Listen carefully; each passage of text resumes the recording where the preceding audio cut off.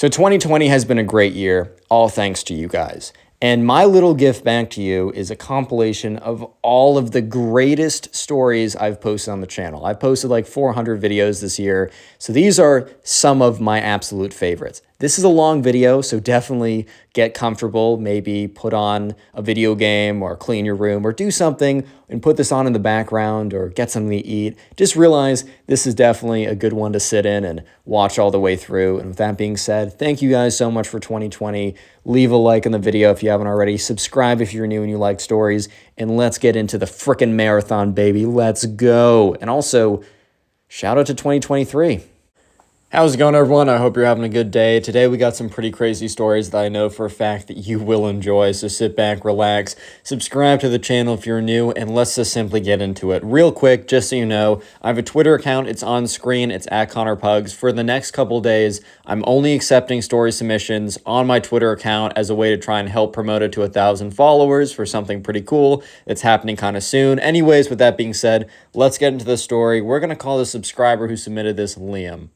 So Liam was a freshman in college, and Liam and his friend, who we're going to call Adrian, they went to a college that was close to where he lived. So basically what would happen would be that, Liam and Adrian, they would go to school on the weekdays, and then they would just go home on the weekends instead of getting housing, just because housing is is significantly more expensive. And most colleges, you live far enough away that you need to pay for the housing or just make sense to. But anyways, Liam and Adrian, they went to a college that was simply close enough, and the fact that they had a car was pretty helpful. That they just kind of went back home, and so on the weekends, whenever they wanted to hang out with friends or anything, they could drive people around, they could drive people back to their house, and it actually kind of became a bit of an asset because some people were stuck on campus in the dorms, which the dorms are totally fine. I live in dorms in my college, and they're chill, right? It's totally fine. However, it can be a little better to go back home. You don't have to worry about supervision. You can do what you want.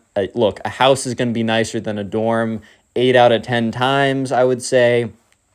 Sometimes dorms can be pretty nice, or, you know how that goes. But anyways, one of these nights, right, Brian was invited over by his friend Adrian because his friend's dad was out. Adrian's parents were divorced, so his mom lived in another state, and he went to go see her every couple weeks. But he mostly lived with his dad because his dad lived really close to the college that Adrian was going to. And Adrian's dad was going to be out for the weekend, so, Adrian decided to invite Brian and a few other friends over to his house.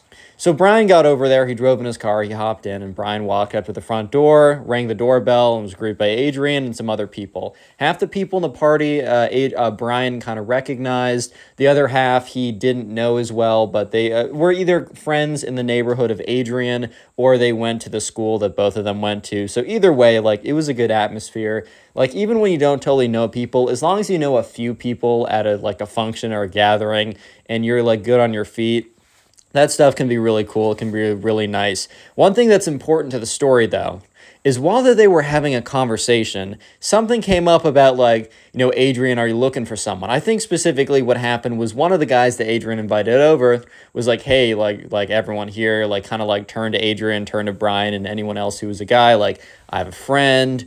Her name is Kate. She lives close to here. She's beautiful. She's nice. And she's looking for someone. If you're looking for someone, just let me know. And this friend kind of turns to Adrian and kind of presses him. Is hey, I really think you should, I really think that this girl's perfect for you. You should give her a shot, I think it would be great. And Adrian, instead of saying, no, I just don't want to, because that's totally fine. You can just say no in these situations, but Adrian, instead of just saying no because he didn't want to, Adrian kind of said no, man, I can't, I already got a thing going, thanks anyways. And Brian, who's friends with Adrian and is pretty close, had no idea that that was a thing. So Brian's oh, dude, you never told me. And other people at the party who are also pretty close with Adrian are yeah, wait a minute, he didn't tell me either. Well, hold up here. Are we, you're not the only one who doesn't know.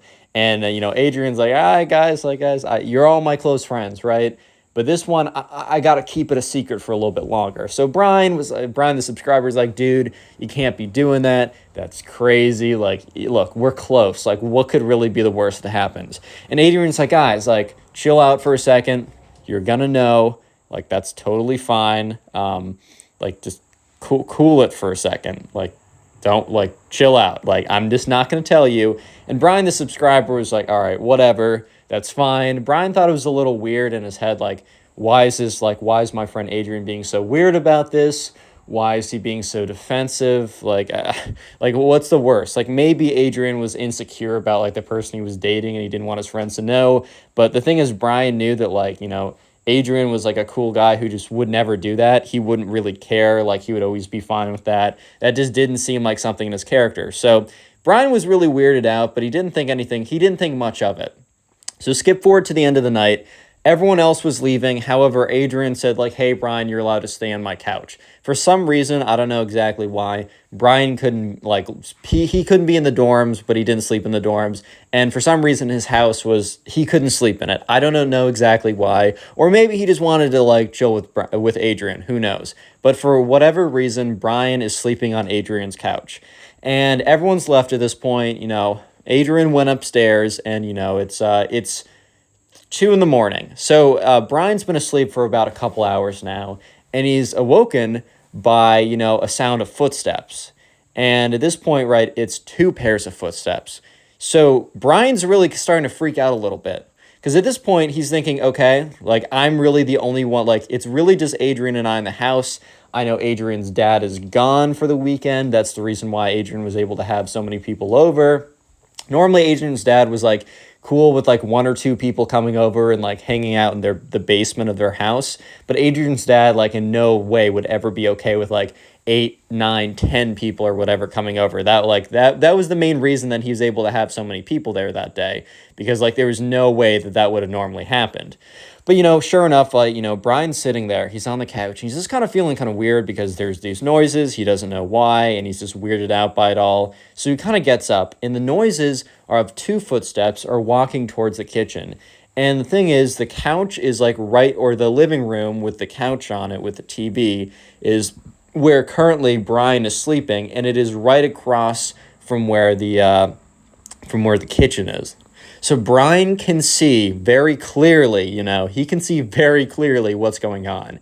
And so Brian sees Adrian and this woman, right? This woman. And he's like, so in Brian's head, he's chilled out, he's relaxed. He's like, okay. So, like, this must be the secret, like, girlfriend that, like, Adrian's with. I don't know why he didn't want to tell me who she was.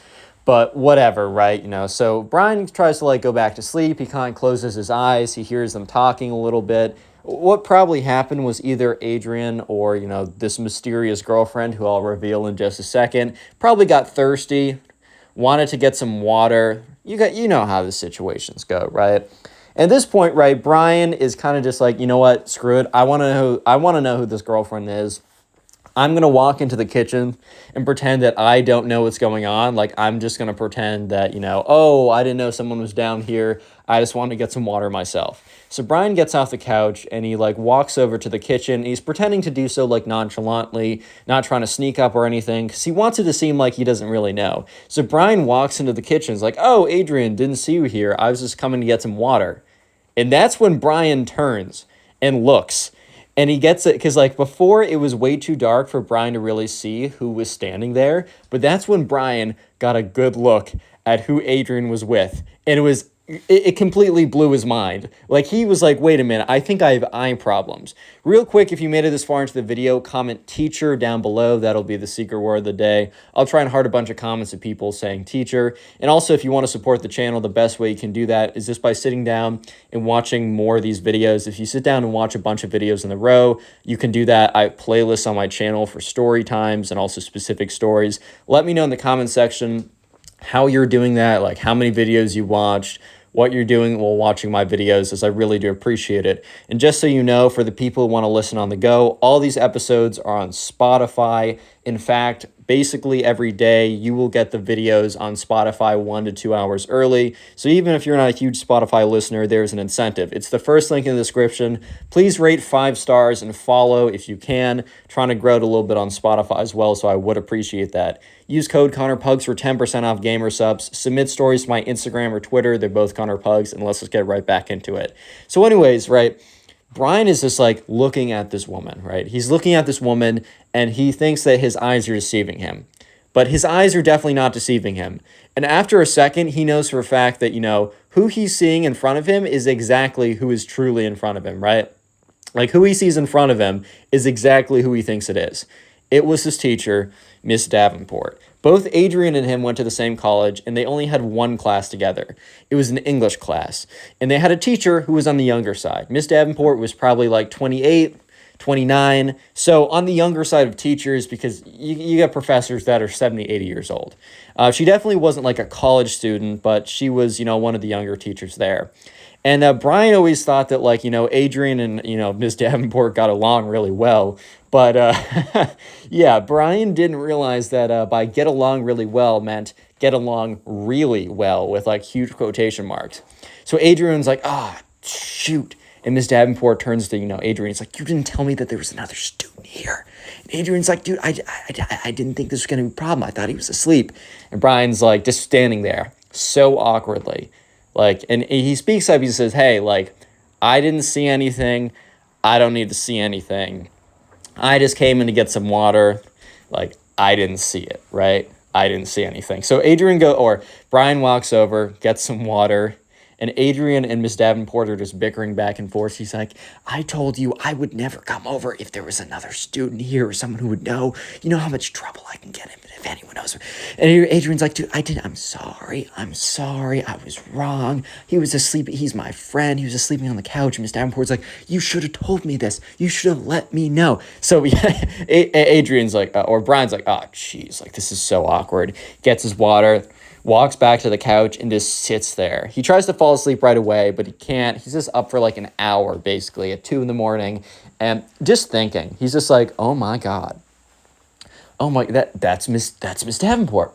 That's her college teacher. Like, this isn't, like, are you serious, right? So yeah, just to make it real clear, like, Brian and Adrian, they're both over 18, so there's nothing like really, really bad going on, but it's still against the rules for teachers to do anything like that with students, or like, just because the power dynamic and stuff like that. Maybe it depends per college, but it is pretty clearly at this college, like, no, you can't be doing that. So the next day, Brian wakes up, and he gets up, and sure enough, Miss Davenport is sitting there with Adrian at like the breakfast table, and most likely Miss Davenport would have left at like 3 a.m. or something, or she would have left before Brian would have woken up. But at this point, I think she was just like, screw it. Like, the kid already knows. I'm just going to stay for a breakfast because I'm not feeling like making breakfast. Like, I'm just not doing that. Like, it's totally fine, whatever.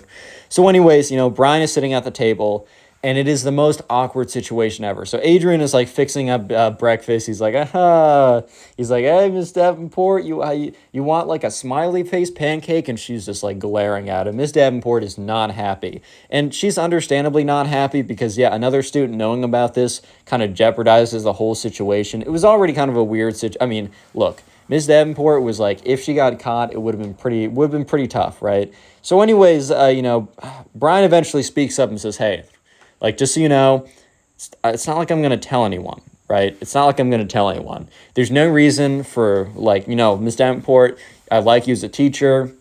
We've had a good time in the class. Like, obviously, Adrian's one of my closest friends. I can now understand why he wasn't telling anyone about who he was with. But just so you know, like, there's no reason for me to, like, turn you in. And Miss Davenport's like, I'm really glad you're saying that. You know how much trouble I'd get in. Like, I really don't think we're doing that much wrong. Sure, we have this power dynamic. And, like, yeah, I'm a teacher. He's a student. So that's always a little weird. But it's mostly just a rule at the school that I just can't be doing that.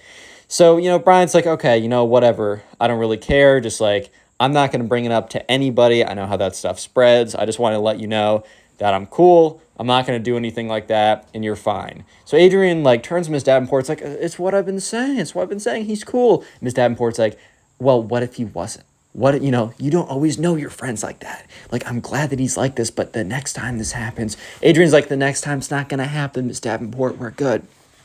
Skip ahead to the rest of the school year. They had about a couple months left of class because this happened like February or something. And surprisingly, Brian saw a pretty good increase in his grade.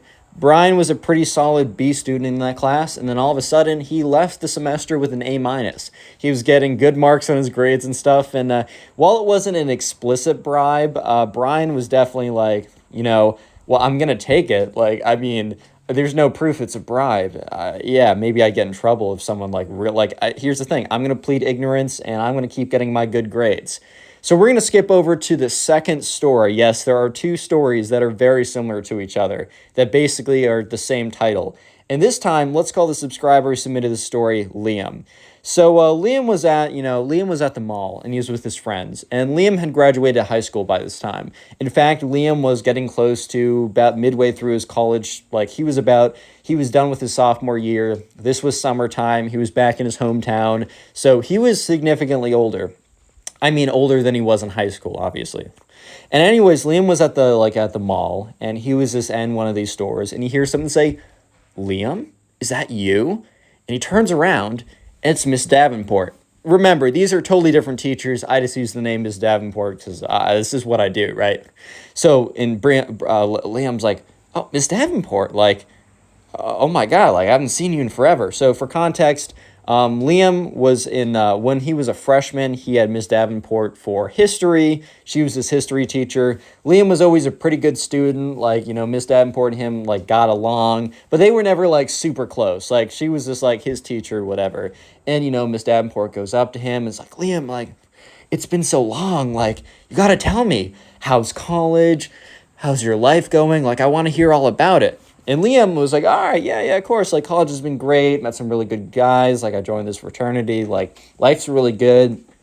Like, next summer, like, I think I'm going to get this internship.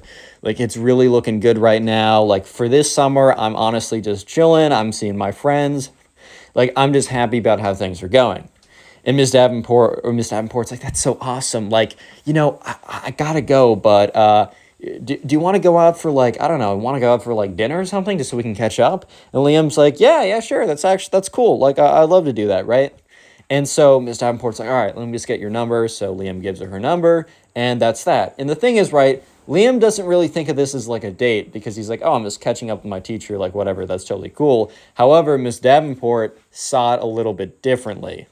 So sure enough, right, he gets a text later that day from Miss Davenport being like, "Hey, what days work this week?" And Liam's like, I don't have a ton of plans. I'm kind of open. Like, I mean, how about tonight?" And Miss Davenport's like, "Then it's a date." So Liam kind of looks at that text for a second.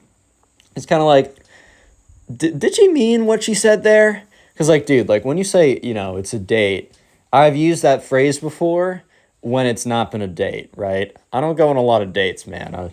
I'm working on it. But, yeah, I've used, like, then it's a date and not meant it's, like, a date. However, like, it's a little different when it's, a guy and a girl, or, if you're into, like, same sex or whatever. If it's, like, someone that you're attracted to, and you're saying, it's a date, and you're going out, right? That's a little bit of a different connotation. Doesn't necessarily mean that, but there's a little bit more to that. You know what I mean? There's a little bit more to that. And Liam was kind of picking up that maybe there was something more to this. However, he's like, "Oh, whatever. Like, I had her as like a teacher, like whatever, a long time ago." She's like, okay, so when Liam was in high school, this was probably one of the youngest teachers there. Like, she was like in her early 20s. So she was like in her late 20s, maybe early 30s now. But, there was still a big enough, like, I don't know. Liam was just like, there's no way, right? She's just my teacher. So anyways, Liam gets there, he drives over to the restaurant, pulls up, and, he pulls up at the same time as Miss Davenport. And Miss Davenport walks over and she's like, "Oh, Liam, like, I'm so excited, like, oh, like, I'm so happy to see you here." And so anyways, he's like, "Yeah, this place is really great. I love to go here." And she's like, "Oh man, I love this too. Like, me and my ex-boyfriend used to go here all the time." And Liam's like, "Oh, ex-boyfriend?" She's like, "Yeah, we kind of just broke up recently. It's unfortunate, but yeah, it's tough, but that just happens in life, man." And Liam's like, "Yeah, okay, I'm sorry to hear that. Like, that really sucks. Like, are you seeing anyone else now?" And Liam was low-key kind of just testing the water. And she was like, "No, of course not. Like, yeah, of course not." And that's when Liam was kind of picking up, like, okay, she just said it's a date. She also was just like, "Of course not," because the way that Ms. Davenport said, "Of course not," it kind of implied like, of course it's not a date, because if it was a date, if I was dating someone else, then why would I be here? Anyways, though, Liam ignores it. He's like, "Whatever, I love this restaurant. Ms. Davenport was cool. Like, I don't know, I have nothing else to do tonight. I'm going to ignore these red flags and just keep going with it." And so anyways, they walk inside, they sit down, they order something. And Liam and Miss Davenport have like a great conversation. Liam's having a ton of fun asking like, oh, what's happening at the school? Miss Davenport, since now that, he's no longer a student, is telling him all like the details, telling him all like the secrets or whatever. Like, oh my God, like all kind of like all the gossip that's been going around the office. So they had a principal change his Liam's sophomore year. Liam asked, like, never knew, like, why. He thought it was just like the principal wanted to do different things. Apparently the principal was having an affair. So that was like crazy story. Liam was like, oh my God, this is insane. And towards the end of the night, right, Miss Davenport is like, you know what, Liam, this was such a great night. Would you like to have another one of these? And Liam, at this point, Liam admitted to me over DMs that he was a little dense here, but he still didn't totally realize what this was. Liam was really thinking like, oh, like, shoot, sure, like, whatever, that's cool. Like, I'm cool with that. Like, yeah, this was fun. And in Liam's head, he was just thinking like, oh, whatever. Like, this was a fun night with a friend. It's cool. So, Miss Davenport, is like, all right, I guess I'll see you. And he's like, yeah, I'm free tomorrow night. She's like, sure. Then it's a date. And now she says it like in person. And Liam is starting to realize more and more that when she says it's a date, she means it's a date. Because she kind of gives him a little bit of a wink, kind of gives him a bit of a smile. And in the back of Liam's head, he's like, all right, dude, like, let's maybe plant some seeds here that we're just like chilling as friends. So Liam's like, yeah, okay. He gets in his car, he drives back home. So he's on his bed, he's just like on his couch. He's throwing up like Hulu or Netflix or something. He's just kind of chilling for the rest of the night. And he gets a text from his phone, and it's from Miss Davenport. And she's like, hey, like, I know that, our date's tomorrow night, but I just want to let you know that, like, here's my address. And Miss Davenport drops her address. And Liam's like, okay, cool. Thanks for the information. And that's when Miss Davenport says, just so you know, like, I'm around all night if you want to come over. And that's when Liam's like, oh, no, dude. Because here's the thing. You can kind of play off the other stuff. But the other stuff, like the whole it's a date, of course I don't have a boyfriend, the kind of flirtatiousness, asking for a second kind of meetup like that. Like, sure, maybe one meetup with like an old teacher or old friend or whatever. You're not sussed out by that, but definitely when they ask for a second one, it's a little bit like, okay, like, didn't we just catch up? And then when she says like, here's my address, slide if you want to. You already know that something's going on, right? You already know that something's up. So at this point, Liam is starting to realize, what's going on. And Liam also admits the next thing he does isn't like not that it's not mature, but it's also just like he admits that it's not like the best thing to do. So what Liam does is, he's like, he ignores that text. And, he doesn't have his read receipts on, but he probably should have. And then the next morning he wakes up, he sends a text being like, I'm so sorry, like, I totally forgot. I'm going out for a couple days with my parents because they're back and they're happy that, I'm back and they want to see me. Like, let's meet up another time when I'm back. And so Ms. Davenport's like, that's totally fine. Just let me know, with a winky face. And Liam's like, oh, God, this is weird, man. Because the thing is, right, maybe in any other occasion, Liam would have been, like, fine with going with this because, Liam it doesn't mind like an older woman. He's got a little bit of young gravy in him, but if you get that reference, you get that reference. But at this point, Liam's like, nah, I can't shake the fact that she was my teacher. Like, that's way too weird. And was what this teacher was doing weird? Yeah, I think so. If like her and Liam were like really close, this would have been much more messed up. But the thing is, Liam and this teacher were never that close. She just like had him for like a couple semesters. They never really talked or anything. In fact, Liam kind of thinks that she threw him out of her class at one point. But at the end of the day, Liam was still totally weirded out by it. He's like, nah, I can't, man. Like, I just can't. So, after a couple days, Miss Davenport sends him a text. And Liam's just chilling at his house, and he gets his text when he's, like, supposedly on vacation saying, when are you going to be back? And Liam trying to like be, he's not trying to be like he's not trying to be mean about it, but he's also not trying to be, he can't be upfront. He feels too weird. So instead he's like, you know what, I'm sorry to ghost, but I'm probably just going to have to ghost her. And sure enough, after Miss Davenport sent that text, Liam just ignored the text. And a couple days later, she sent a question mark. And after Liam ignored the question mark, I think Ms. Davenport kind of figured out what was going on. She stopped texting him, and that was the last text he ever received from her. But yeah, unfortunately, Liam was like a year later, was in the grocery store and saw her in one of the aisles, and they made really, really awkward eye contact and just went two separate ways. Like, they just tried to avoid each other, and thankfully they didn't like meet up in the checkout aisle and they're like right behind each other or something. But yeah, so that was the second awkward story. If you want to support the channel, watch another video, and bye. How's it going, everyone? Welcome back to a brand new story. Today, we have the first creepy story that we've had in a while. Today is of a stalker who follows someone home, and when they think that they're safe, they realize that they're not, and that the stalker is actually at their house. This one's a pretty crazy story. It's also a long one, so I suggest you sit back, relax, get comfortable, leave a like on the video to claim your free nothing. Those are going quick. And with that all being said, let's just jump right into it. So we're going to call the subscriber who submitted this story John. So anyways, John went to college, and at this point, he was a junior in college, so he no longer lived on campus on the dorms. He lived in off-campus housing with a roommate. His roommate was out for the weekend that this whole story went down. So John split a house with his roommate, so it was only him and his roommate who lived in the house. So this story all started one weekend when John's roommate was gone, and John was just, spending his Friday night at one of the local college bars. This was a pretty big college town, so there was a lot of bars, and it was the campus was large as well, and it stretched across the entire place. So the bar was far from where he lived. By far, I mean like 20 minutes, and it was also kind of far from campus, and by that I also mean like 20 minutes. However, it was still close enough that a lot of college kids would attend. So John went there with a few of his other friends from his mechanics class, and he was just sitting at the bar, hanging out with them, having a pretty good time.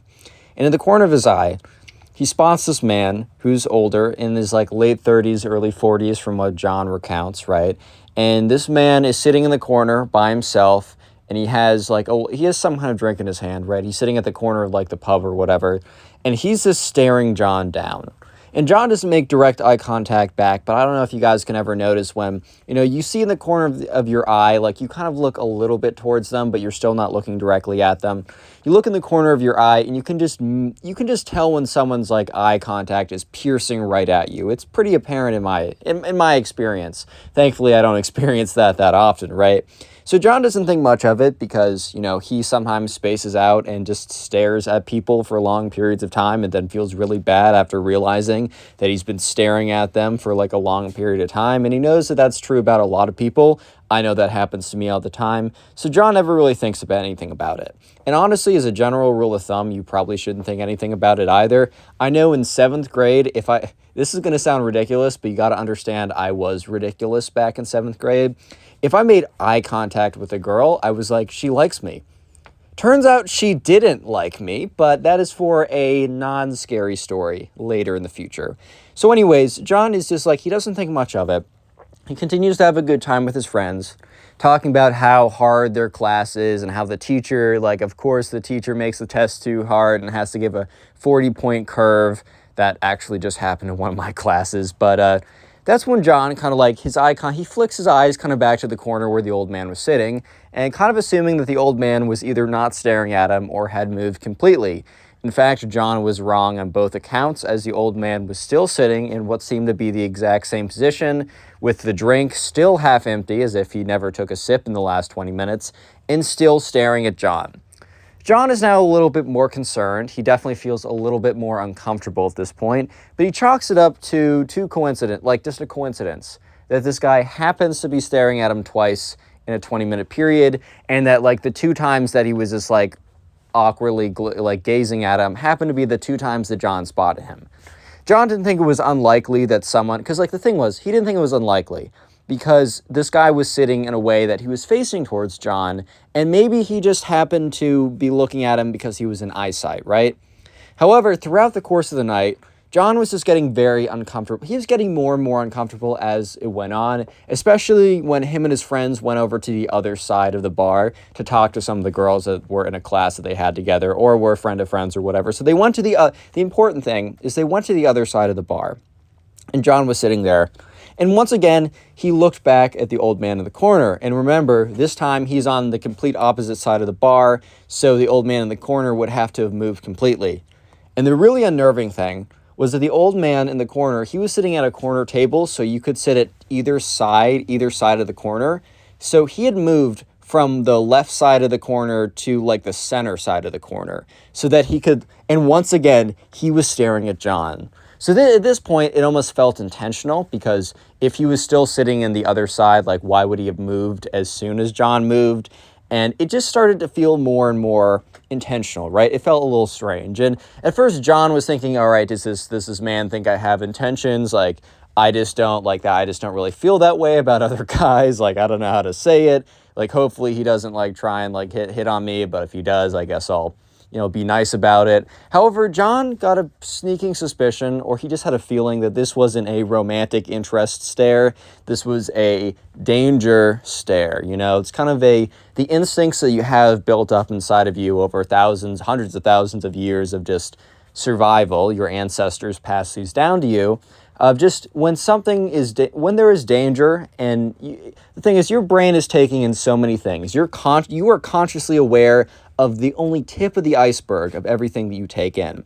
Sometimes there are just signals and inputs and sensory input and data that your brain is sifting through, and it just knows that there's danger, even though you can't comprehend it. So sometimes it is, I'd say almost always, it is incredibly important to listen to your gut feeling, because your gut feeling isn't some kind of like pseudoscience, wishy-washy Facebook mom post. It is your collective consciousness letting you know that there may be something that you're not aware of, right? I always listen to my gut when it comes to things like this. And John was also, he didn't necessarily listen to his gut, but he also didn't necessarily not listen to his gut here. He kind of just stayed with his friends. He did make sure not to go to the bathroom alone. He had to go to the bathroom as he had been drinking that night. Not too much, because he was going to drive back. He said he was like a beer. You shouldn't drink and drive at all, right? But he did it within legal limits, so don't pounce on him yet. Which I understand if you want to a little bit in the comment section. I won't stop you. However, he had a lot of water and other non-alcoholic drinks at this point, so he had a lot of fluids in him, and he really did have to go to the bathroom. But he decided that he was going to hold it in till his drive back, or maybe make a pit stop on his way back to go to the bathroom, because he didn't want to get separated from his group of guys at this point, as he felt a little bit unsafe doing that. Anyways, the night wraps up, and John gets up, says goodbye to his classmates, says, I'll see you Monday, or whatever, and he gets up, and he goes to the door, and as he's walking out the door, he sees in his peripheral the old man who had continuously been staring at him for the last couple hours at this point, and had talked to no one, which if you want to go to these things and you just want to sit there alone, that's fine. I enjoy a bit of people watching myself. I enjoy hanging out with myself. It's good to be comfortable being alone, but still, it's a little odd at a place you're supposed to be primarily social. I'm not going to judge you. I'm just going to tell you the facts of how other people will interpret it.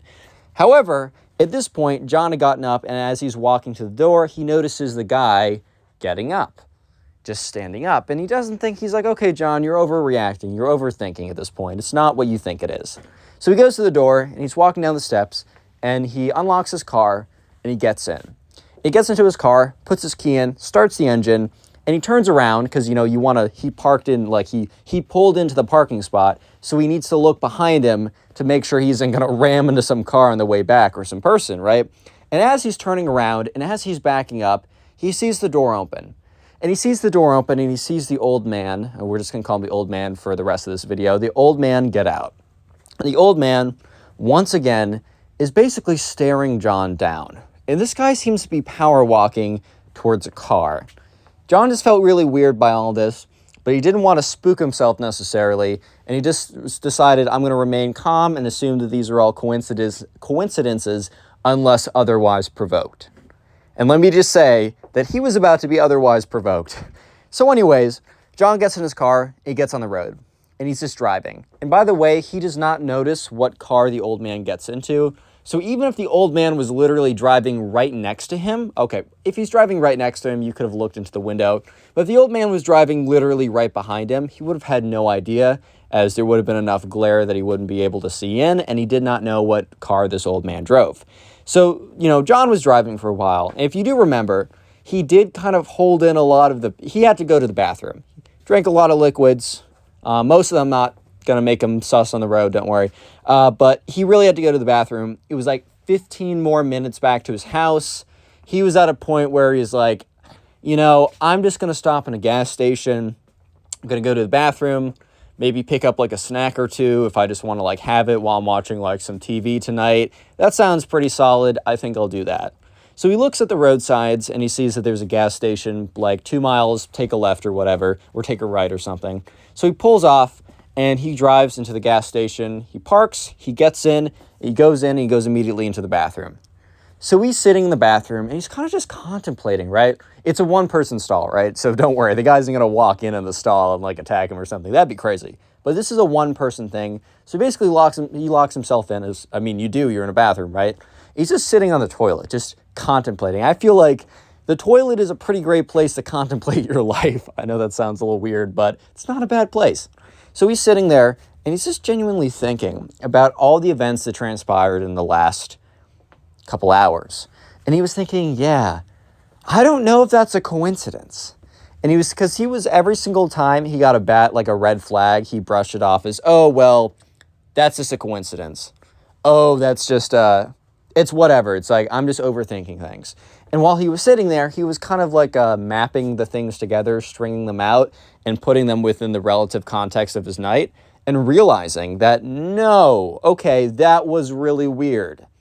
So John gets up, washes his hands, walks out of the bathroom, and is going to go pick up some snack or something. He's going to go looking through the snack aisles of the gas station, very casually doing so, partially because he wanted a snack to eat later, partially because he felt bad using the gas station bathroom without actually being a customer. And as he's kind of looking through the snack aisle, he walks by one of the aisles. And in the corner of his eye, he thinks he catches a glimpse of the old man, and his heart starts to race. He immediately brushes it off like, no, that's ridiculous. His heart is still racing, though, because his eyes know what they saw, but his rational brain is desperately trying to tell the rest of his brain that, no, you didn't just see what you thought you saw. No, that's a coincidence. So he's getting a little freaked out, though. He's not feeling good. He's already kind of stressing about the thing that happened before. And he's like, I'm probably just seeing things. I'm probably just seeing things that my brain wants me to see. Not that I want to see it, but it's looking out for people like that. So that's most likely what's going on here. But, but he's like, I don't know. I just got to get out of here. I want to go back home. So he puts the snacks back, which in retrospect, probably not a bad idea after what's about to happen. He puts the snacks back. He gets up and he starts walking to the door. And he can't help himself at this point. He needs to know if he was overreacting or if he was truly in the right the whole time. So he turns around and he looks and he makes eye contact with the man that he passed. And his worst fears were confirmed. He makes eye contact with this man and he realizes that this was the man from the bar. Heart, once again, beating in his head. It's beating in his face at this point. He is like, I'm getting out of here. I'm literally going to autopilot my senses, and I'm just going to go what instinct is telling me. Fight or flight, we're going a hard flight right now. So he power walks out of the store, gets into his car, turns it on, and, he's like, okay, if this is a coincidence, the old man would have gone to the cashier to purchase whatever he was purchasing. If it's not a coincidence, the old man is going to come out and come after me. He looks in his rear view mirror, and sure enough, the door is opening. The old man is power walking out of there. John puts his thing in reverse. He drives out of there as quickly as he can. However, he is this time very intentional to make sure that he sees what car the old man gets into. The old man gets into a pickup truck, but a very distinct black pickup truck, all black, painted all the way. Black tires, black shining, black coat, whatever. Probably black tinted mirrors as well. I don't even know if those are illegal. So at this point, he knows what car the old man is driving. He gets on the road and he starts driving. He's like, okay, this is not a coincidence at this point. This is serious. I'm like freaking out. And he remembers, he's like, okay. He's thinking about this logically as he's on the road, because he looks in the rearview mirror, and sure enough, he sees a black pickup truck kind of far behind him, but also getting a little bit bigger as time goes on. So he knows it's coming closer. And he's like, okay, let's think about this logically. If I go back home now, and this guy follows me there, he'll know where I live. So I don't necessarily want to do that. However, I am 90% sure this guy's following me, but I need to know if I'm 100% sure if he's following me.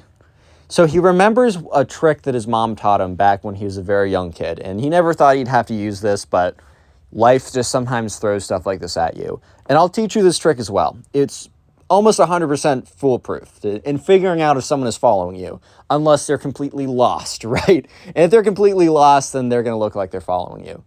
So what John ends up doing is he pulls into a neighborhood, and he pulls into the wrong neighborhood, not the one where his house is, but a different one. And he's going down one of the streets.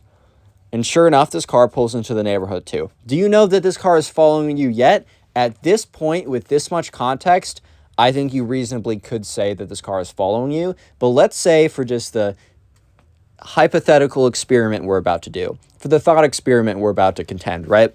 Let's say the car, you do not believe that you have enough evidence.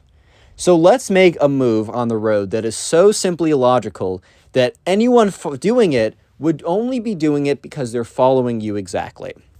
What is that move? Well, what John does is he takes a right down a neighborhood. Then he takes another right. Then he takes another right. Then he takes another right. That will get you exactly back to where you started. It is completely illogical for you to do. Waze would have to be tripping, or Google Maps would have to be on some kind of drug, right, for that to ever be a thing that they'd make you do, which sometimes they are. The algorithms are a little ridiculous sometimes. But basically what John just did was he went in a circle, practically. I know it's a square, but generally a circle. No one would do this unless they're following you. So after John completed his circle, he looked behind him, and sure enough, the black truck, I should say, with the old man in it, was still behind him. At this point, John's heart began to sink as fast as it began to race, or as it was continuing to race, right? Because at this point, he had almost come to the 100% conclusion that he was being followed. So he gets back on the highway, and he has no plans of immediately going back home at this point, because knowing that you're being followed by a creepy old man in a bar, you don't want to bring them back to your home. That's just not a thing you want to do, right? Pretty understandably. Real quick, you've made it this far into the video, comment scary down below. That'll be the secret word of the day. Also, let me know if you guys enjoy these kind of like scary stories mixed in with the other ones. I enjoy telling them. It keeps it fresh for me, and I hope you enjoy them as well. This will also be on Spotify, link down below. And if you want to support the channel, best thing to do is keep watching this video till the end, and afterwards, watch another one of my videos. Easy way to do that, Storytime playlist, link down below. Let's get back to it. So at this point, John is back on the highway, and he is just like very uncomfortable, very freaking out. And at this point, he's almost 100% sure that he's being followed. So he does what he thinks is the best next move, and he calls 911. He calls the police. So he gets on the phone. They're like, 911, what's your emergency? And John is like, I am like almost 100% sure I'm being followed from this guy from a bar. He explains very briefly, I was at a bar. This guy was staring at me the whole time. I felt very uncomfortable. After a couple hours of him staring at me, I left. I went to go make a stop at the gas station, and he appeared there as well. He got in a car, a black truck to be specific, and followed me back. I went down into a neighborhood. I took 4 rights to kind of do a circle to see if he was following me, and he still was afterwards. At this point, I'm on the highway. I'm not driving back home to lead him there, but I'm on the highway. He's still behind me. I really don't know what to do. So the operator's like, okay, so like, let me know where you are. And John says, okay, I'm at passing 14th Avenue, State Street, New York, New Jersey. I don't know, say stuff, right? She's like, okay, so we do have a police station 3 miles up this way. What you can do is to drive here. He will probably not follow you into the police station. And if he does, then we will make sure we will be there to make sure that nothing happens to you. She says, I will already I'll let the officers know. If you could give a description of the plate or whatever. And he's like, I can't, the car's behind me. All I know is like says black truck, says the brand of the truck or whatever. I don't know what that would be. She's like, okay, I'll put that out to the officers. Do you have the directions? Do you feel comfortable that you'll know how to get there? He's like, yes, I think I do. So she is like, all right, well, I mean, I'll stay on the line till you get there, whatever. Let me know if anything else happens. We'll send some officers out. So anyways, at this point, John is making a straight shot to the police officers, the police place. I'm sorry. I've been saying this like without any cuts for the last 20 minutes, so my brain is starting to break. To the police station. There we go. And he's making it there. And the car, the black truck behind him, it's almost as if it's getting like closer and closer. It's just appearing bigger and bigger in the rear view mirror. And John is feeling more and more uncomfortable. And he just sees it getting closer and closer. However, he also knows that he's approaching the police station pretty rapidly. That makes him feel a little bit better. And so anyways, he's pulling in. Eventually, he gets there. He takes the left turn off. He pulls into the police station. And the black truck does not follow him into the police station. He knows better than to do that. The black truck keeps going straight on the highway, or I don't know if the police station was right off the highway, but keeps going wherever and disappears. John pulls into the police station, is like, looks behind him a bunch of times, gets out super cautiously, runs into the station, whatever, and like he sees like some ladies like, hey, like, are you John from the phone? And he's like, yes. He's not following me right now, but he was, I swear. She's like, okay. And they sit down for a little bit, and he tells her the story in a bit more detail so that she can file an official report. He tells her where he lives. He tells her the circumstances of what happened. He tries to describe the car and also the old man in more detail.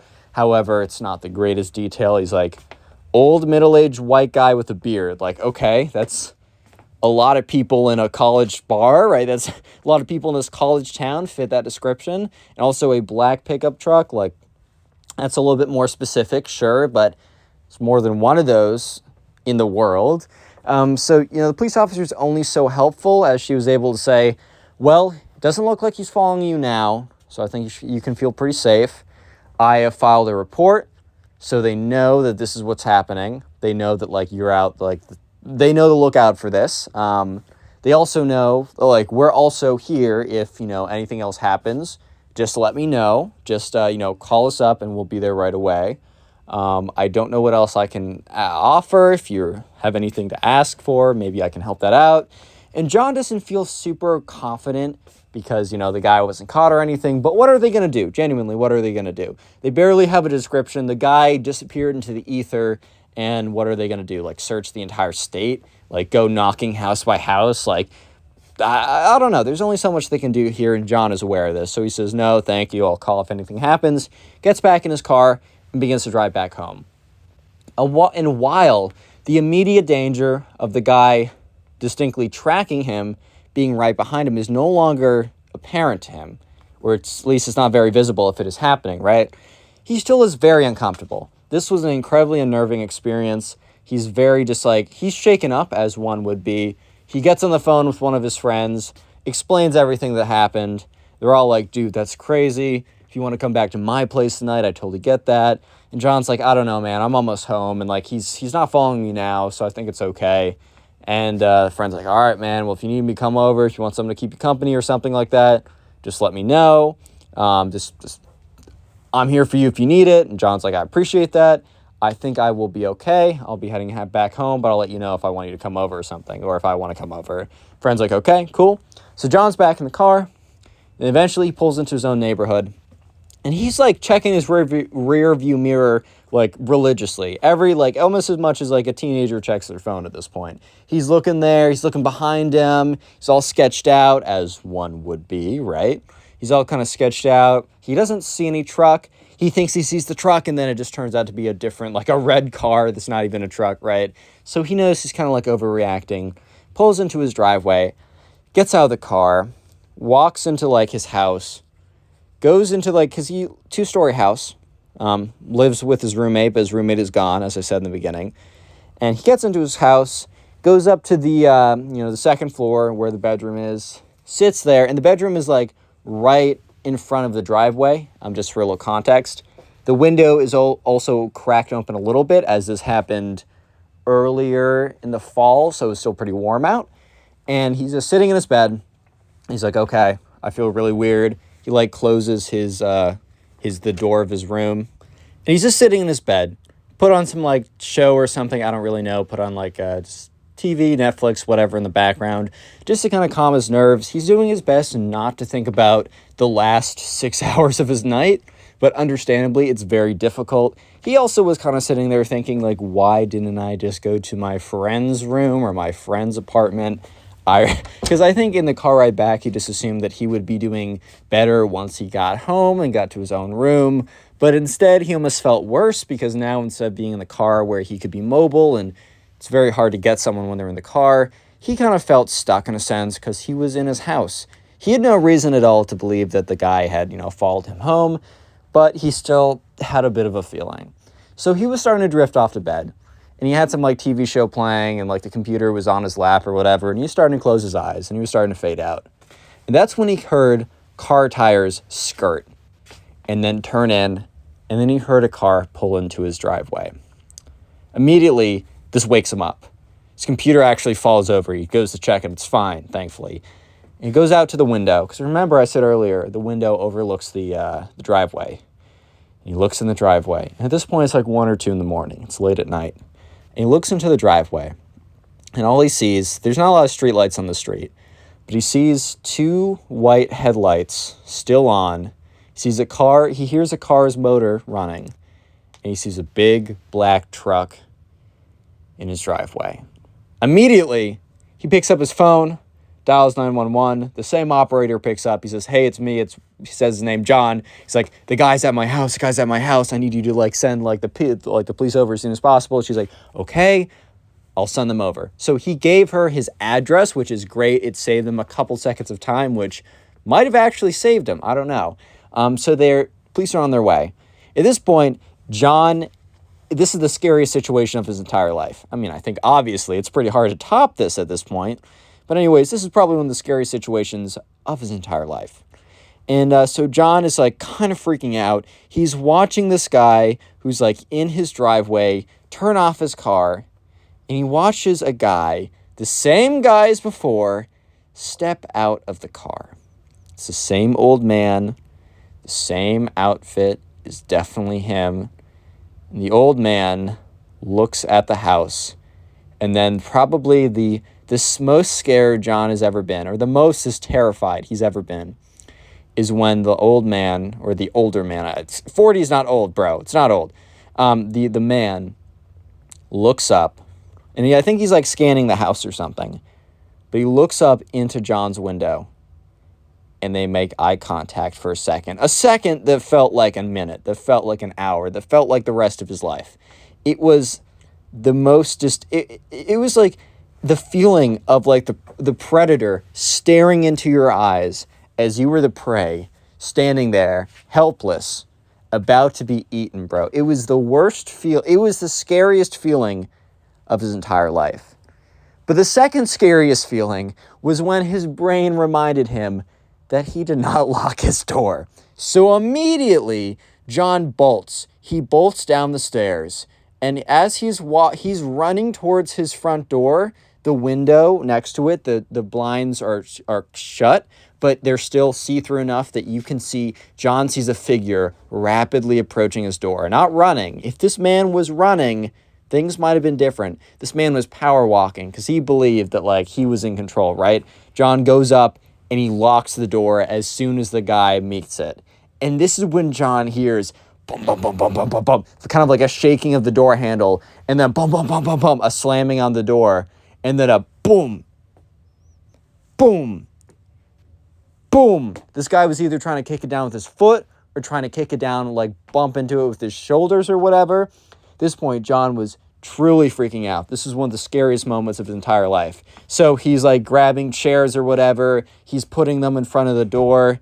And that's when he realizes that the old man is no longer bumping against the door.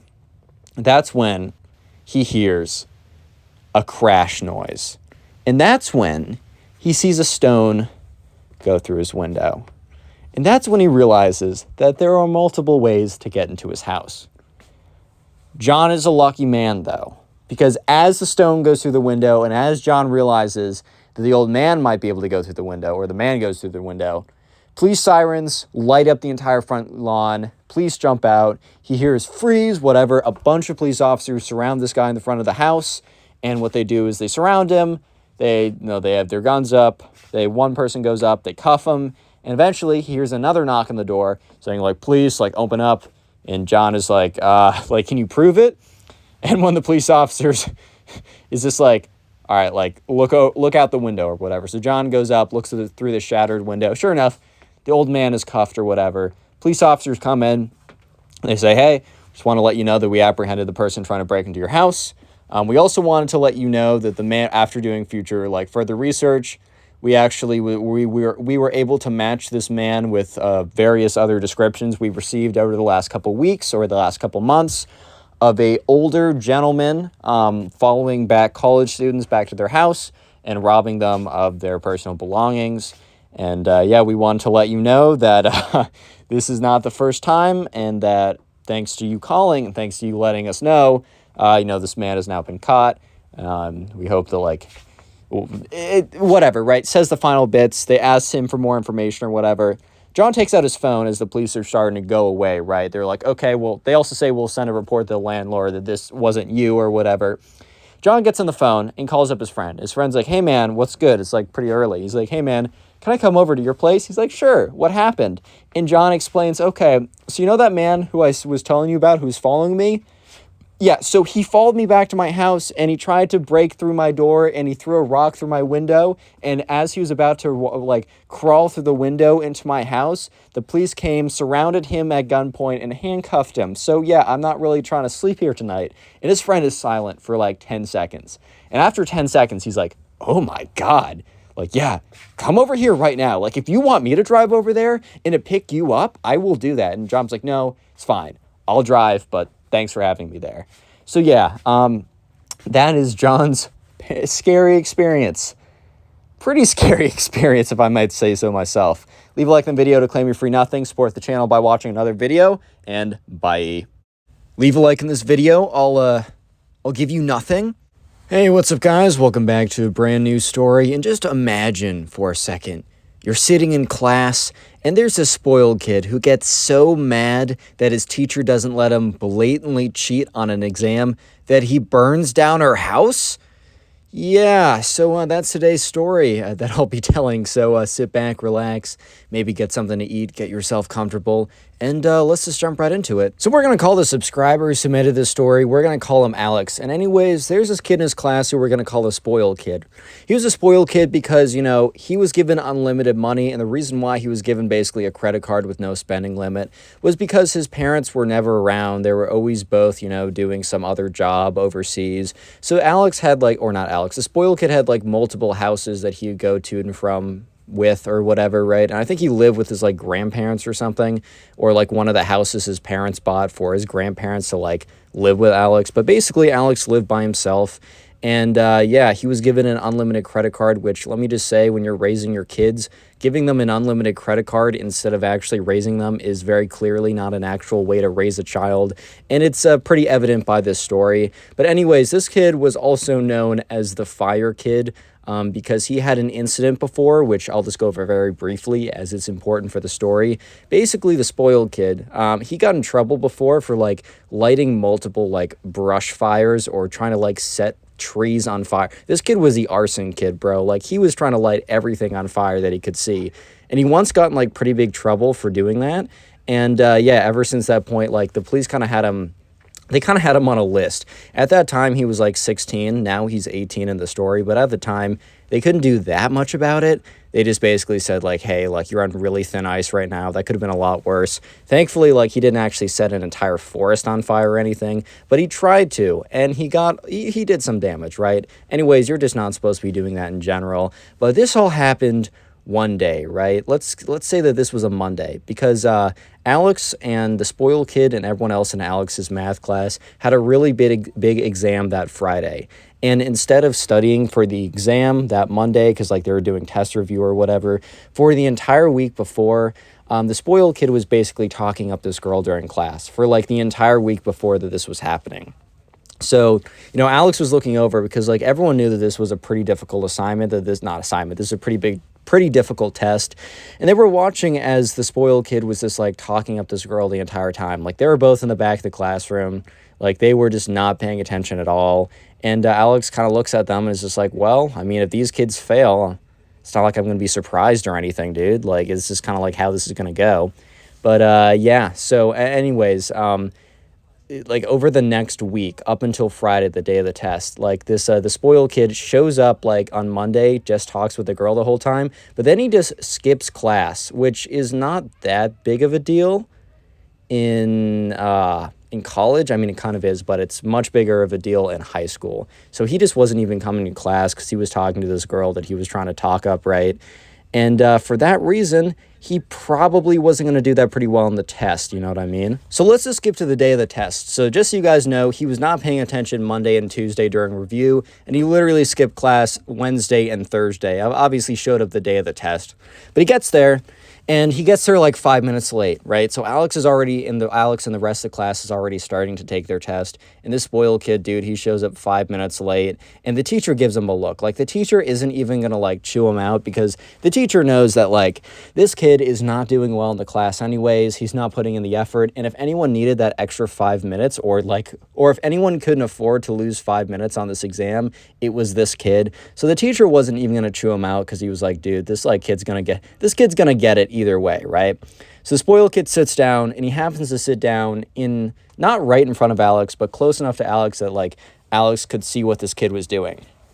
And this kid whips out his phone and puts it on his lap. Now, there's a very serious no phone policy. Like, even if you whipped out your phone and you were just like checking Snapchat, like you were going to be presumed that you were cheating. Just because like teachers weren't super tech savvy and they were like, there might be some apps or devices that like kind of like a ghost client type thing, like you're a cheating client, but like if you exit out of the app, it just like deletes everything and it just looks like a normal calculator. I know that there's like secret apps where you can like have like a diary or something, but it looks like a calculator. And they're like, I don't know if there's going to be a cheating app like that or something, which would actually be kind of genius, but I'm not going to be the one to make that, guys. If I gave you $1 million idea, I get 10% equity, okay? Just putting it out there right now. Yeah, but anyways, so he has his phone out and he's very blatantly looking at his phone.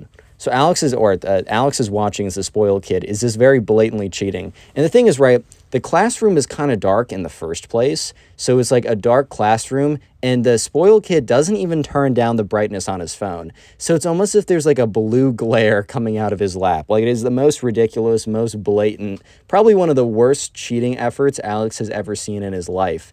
And he's just like looking at this, it's like, what is going on?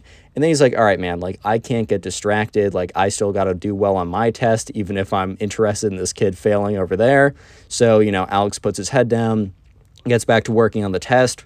But Alex, like a couple minutes later, looks up because he hears the teacher get out of his chair. So some teachers will do rounds during tests or whatever. Like they'll go around and just kind of look just to make sure nothing super sus is happening or anything like that. But this teacher, because Alex has had a test with this teacher before, this teacher would never get out of his chair. Like he would just sit there, he would grade, he would barely look up. So the fact that this teacher was getting out of his chair and the fact that he's walking towards Alex, which the spoiled kid happened to be pretty close to Alex was like 95% sure the second the teacher got up that he was going to, confront the spoiled kid, right? Because pretty clearly the spoiled kid, it was cheating. And right, the spoiled kid wasn't even paying attention to the fact that the teacher was literally walking up right towards him, right? Like this kid was, like the teacher was walking up to this kid cheating. So Alex is just like just going ahead, going about his business, blatantly cheating, all that kind of good stuff. Not good stuff, but you know what I mean. And the teacher walks up to him and literally grabs his phone. Like grabs his phone before Alex could turn it off and like deny and be like, oh, I wasn't cheating and you can't check my phone, it's a breach of privacy. I mean, he was going to be given a 0 either way because like it's a very strict no phone policy. But the teacher whips it up. It's very clearly like it is like a math calculator type thing that can do the quadratic equations they were doing because this is high school. This is like senior year, so it's like algebra 2 or whatever. And he looks at kind of like the spoiled kid. And he doesn't make a huge scene out of it, but he's like, I'm going to have to take your test now because, the spoiled kid says, "Oh, I'm not done with it though, dude."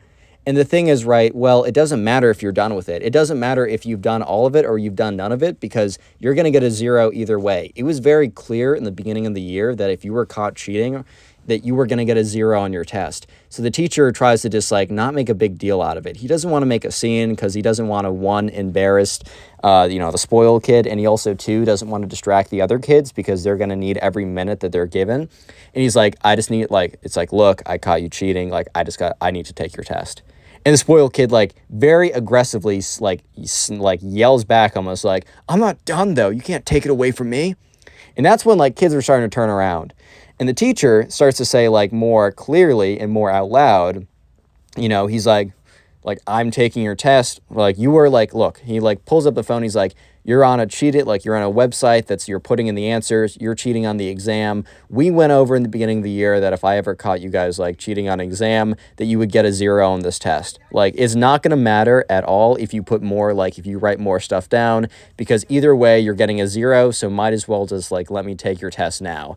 And the spoiled kid is, like, super angry about this. Like, instead of being like, oh my God, I'm caught, instead of being like, oh my God, I'm going to get a 0 on this test, like, kind of freaking out, this kid was not freaking out in the sense that he was worried or concerned. He was freaking out in the sense that he was mad, that he was, like, angry at this point.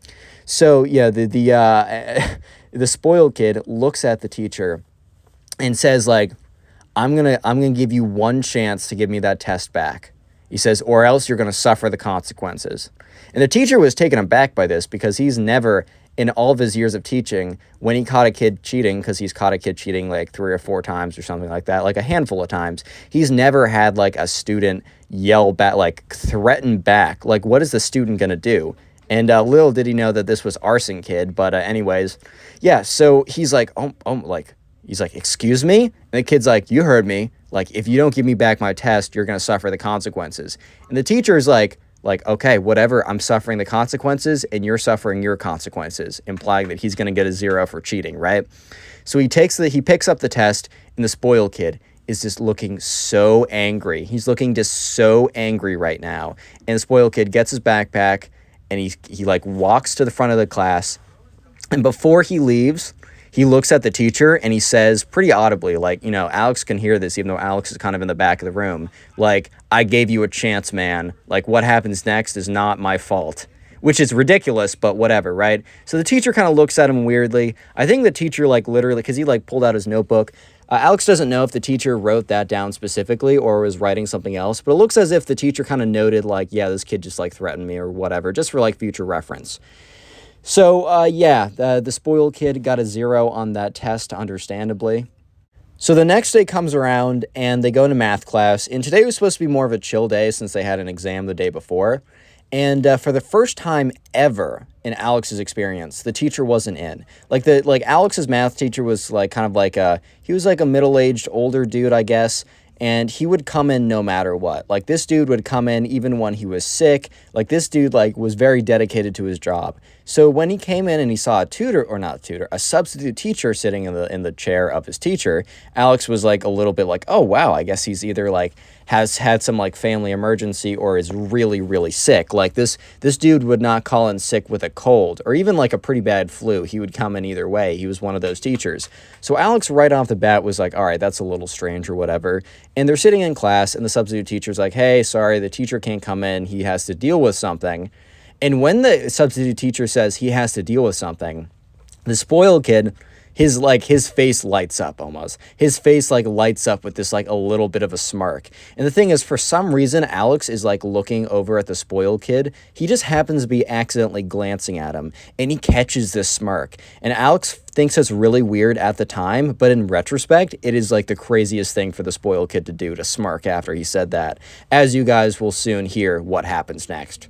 So within about 20 minutes, the school goes on lockdown. So it's over the loudspeaker, right? It's like, it's like lockdown. I think they say drill, but I feel like they always say drill to make sure that there's no panic and also to mask when there's actually, I don't know, maybe it just is like lockdown or whatever. Like I need to, like everyone needs to like account for their students, keep them in the classroom, shut the lights, lock the door, whatever, stuff like that.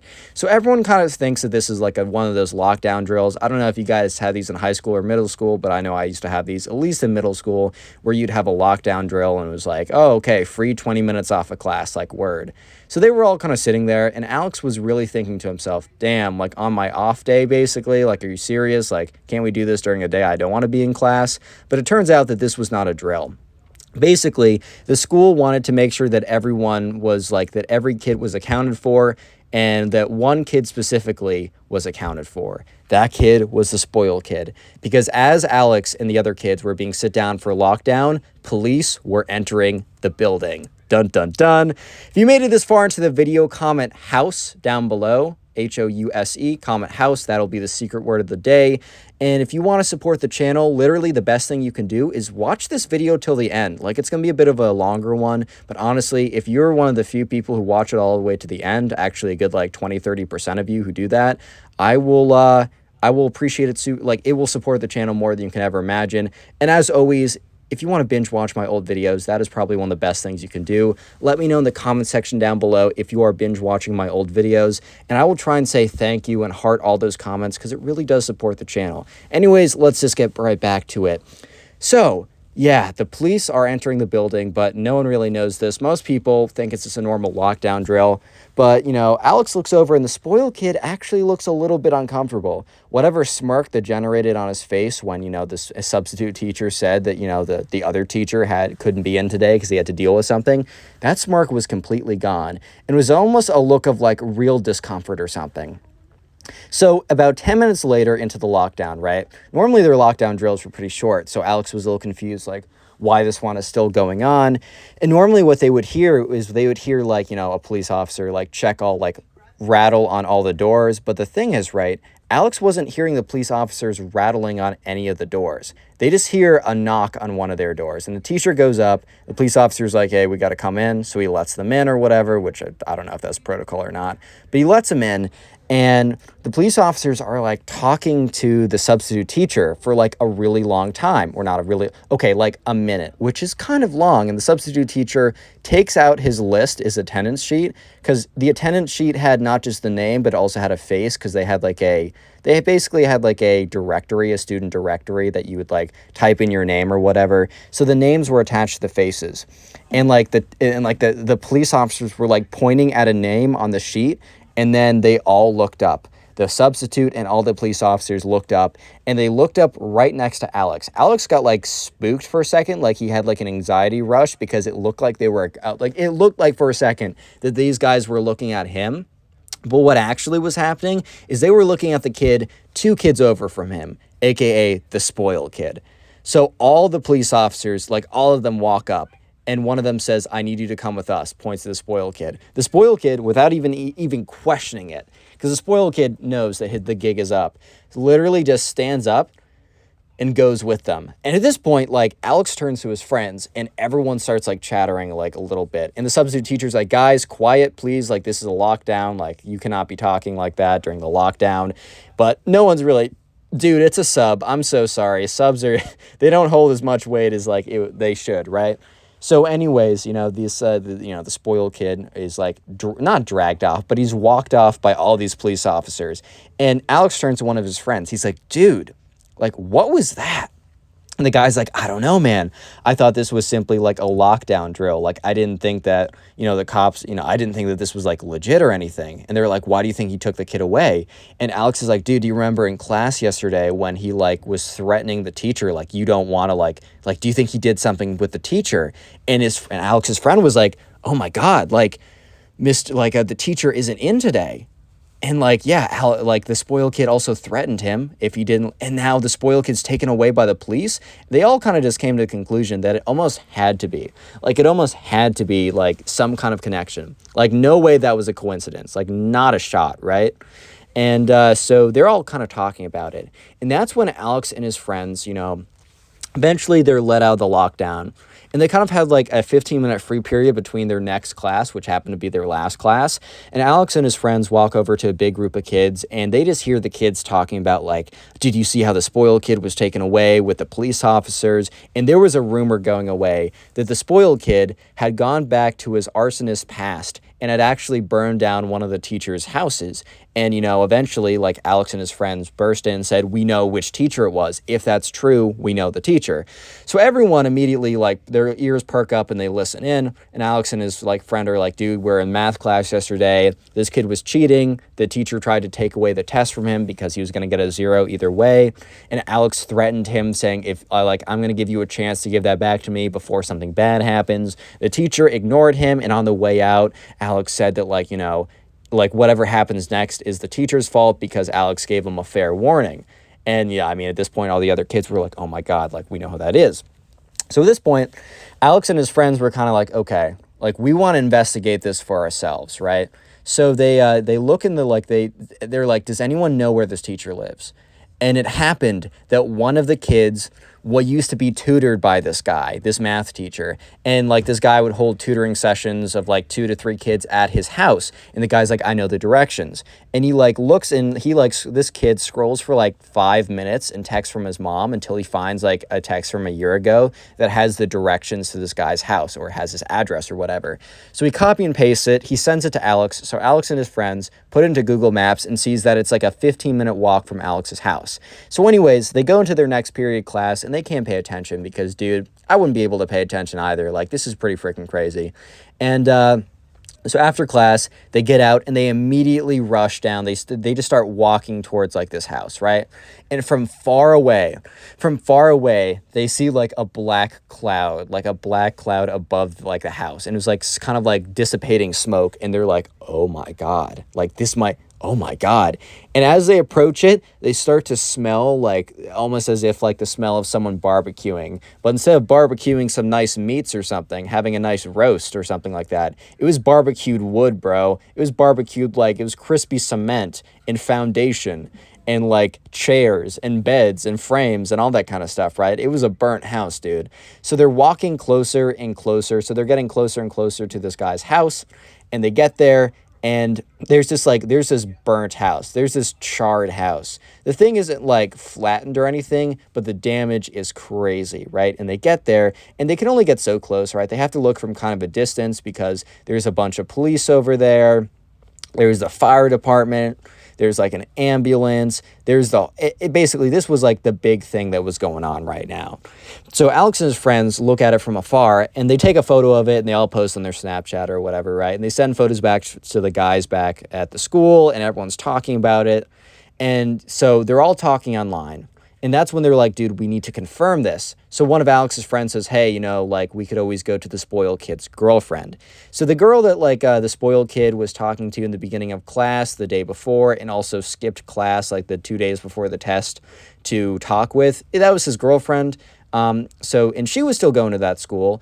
And one of Alex's friends was not close to her, but was friends with her, quote unquote, right? So the next day in school, all the kids go up together. And they all kind of like walk up. Well, okay, they all walk up like they were all about to go up to the spoiled kid's girlfriend until Alex is like, wait. We can't all crowd her as a group. She might like get nervous or something like that. So Alex points to his friend who knows her. You need to go up there and you need to talk to her. And his friend's like, dude, that's going to be awkward. And Alex is like, well, you want to know, right? He's like, yeah, okay, fine. So Alex's friend goes up there to the girlfriend. And now I'm going to tell it very briefly from Alex's friend's perspective. So anyways, Alex's friend goes up to the girlfriend of the spoiled kid and is like, hey, like, I don't want to like be intrusive or anything, but like, I think you know what questions I have, right? And Alex's the girlfriend of the spoiled kid is like, yeah, I think I know what you're going to ask about. And like, I can't really say anything like confirmation wise or not, because like, there's law enforcement involved in everything. So if like this gets back to me, I'm going to say that you're delusional and you made it up. But yeah, things have been going around. They're basically all true. I haven't heard anything that's not true. So take that however you want. So Alex's friend returns to the group and tells them that basically the spoiled kid's girlfriend confirms that the rumors are true, more or less. And at this point, everyone's like, oh my God. So here's the thing. Alex was 18 or is 18 or was 18 at the time because this story happened a little while ago.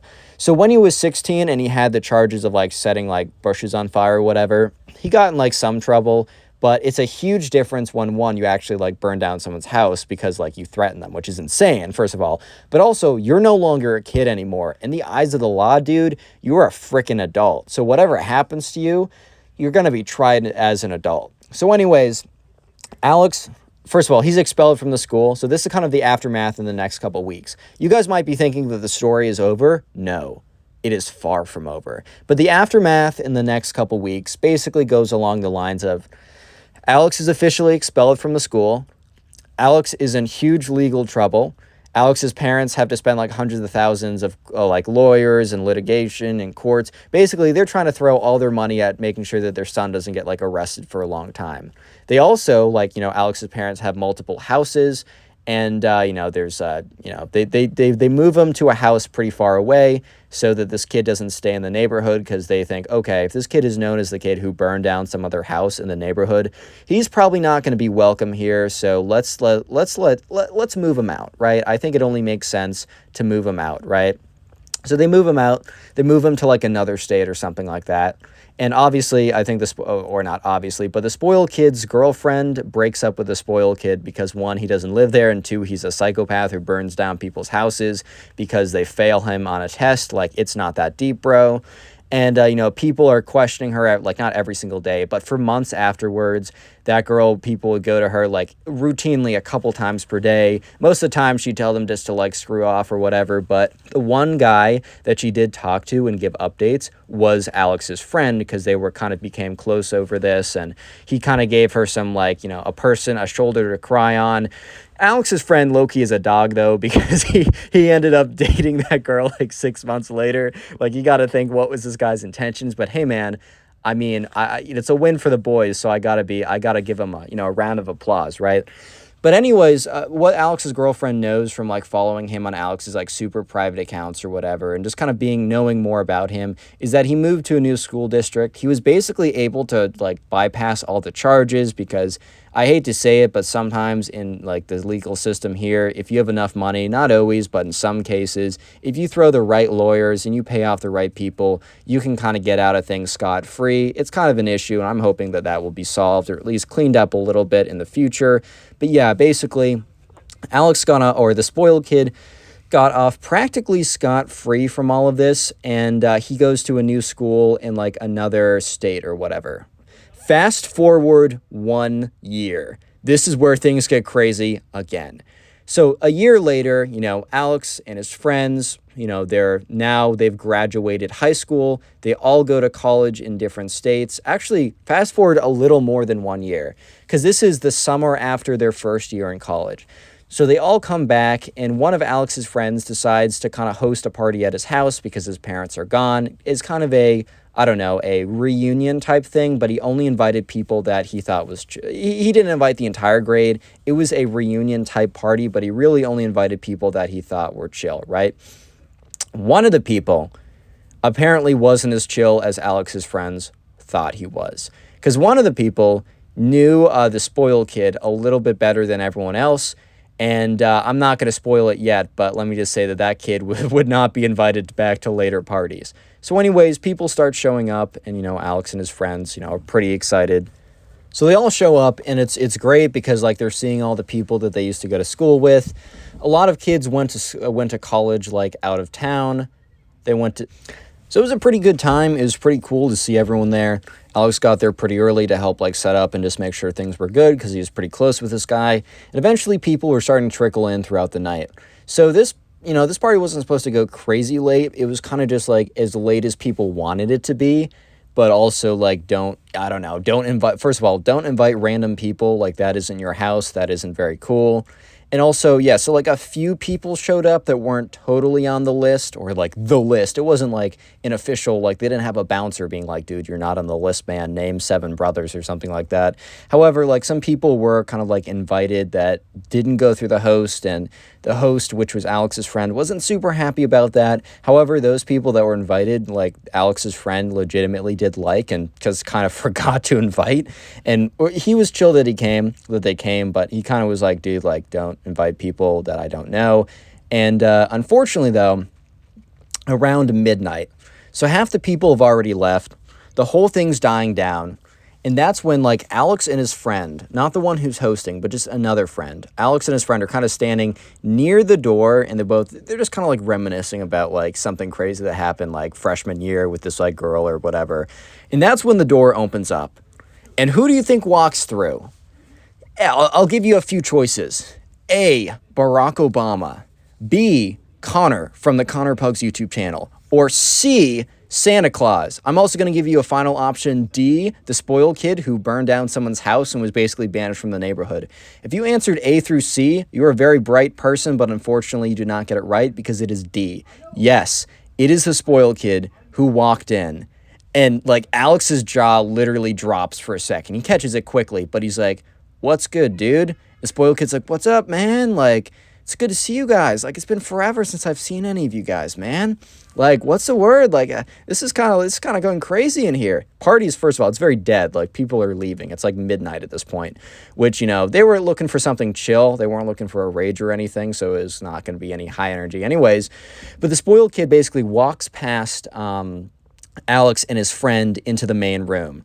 And Alex turns to his friend and is like, what? And Alex's friend's like, dude, who invited that guy? And he's like, I definitely know the guy, like the friend who was hosting. I definitely know the host did not invite this guy. And Alex is like, dude, I think one of the other guys at this party probably just gave him the address because he asked or something like that. And he's like, dude, I don't know how he got here, but this might be a problem. So the spoiled kid, so eventually Alex and his friend walk into the main room where the spoiled kid now is, and everyone in that room has basically froze. The spoiled kid's like, what's good, guys? Like, it's been a second. It's good to see all you guys. Like, you guys know where the drinks are? I'm just going to go grab myself something real quick. And one of the kids is like, yeah, it's in the kitchen. And everyone gives him a dirty look. And this kid's kind of just thinking to himself, like, what did you want me to say? Like, I don't know. The drinks, they're in Argentina, bro. Get a flight. Get one real quick. And then, come back when you're done from your trip to Argentina. They'll take like 7 days. Like, what was he supposed to say here? But eventually this kid goes into the kitchen. And the host is like, who? Who the frick invited this guy? He obviously says a little bit more of a naughty word, but I'm trying to get YouTube to like me. I think YouTube likes me, but I want them to like me more. So he's like, who the frick invited this guy? And they all look around, and no one fesses up. And, you know, Alex says, like, maybe it was a guy who left earlier. Like, I don't think anyone here would have, like, invited him, but I guess someone did. And the host is like, well, one way or another, this guy knew that I was throwing a little get-together party of the people in our grade that was invite only from me, by the way, and somehow he got the address, and somehow he's in my house, and somehow he's in my kitchen getting a drink from there. How did this happen, guys? Seriously, how did this happen?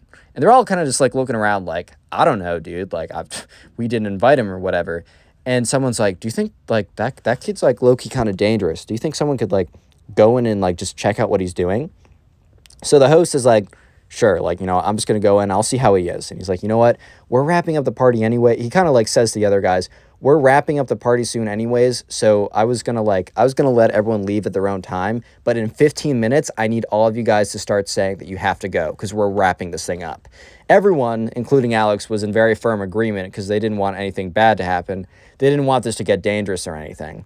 And that's when, you know, the host walks in the kitchen. And he says, and like Alex is sitting in the room with all the other guys, and he hears the host scream, what are you doing? So at this point, Alex and the friends immediately like freak out and they run into the kitchen. And they run into the kitchen to see the spoiled kid with a lighter lit right next to like the host's like kitchen curtains. So basically there were like drapes in the kitchen that were like drapes across like one of the big like windows or doors or whatever, right? It was like a glass door. So they had drapes that you could pull across it during nighttime or whatever so you could close it up. And this kid, and the drapes are kind of light, right? They were kind of like a lighter fabric. The spoiled kid had brought a lighter with him. and he literally had the thing lit right, and he was holding the curtain. And the spoiled kid's like, hey, man, he's like, spoiled kid doesn't, no, he doesn't say anything. He's just kind of looking at them. And he kind of has this smile. He's like, hey, man, I'm just checking out these curtains. You know, I just wanted to see, like, you know, I'm a big curtain guy. I wanted to see the fabric. I wanted to see the quality of the fabric. It's called the lighter test. If it doesn't burst into flames, it's good fabric. Otherwise, you know the answer if the fabric's good or not. Basically, this kid's insane. So immediately, Alex and all of his friends are like, oh my God, like, this is actually ridiculous. Like, this is insane. And, you know, the host of the party basically looks at all of them, gives them a look, kind of a look of like, do what, like, just follow my lead. I don't know how you can give that as a look, but kind of just gave them a look to, like, pay attention at least. And the host rushes in. So about 1 second after the host rushes in, everyone else kind of catches wind, and literally everyone there, Alex included, rushes in, and they all rush towards the spoiled kid. So the spoiled kid was kind of like a bigger kid, but when you have, like, literally, like, 7 to 10 guys on you, there's really nothing you can do. So 2 kids grab the lighter out of his hand. The other 6 to 8 of them just, like, basically tackle this guy's body. And after this, someone shouts out, like, I got the lighter, I got the lighter. Everyone else, like, basically works collectively to push the spoiled kid out of the house. Like, they literally go and they, like, are, like, pushing him out. The spoiled kid is like trying to fight them. He's, like, swinging on them. He hits the guy in the head, but the guy's totally fine. It was like a light hit or whatever, but he kind of, like, is like, and he, like, gets, like, a gash or whatever. But all the kids are kind of, like, they're kind of just, like, pushing this guy out, all 8 of them or whatever, and some of them are being swung on, but they're taking it like champs, right? And eventually they are able to get this kid out of the house. They push him out. He kind of, like, trips down the stairs. It's only, like, 2 stairs, so he doesn't, like, tumble down a flight and, like, hit his head or something. But they push him out of there, and the spoiled kid gets up and is trying to, like, run into the door, but they quickly close it just in time, and the kid bumps into it.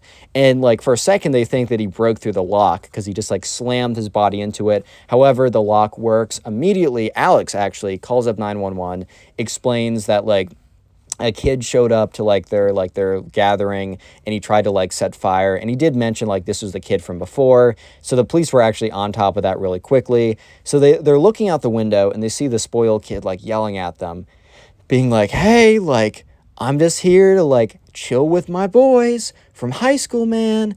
Like, you wouldn't want me to be mad. I'm just trying to chill. Like, I still have the, like, you know, you think that, like, I'm not going to come back, man? Like, I won't come back and cause any issues if you just let me in, dude. Basically, like, this kid was really bad news. Thankfully, though, the spoiled kid, like, sees out of the corner of his eye, like, that there's, like, the police sirens or whatever. So he bolts for it. And at this point, you know, the host of the party runs out of his house because, like, there's 2 police officers, and he points to one of them, like, the spoiled kid is bolting that way. So one of the police officers go in the direction of where the spoiled kid went. The other one walks inside, kind of just asking what happened from all their perspectives, surveying the damage, taking a look at the kid's head that got, like, swung on, saying, like, you should be okay, but maybe just check in with, like, the hospital real quick to make sure you don't have any internal damage or something. Don't worry, the kid was totally fine, nothing, just a few scratches or whatever. But when you get swung on, it's always good to make sure that there isn't any damage below the surface. And, yeah, from that point on, the spoiled kid was never seen from again. However, like, they were always, like, I mean, this happened last summer, so who knows what happens next summer. Maybe the spoiled kid will try and come back. And let's just say that the host of the party will not be hosting another party anytime soon. And if anyone's going to be hosting a reunion type party with any of their friends, they're not just going to make sure that the circle is small. They're going to make sure that the circle is minuscule. Like, so minuscule, because they actually never figured out who told the guy of the date. Like, the next day, the host of the party got, like, in a group chat with all the guys who went there and said, hey, who gave spoiled kid, like, the address? Like, I'm not gonna be mad, I just really want to know. And obviously no one fessed up, like, oh, I'm not gonna be mad. Low-key, that was pretty clearly Cap. Like, he was very clearly gonna be mad, because, like, I would be mad too, right? I mean, I totally get that. But yeah, that was the spoiled kid. Moral of the story is, I don't know, if you fail your test, don't set things on fire, dude. It's pretty easy. Like, I wouldn't think it's that hard, but I guess it is. And if you made it this far into the video, I'd like you to comment door. I'm not going to do this every single time, but on my longer videos, I'm going to have a second secret word just to see the people who make it all the way to the end, because you guys are really helping me out. How's it going, everyone? Welcome back to the channel. I hope you're having a good day. Today we got 3 stories of Minecraft kids that I know you will enjoy. So let's just go ahead and jump into the first one. We're going to call the subscriber who submitted this story Peter. And by the way, all these stories are on Spotify, linked in the description. You'll probably even hear them about an hour earlier before they go up on here if you find them on Spotify. Anyways, so Pete, we're going to call the first subscriber who submitted this story Peter. And anyways, right, Peter was in a class, and in Peter's class, there was an assignment that they all had to do. And this assignment was the what do you want to do when you grow up assignment. And you got kids coming in being like, oh, I want to do YouTube. Oh, I want to be a doctor. Oh, I want to be president of the United States. Oh, I want to do your mom. There's like a lot of things that people came in and said like, oh, this is what I want to do, right? So it was kind of like done that you had a presentation. You would go home and kind of prepare a little bit, and then you go up there. I think a couple stories ago, someone else submitted something with their class had a similar type thing, and I know I had something like this, so this might just be a thing that happens to everyone in like 2nd grade. I don't know. Tell me in the comments if it's true or not. But anyways, right, so sure enough, Peter wanted to be a doctor, which is pretty standard response. When I was 10, I wanted to be a doctor, and then I learned about medical school. But anyways, right, so, Peter, has this little thing. He wants to be a doctor or whatever. And eventually, let's just skip forward to the day of class. Let's just skip forward to the day where, they're actually presenting. And, Peter goes up there. He has a doctor's costume he bought or whatever. And, sure enough, it's fine. It's whatever. That's not the interesting thing. There's a kid in Peter's class who we're going to call the Minecraft kid, because all bro does is play Minecraft. Like, literally every single day when he gets back from school. Doesn't even do his homework. Screw that. Does Minecraft. In class, he's asleep, so he can stay up all night to play Minecraft. This bro's life literally revolves around Minecraft. Don't get me wrong, Minecraft is a cool game. I use it for all my background footage. It has an integral place in my childhood. Like, I love Minecraft. Great game, right? However, please have a life outside of it. That's all I ask. That's all I ask, man. But anyways, right, sure enough, the Minecraft kid walks up to the front of the class. And everyone was kind of expecting him to say, like, I don't know, I want to, work for a video game company. I want to work for Mojang. I want to be a computer programmer so I can make video games or whatever.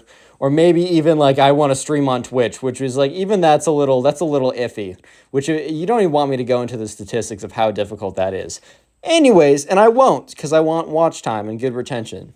So sure enough, the Minecraft kid goes up there, and Peter's kind of interested to see what he's going to say, because he's kind of expecting the Minecraft kid to say something a little bit goofy. Like, not too crazy, but just a little bit goofy. Just a little bit on the goofy side, right?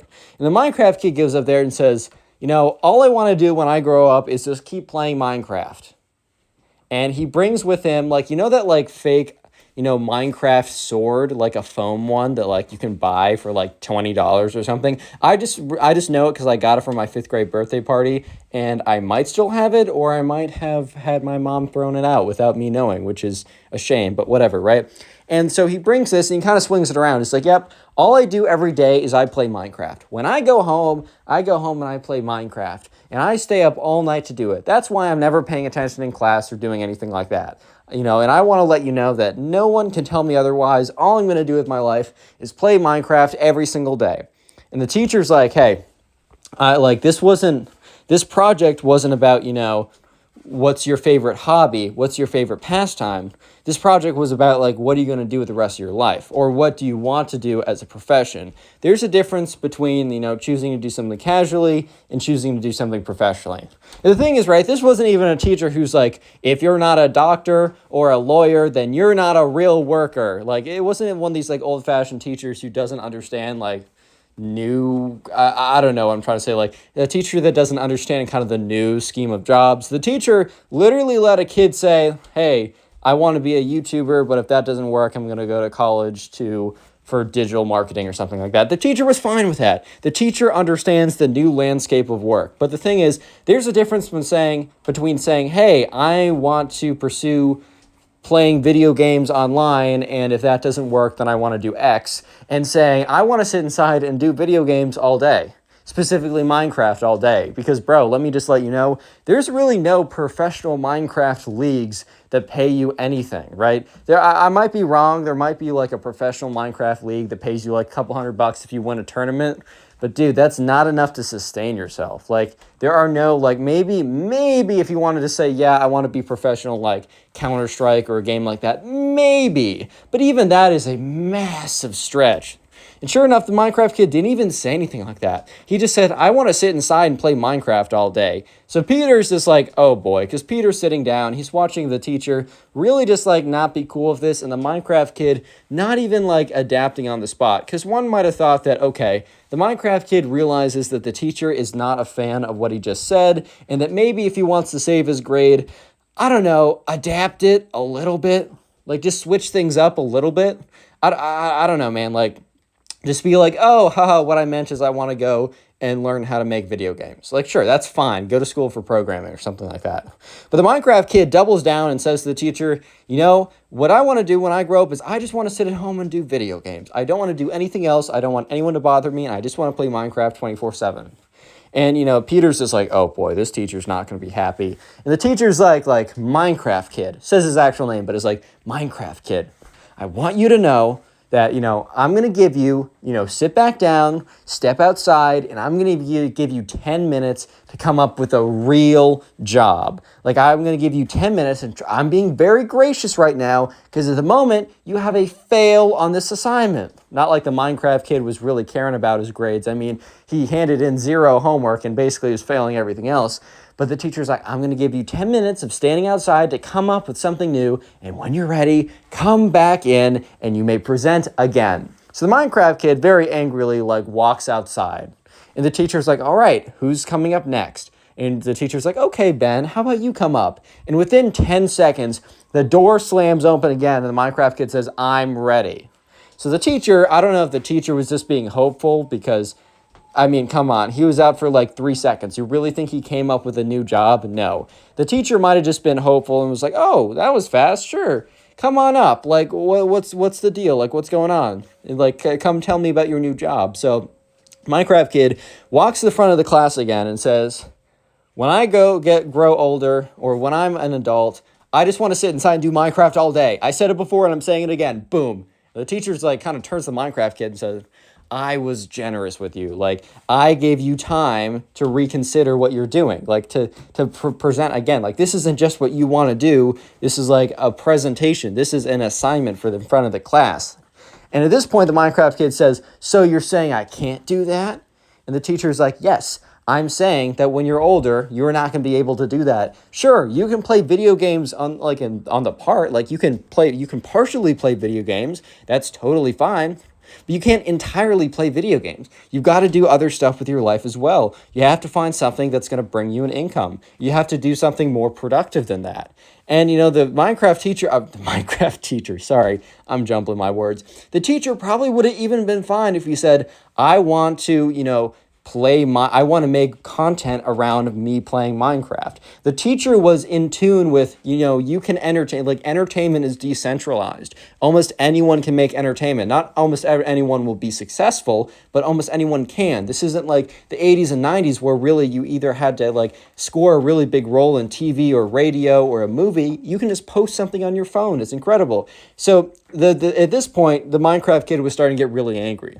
And he's like, teacher, I'm going to give you to a count of 3 to take that back. And the teacher is so taken aback by the fact that the Minecraft kid just said, I'm going to give you a count of 3 to like pretend that you didn't just say what you said. But the teacher's like, are you insane? The Minecraft kid is like, 3. And the teacher's like, you don't understand. Like, I am supposed to be the one giving you a countdown. Minecraft kid's like, 2. And the teacher's like, what is so wrong with me saying that you can't just sit around and play Minecraft all day?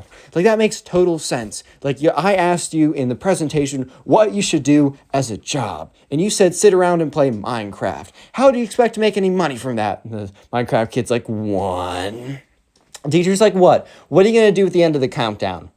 And the Minecraft kid steps over and just like kind of like goes down on one knee and is like bent down, is like, it starts making like weird noises. He's like, and the teacher's like, dude, what are you doing? Okay. Teacher probably didn't say dude, but the teacher's like, what are you doing? And the Minecraft kid jumps up, springs up, and is like, I will fight you in a 1v1 PvP battle. And he grabs his Minecraft sword and starts like swinging it around, trying to be like intimidating. But dude, it was a foam sword. You're playing Minecraft. You're not intimidating anyone, dude. Like, that's just not happening. And he starts swinging around. It's like, and the teacher's like, okay, I just, like, what? Why? What are you doing? Like, stop it. Get some help, bro. Like, what's going on? And he's like, you said that I could do Minecraft every single day for the rest of my life. And the teacher's like, yeah, and I stand by that. Minecraft kid swinging around his foam swords like, you don't want me to be happy. You want me to be unhappy. And for that reason, it's you versus me in a PvP fight. At this point, Peter is just sitting there just trying to comprehend how everything escalated to this point. Because sure, like the Minecraft kid and the teacher were kind of fighting a bit and they weren't happy with each other. But the Minecraft kid really gave the teacher a 3-2-1 countdown and then entered into Minecraft PvP mode. He has his like sword out, swinging it all around. And at this point, right, Peter's just like, okay, something's going, like, this is not going to end well. At this point, right, he's like swinging around his sword. The Minecraft kid's like, I'm going to give you to another count to 3 to give me a 100% and tell me that I can 100% play Minecraft for the rest of my life. The teacher looks at him and says, no, I would be lying to you if I said that. And Minecraft kid is like, fine, you've chosen your fate. Minecraft kid's like, starts swinging his sword. The teacher says, if that foam sword even touches me for a second, you're failing this assignment and you're going straight to the principal's office. The Minecraft kid says, I will give you another count of 3 to reconsider everything. The Minecraft kid is obviously realizing at this point that he's in way too deep and he's also not winning. So he thinks that if he keeps on saying, I'm going to give you till the count of 3, that he is somehow going to win this whole thing. And sure enough, the Minecraft kid counts to 3. The teacher's like, okay, like what? What's going to happen now? The Minecraft kid's like, I warned you. Minecraft kid takes his foam sword, swings, and goes, bop, makes contact with the teacher. And at this point, the teacher grabs the sword, rips out of the Minecraft kid's hand, goes over, holds onto both the Minecraft kid's shoulders, and starts walking him out the doors like, all right, buddy, that's time to go to the principal's office for you. So the Minecraft kid and the teacher walk out the door, and everyone else is kind of just sitting there like, what? Anyways, next story, we're going to call the subscriber Chris. So Chris has a cousin who we're going to call the Minecraft kid, right? And Chris doesn't really get to know his cousin that well. He doesn't see him that often. But Chris and his mom are over at his aunt's, it'd be his aunt's house. And, this is the first time, Chris has seen his aunt in years. And the last time Chris saw his cousin was like 4 and was really shy, didn't want to talk that much. Now his little cousin was 8 years old and was apparently a Minecraft fanatic. He liked playing it so much. He knew everything about it. He watched Minecraft YouTubers when he wasn't playing Minecraft. In his sleep, he dreamed about fighting the Ender Dragon. And, Chris didn't really know that much, but Chris was kind of told because Chris asked his mom, like, as they're driving there, like, what should I know? Like, I have to hang out with this kid, because Chris was told, oh, you get to hang out with your cousin for a little bit. It'll be good for you. Chris is, like, 16 at this point. He's not going to get along with his cousin on a lot of things. They're not going to have a ton in common. They can't talk about girl troubles at the same level, right? They can't talk about, oh, wow, math is so difficult. Yeah, because Chris's little cousin would be like, yeah, a simple addition really sucks. He'd be like, sure. So sure enough, Chris's mom was like, yeah, okay, so all I know is he's a big fan of, like, that game Minecraft. And Chris is like, yeah, I've played it a little bit. And by Chris saying that he's played it, literally all he means is, yeah, he and his friends have played some, like, survival servers at some points. Like, they'll be really into it for a week, and then they'll not play it for a year. That's how a lot of people actually get into it. You get super into Minecraft servers with your friends. You play for 2 weeks. You literally play 12 hours a day, and then you never touch the game again for years. That's just how it goes with a lot of people. So Chris and his mom get there, and Chris's aunt and Chris's cousin, right? Chris's cousin's actually in a different room, but Chris's aunt greets them. They're like, oh my God, I haven't seen you so long, Chris. You're so much older now. And Chris is in his head is like, yeah, that's kind of how time works, bro. But whatever, right? Sure enough, Chris's aunt was like, hey, Chris, I just want to let you know your little cousin's in the other room, and he would love to see you. Did he actually love to see him? Well, we'll see him in a second. So sure enough, Chris goes into the other room, and there's the little cousin who's sitting there with an iPad, and he's playing, Pocket Edition Minecraft. And Chris is like, yo, what's up, bro? Like, hey, it's me, Chris. I don't remember if you remember me, but I'm your cousin. And Chris's little cousin's like, yeah, I don't, like, hi, how are you doing? And Chris is like, oh, I heard you like Minecraft. And, Chris's little cousin's like, I do. Do you like Minecraft? And Chris in his head is like, he's like, yeah, I'm going to say yes, we're going to bond, and this will be less awkward. So Chris is like, yeah, I like Minecraft. It's cool. Like, I enjoy it. And Chris's little cousin immediately says, so you're an expert? And Chris is like, I don't know, but I played a little bit. And Chris is like, okay, well, riddle me this. So, when you kill the Ender Dragon and there's the Ender Dragon egg, how exactly are you to get it? And Chris, who's never actually completed the game because he just plays a little bit, right? He's like, oh, you just mine it, right, with a pickaxe. The little cousin's like, meh, wrong. 1 strike against you. Next question. And Chris is kind of just thinking, wait, what? Like, is this some kind of like, well, like, what are we doing here? And, the little cousin's like, okay, so if you're fighting an Enderman and you have a bucket, like, a bucket of what, like, what kind of liquid will Enderman not be able to, like, fight you in? And Chris is like, I don't know, milk, because he remembered he's able to milk a cow. And Chris's little cousin's like, oh my God, meh, wrong. Water. Enderman will not fight you in water. 2 strikes, Chris, 2 strikes. And Chris is kind of like, oh my God, like this was supposed to be a bonding experience. This is the opposite of a bonding experience right now. Like, this is not a bonding experience. This is crazy. And sure enough, Chris is like, okay, man, well, I can play Minecraft with you. He's like, man, final question, and I need you to answer this. And Chris is like, okay. And so this little cousin's like, well, I need to think about it. I got to make it good. And, you're going to suffer the consequences if you don't get this question correct. So the little cousin's like, okay, who is the popular Minecraft YouTuber who has the Minecraft Manhunt series and is green? And the thing is, right, Chris kind of grew up on, the old school Minecrafters. So he was like, Captain Sparkles? And his little brother's like, no, it's Dream, you idiot. You aren't actually a Minecraft fan. You lied to me. And at this point, Chris is like, dude, it's simply not that deep. And the Minecraft kid's like, no, you betrayed my trust. And the Minecraft kid runs over to him and sinks his teeth into his arm. Real quick, if you made it this far into the video, comment Minecraft down below. That'll be the secret word of the day. And it'll help me know how many people actually made it to the end of the video. I really do appreciate it when you guys comment the secret word down below so I can see all the names and faces. And if you want to support the channel, just continue watching more videos after this one. Literally just watching more videos supports the channel more than you can ever imagine. And also, it's on Spotify. And if you do listen on Spotify, please rate 5 stars. And if you want to submit your own stories of Karen, spoiled kids, Minecraft kids, crazy things happening in high school, submit them to either my Twitter or Instagram. You can do so by following me on those platforms and then DMing me on there. By the way, join the Discord server, link in description. Use code Connor Pugs for 10% off gamer subs. Helps you, helps me. And let's get right back into it. So Chris looks down at his little cousin who has bit him at this point. The little cousin has sunk his teeth into Chris's skin. Thankfully, he doesn't break it and draws blood or anything. And he's just looking at it. He's like, oh my God. And like, he shakes him off. He's like, dude. And the little cousin's like, well, that's your punishment for not actually enjoying Minecraft. You're a fraud, a phony, and a fake lover of Minecraft. You don't actually love Minecraft. You're a fraud, and that's your punishment. So Chris very angrily walks out. And Chris's mom and Chris's aunt are looking like, oh, what just happened? And Chris is like my little cousin just bit me because he says I'm a fraud. Fraud alert, fraud owned. But he's like, he thinks I'm a fraud because I didn't understand all this really obscure trivia about Minecraft. Like, can you believe this?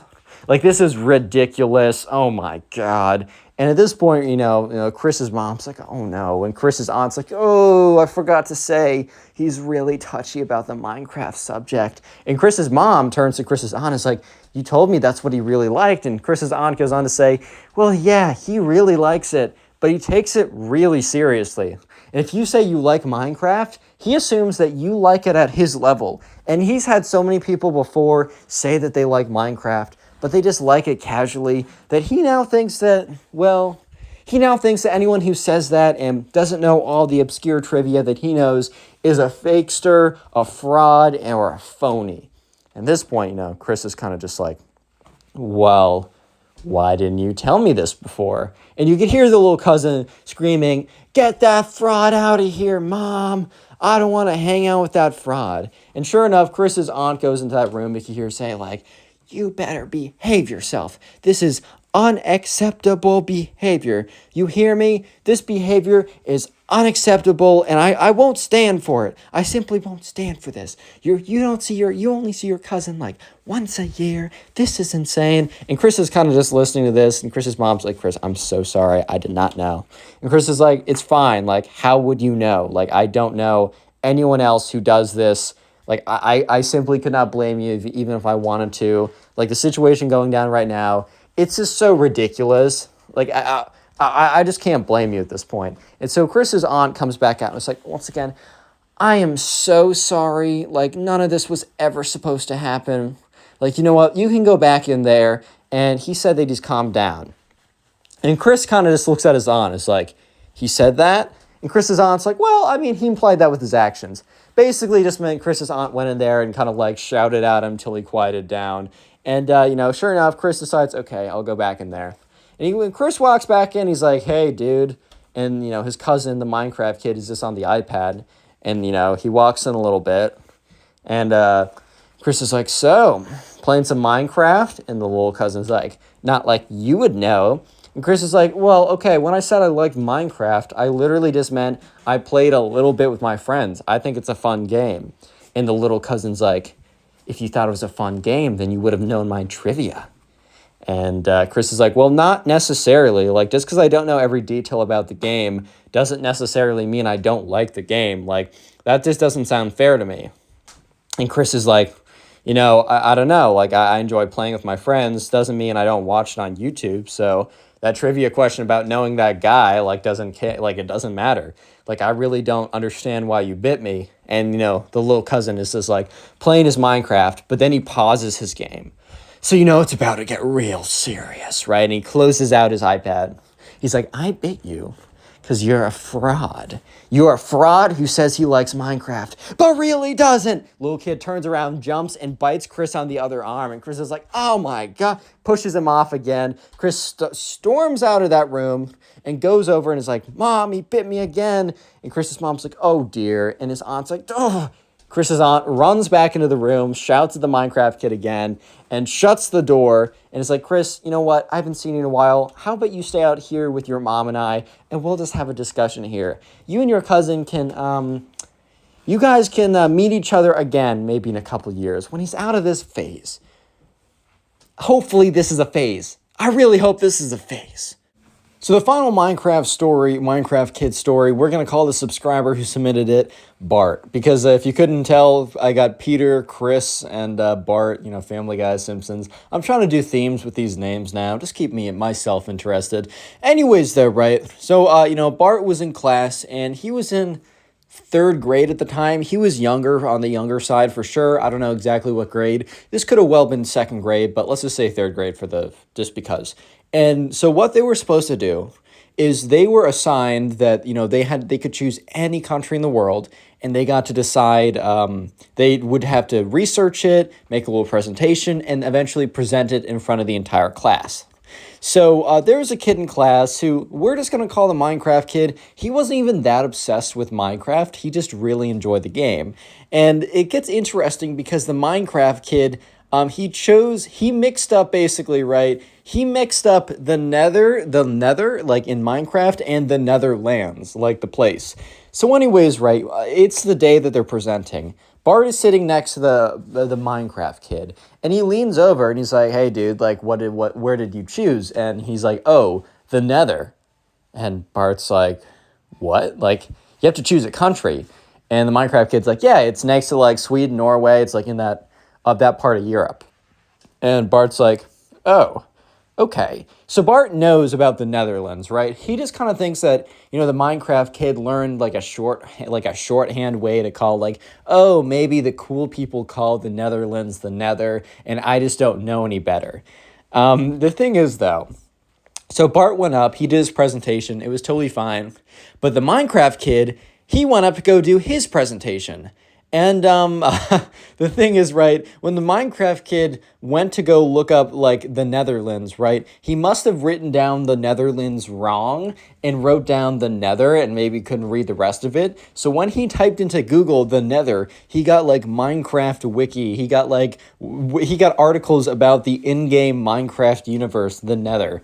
And he actually ended up, because, look, he's in 2nd or 3rd grade. Reality and fiction is kind of a blurred line for kids at that point. So he went up there and he did an entire presentation talking about, like, here's photos, and he literally took screenshots from, like, a really good texture pack of the Nether. He's like, up here, like, this far up into Europe, he's like, it's really fiery. It's there's these floating fire monsters. There's these like pig creatures that come after you if you provoke them. And the entire class like is just looking at him like, bro. And the teacher just has this smile on his face, like, okay, how are we gonna handle this, boys? Like, how are we gonna go about this? And the the Minecraft kid finishes up his presentation, and everyone is kind of clapping a little bit. And for every single person, there's a point where people can ask questions. A lot of the times, like, the kids would be like, I don't know. Like, if it's not my presentation, I don't know it. But one of the kids raised his hand, and, the Minecraft kid pointed on him. And, he said, nice presentation, but I'm pretty sure the Nether isn't real. And the Minecraft kid starts laughing. He's like, what do you mean the Nether isn't real? And he's like, I don't think you... I don't think you put down the name right. And the Minecraft kid is really confused, and he turns to his teacher. And the teacher is like, okay, I gotta speak up. The teacher's like, yeah, so, Minecraft kid, I hate to say it, but I think you wrote down the name wrong. I was looking it up while you were doing your presentation, because I was pretty confused, and I looked up the Nether into Google, and apparently it's a place in a video game. You were supposed to do the Netherlands. And the Minecraft kid got super embarrassed because he has this whole presentation. He was 100% confident that this place really existed. And he was kind of just told that, oh, well, actually, truth is, you just messed up the whole thing. But the teacher's actually was a pretty cool dude because the teacher wanted to say, like, man, like, he's like, hey, all I asked you to do was to do a presentation, on a place that, I thought that, to do a presentation, do the work, do the research, put it together, and present it to the class. He said, hey, you did the research. I can tell you put in the work. This is a great presentation, and you presented it in front of the entire class. Yes, you didn't do exactly what I asked, but you didn't do so maliciously, and your intentions were good, and you put in the effort. He said, I'm going to grade you as if you did a real country.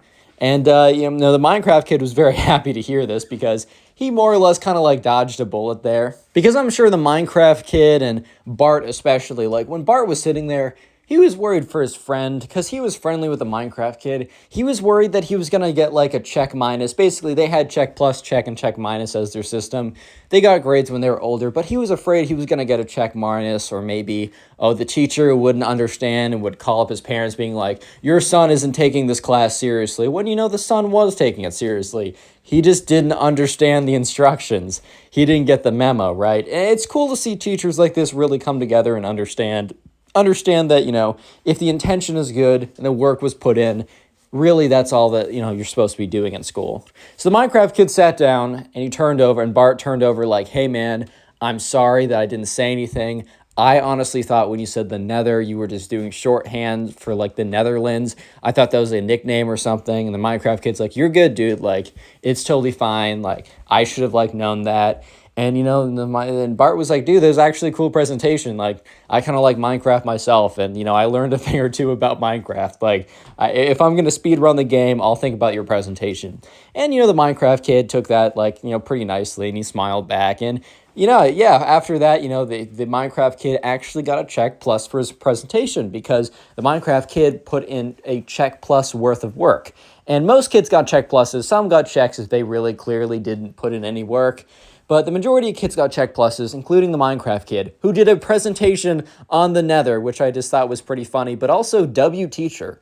How's it going, everyone? Welcome back to the channel. Today I have a story of a crazy Karen mom who tries to ruin her own son's wedding. Yeah, I'm not even kidding. It's pretty crazy. I know you'll enjoy it. So sit back, relax, subscribe to the channel if you're new, and let's call the subscriber who submitted this story Brian. Real quick, I made a Twitter account last night, and I'm seeing if we can get it to 1,000 followers within the day. So go and follow my Twitter at Connor Pugs. A screenshot is on screen right now. Yeah, go do it. Anyways, let's get into the story. So this is probably one of my older subscribers who submitted this story because his name is Brian, and a couple years ago he married this girl named Kate, and they started dating, a while ago. And when they started dating, Brian's mom was not a fan of Kate. And the thing was, Kate didn't have like a troubled background, or she didn't have an extreme personality or anything. Kate was like the most standard like girl ever. Like imagine like your mom's perfect idea for someone to marry. That was basically Kate.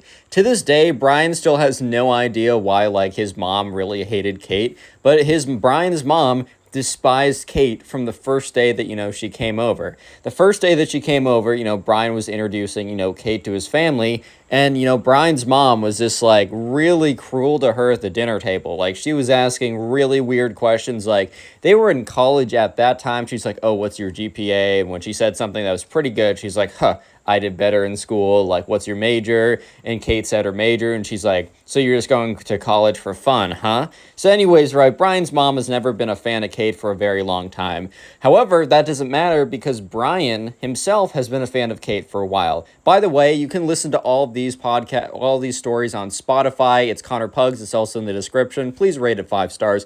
Anyway, so Brian continued to date Kate, and, Kate and Brian decided that they were going to be, kind of like lifetime partners. And Brian called up his parents before asking Kate to marry him. And, Brian's dad was happy for him. Brian's dad didn't really care. In fact, like, Brian's dad was separated from Brian's mom, so it's not like Brian's mom was able to convince him otherwise. Brian's dad was happy for Brian, said, hey, but, like, that's so great. I'm so excited for you. But Brian was about to call his mom, and he just knew that it just wasn't going to go down well. So Brian calls up his mom, and he explains that he's going to marry Kate. And Brian's mom's like, Brian, this is a great mistake. I'm telling you. I just have a gut feeling that, like, she's terrible for you, and she's going to cause ruin. Look, I've spoken on this channel a lot about, like, trust your gut instincts. Like, it's a good idea, but don't always do that. Sometimes you have preconceived notions about people or biases that just are really not rooted in reality. And so trust your gut most of the times, but in this case, this was not a time to. And Brian says, like, Mom, like, I've been in a relationship with this girl for 4 years now. We've gone through ups and downs, and I am now at this point very confident I want to marry her. And, Brian's mom's like, I won't allow it. And, Brian's family wasn't like some crazy traditional family or anything where it's like, oh, it's your parents must say yes or it can't happen. So Brian was like, okay, I'm sorry you don't like it. I'm just telling you because I have respect for you, and I want you to know what's going to happen, and I want you to be in my life. And Brian's mom's like, fine, I understand I can't do anything about it, but just so you know, I'm not going to be much nicer to her now that she's your wife or fiance. And Brian's like, okay, well, I'd like you to, but I guess I can't control you either. So Brian hung up pretty angrily, but the rest of the day was pretty good because he eventually, proposed to Kate, and, life was seeming pretty good. They start planning their wedding, and, Brian is like, maybe we have a small wedding without my mother. And Kate's like, Brian, I know your mother hates me, but I need, like, I know that you'll want her there. Like, I know that we'll want everyone who we love to be at our wedding. And Brian's like, okay, just want to say, like, can't say I didn't warn you on this one. She's like, yes, I know. It's going to be something. It's going to be very hard. I am aware, but, we need to invite her. So Brian eventually called up his mother and is like, hey, Mom, I just want to let you know, the wedding, you're formally invited. It's going to be on these dates. And Brian's mom is like, fine, I guess I'll show up. And Brian in his head is like, dude, I didn't even want to invite you because I knew that you're going to have crazy attitude problems. But Kate is insistent, and, she makes a good point, and, she's always right, so fine. And he's like, okay, well, here's the dates. Show up if you want. And Brian's mom's like, fine, I'll find room in my busy schedule. Like, dude, this is your own son's wedding. Your busy schedule will revolve around this, or it should at least.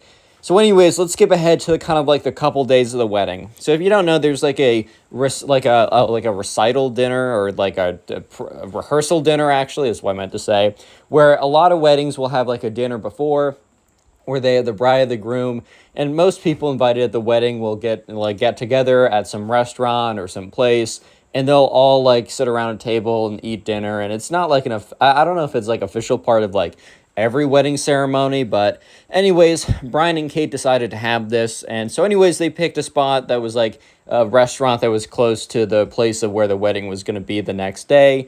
And, you know, all the guests were kind of like funneling in. They had their assigned seats, and everyone got there except, you know, Brian's mom. And Brian was kind of confused on like what was happening. And that's when this was the first instance. What am I trying to say? This is the first example of Brian's mom being a crazy Karen. Because what happens, right, is Brian realizes, oh, the seat where my mom has reserved for her is empty. I wonder where she is. And that's when Brian hears a noise, a chant, like, Brian and Kate can't get married. Brian and Kate shouldn't be married. Brian and Kate can't get married. Brian and Kate shouldn't be married. On like that, from like the hallway. And Brian is like, what? He's just so confused, because he's like, who's chanting that like me and my soon-to-be wife can't and shouldn't be married? This is ridiculous. And that's when Brian's mother marches into the room with a poster board with a photo of like, it's a photo of Brian and Kate, like it like expanded so it's big and printed out with a big X through it, and it says cancel the marriage on the top and cancel the marriage on the bottom. And she starts walking around chanting, Brian and Kate can't be married. Brian and Kate shouldn't be married. Cancel the marriage. Cancel the marriage. Cancel the marriage. Cancel the marriage. And starts like hopping around like a giddy schoolgirl. Cancel the marriage. Cancel the marriage. Cancel the marriage. And at this point, right, all the guests are kind of like, oh my God, what's good? They're all kind of like mumbling like about each other. And that's when, you know, Brian is like, Mom, he stands up. He's like, what is this?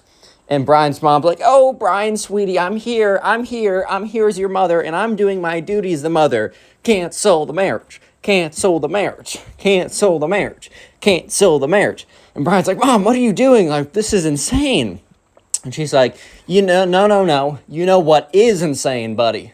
Is this marriage. Cancel the marriage. Cancel the marriage. Brian's like, Mom, stop. Like I invited you here because this is like our big day, and I wanted you to be a part of it. You're like, I invited you to the dinner so that we could have a nice conversation, and maybe you and Kate can reconcile your differences. And Brian's mom's like, oh, that's never going to happen. Cancel the marriage. Cancel the marriage. Cancel the marriage. Cancel the marriage. And Brian's like, oh my God. So he walks over and he's like, Mom, if you're not going to eat dinner with us, I'm going to have to ask you to leave. And she's like, you're kicking out your own mother from the dinner before the wedding? From the rehearsal dinner? You would do that? And Brian's like, well, yes, if you continue walking around with a poster board with an X through me and my fiance's face screaming, cancel the marriage. Brian and Kate can't be married. Brian and Kate shouldn't be married. Like, Mom, what? That chant isn't even that good. What's going on here? You know, at this point, right, you know, she's like, fine, I'm going to go protest outside. So Brian's Karen mom starts walking out being like, cancel the marriage, cancel the marriage. Brian and Kate can't be married. Brian and Kate shouldn't be married. And they're like legitimately like, she stands outside of the restaurant, and you can hear faintly, because everyone's super quiet after she leaves for like a minute, and you can hear very faintly, Brian and Kate can't be married. Brian and Kate can't be married. Cancel the wedding. Cancel the wedding. At this point, Brian kind of like stands up and is like, hey guys, I'm sorry for that. Like, my mom's a little crazy. Like, ha ha ha. Everyone kind of laughs a little bit, both because it was kind of a funny situation, but mostly because it was an incredibly awkward situation. They're all like, Yeah, I remember when that happened at my wedding. Not. So anyways, Brian sat down, and Brian and Kate and some other very close family members near them discussed the wedding tomorrow. And Brian's like, oh my God, I can't believe my mother's doing this. I was on the fence of inviting her. And Kate's like, I'm so sorry for making you do that. And Brian's like, no, no, no. You had really good intentions. You wanted all the people we love to be here, and you did what was right. He said, now we just got to make sure that, the wedding goes off without a hitch. And let me just say that that was not the case. In fact, that Karen was about to pull off one of the craziest heists in Karen history, believe it or not. Real quick, if you made it this far into the video, comment Karen down below. I'm going to try and heart a bunch of comments to say Karen. I'm just curious to see the names and faces of people who made it this far. Also, if you want to continue supporting the channel or to help boost me in the algorithms, right, of YouTube, all you got to do is just keep on watching these videos after this one, or maybe at a later point of the day. Just keep watching the videos. It really does help. Lots of watch time helps the channel. And please let me know in the comment section both how many videos you watched or are planning to watch today, and then also what are you doing while watching the videos. For example, some people have been telling me that watching my videos helps them go to sleep. And honestly, sleep's a hard thing. It's an important thing, so I'm honored that I can help you do that. And by the way, just a few things. If you want to submit your own stories, go to my Instagram at Connor Pugs. That's where you can DM me the stories. Please follow the new Twitter account. I'd love to get 1,000 followers in a day, and that's one of the best ways I can talk to you guys. Join the Discord server, and also make sure that if you want to listen on Spotify that you do, and rate me 5 stars on there, follow, turn on notifications, all that good stuff. And I think that's all the plugging I have to do. Leave a like in the video for your free nothing. I'm bringing that back. And let's just get back to the stories, guys. Also, code ConnorPugs 10% off gamer subs. Please buy it. It's helping you out and helping me out. Anyway, so Brian and Kate are kind of worried. And they go to bed, and they're in the same bed, and Kate kind of rolls over and is like, Brian, I'm worried about your mom. Brian's like, me too. And he says, you know what? This is our day. For the next 24 hours, let's make sure that we remember that this is our day. This is not my mom's day. This is not Uncle Joe's day. This is not your day or my day. It is our day. And let's make sure that everyone knows that, no matter what my mom does. And Brian says, hey, the security guards we hired? I'm going to tell them that if my mom does anything crazy or tries to run on stage and punch you in the face, and Kate kind of gets nervous. He's like, I don't think she's actually going to do that. But if she does, they'll make sure that she's banned, that they'll take care of it, and they'll ban her from the wedding, and we don't even have to worry about it. And Kate felt a little bit more reassured, and they went to bed. The next day, they wake up, and it's their wedding day. It's huge, it's stressful, it's awesome. It is all the life and emotion that, it encapsulates the human spirit. You'll love to see it. And sure enough, right, the day of the wedding, they get there. There's all these people rushing around, the bridesmaids, the hair, the makeup, the best man, all that kind of good stuff. People are in the lunchroom because people are getting buffet-style lunch before the wedding. It's awesome. It's cool. You'll love to see it, all this fun stuff. And that's when someone runs up to Brian and says, hey, Brian, bad news. And Brian's like, oh my God, there's no way. And the guy's like, look, we put the wedding rings, we put them aside in this drawer last night. The whole place was locked up. And then when we came here this morning, we opened it up, and the wedding rings were still there. And then I just went back 10 minutes ago, and the wedding rings, they're gone. Brian, I don't know what happened. The wedding rings are gone. Sorry, I just took a sip of water so my voice doesn't explode. And he's like, what do you mean the rings are gone? He's like, dude, I don't know. I came here this morning. They were still here, but I checked in 10 minutes ago, and they're gone. They're gone, Brian. So Brian's like, all right, check the security camera footage. And so anyways, Brian calls up one of the people who work there, one of the staff, and they're like, hey, the rings just got stolen. We need to check the cameras. And they're like, oh my God, 100%, right away. And they had about an hour before the wedding, so there's a little bit of buffer time, but Brian, under no circumstances, was going to tell Kate during this time of massive stress for her, right before the wedding, right?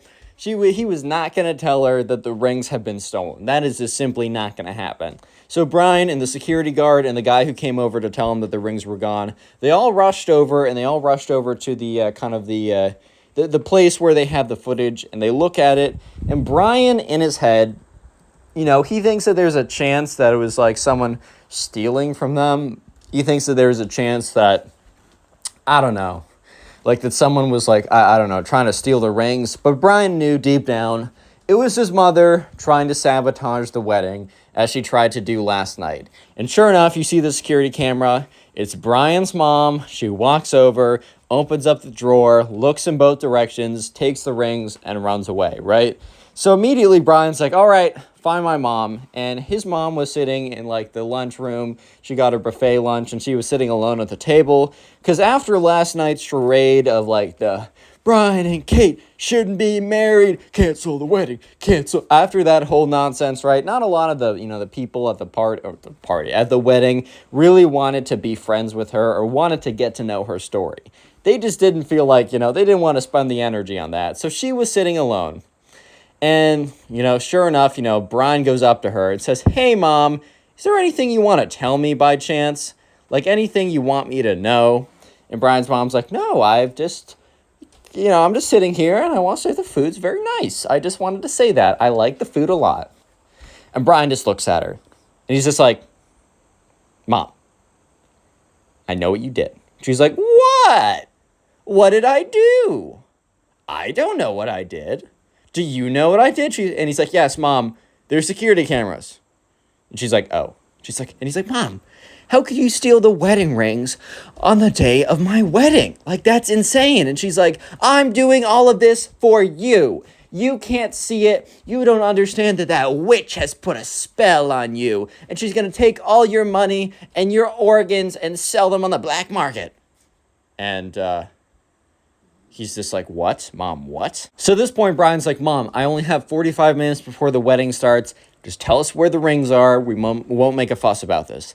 And she's like, no, I'm doing this for you, Brian. You should know. And Brian immediately reaches in her purse, goes in the hidden pocket that he knows about because this is his mom, like kind of fumbles around there for a second, finds the 2 rings. She's like, Brian, take your filthy little paw out of my purse. And then Brian pulls out the 2 rings out of her purse, and she's like, turns around, she's like, this boy stole from me. And Brian's like, Mom, shut it. Like, the 2 security guards that you were yelling at were the ones that showed me the security tape where you stole these 2 rings that are in my hand from me. Like, can you just let me have a day with my fiance? Mom, this isn't your day. This is not your day. This is my day. Like, you have to understand that this is my day. And you need to let me have my day. And you need to stop trying to ruin this for all of us. You're invited to the ceremony, but you are one bad move from being kicked out. From last night to this shenanigans, you're on very, very, very thin ice. And I need you to know that. And, when he was saying that, Brian, kind of mistakenly put the 2 rings down on the table. I mean, he didn't think anything of it, but he was just put them down. And the thing is, his mom might have been a Karen, but she didn't have the typical Karen build of 600,000 pounds and evil. She was actually still pretty relatively fit. She'd go to her little yoga thing every week or something. And so, Brian's mom was like, wait, what's that? What's going on over there? The oldest trick in the book, I'm telling you, the oldest trick in the book, and both Brian and the guy he was with will turn around. Brian's mom snatches both of the rings, gets up, and sprints out of there. Bolts out to the door. And Brian turns around, sees his mom running away, looks down at the table, sees that the rings are gone, and yells out, security guards, she's taking the rings. And, at this point, everyone who's just enjoying the buffet turns around. And Brian immediately says, haha, nothing to see, and then sprints off running after his mom. The 2 security guards go running after them as well. So Brian's mom goes outside, takes a left, is running down the road. And Brian and the security guards, while Brian's mom isn't immobile or anything, but she can still she's slower than Brian and the 2 security guards. So they're starting to gain on her, and Brian's like, Mom, why can't you let me have this day? And she's like, I'm doing this for you, sweetie. And she goes up and she finds a drain. And she literally is holding the 2 rings above the drain. And Brian's like, Mom, no. And she's like, nobody take 1 step closer or these rings drop down. At this point, right, is Brian and one of the security guards. The other security guard, seeing what happened, turned around and ran around the block. So basically, they were now in a neighborhood that was like a couple minutes out. And, the security guard ran around the back. So, in neighborhoods, they're kind of like squares or whatever. You can go down blocks. So what the security guard was doing was he was trying to go around the block to kind of blindside her and get her up from behind. And the Karen's like, Brian, you should have listened to me. Kate is no good for you. In fact, she's poison for you. And sure enough, right, the security guard is starting to walk up behind Brian's mom. Brian sees this and is like, oh, okay, I gotta keep her attention. So he's like, Mom, like, at least reason with me. Like, why is it so important that you ruin my wedding? And she's like, I had a gut feeling about Kate this entire time, and I went to my tarot card reader and my, psychic, and they both said that something disturbing was on my mind, which means that they agree with me that Kate is bad news. She has bad karma written all over her. Brian's like, Mom, I just don't understand. Like, how did you come to that conclusion? Did you just feel it? And Brian's trying to, like, distract her and drag this out so the security guard, the second one, who is coming up from behind her, can, successfully grab the rings without them falling down the drain, because at this point, if he makes one move towards, like, his mom is going to drop these rings down the drain.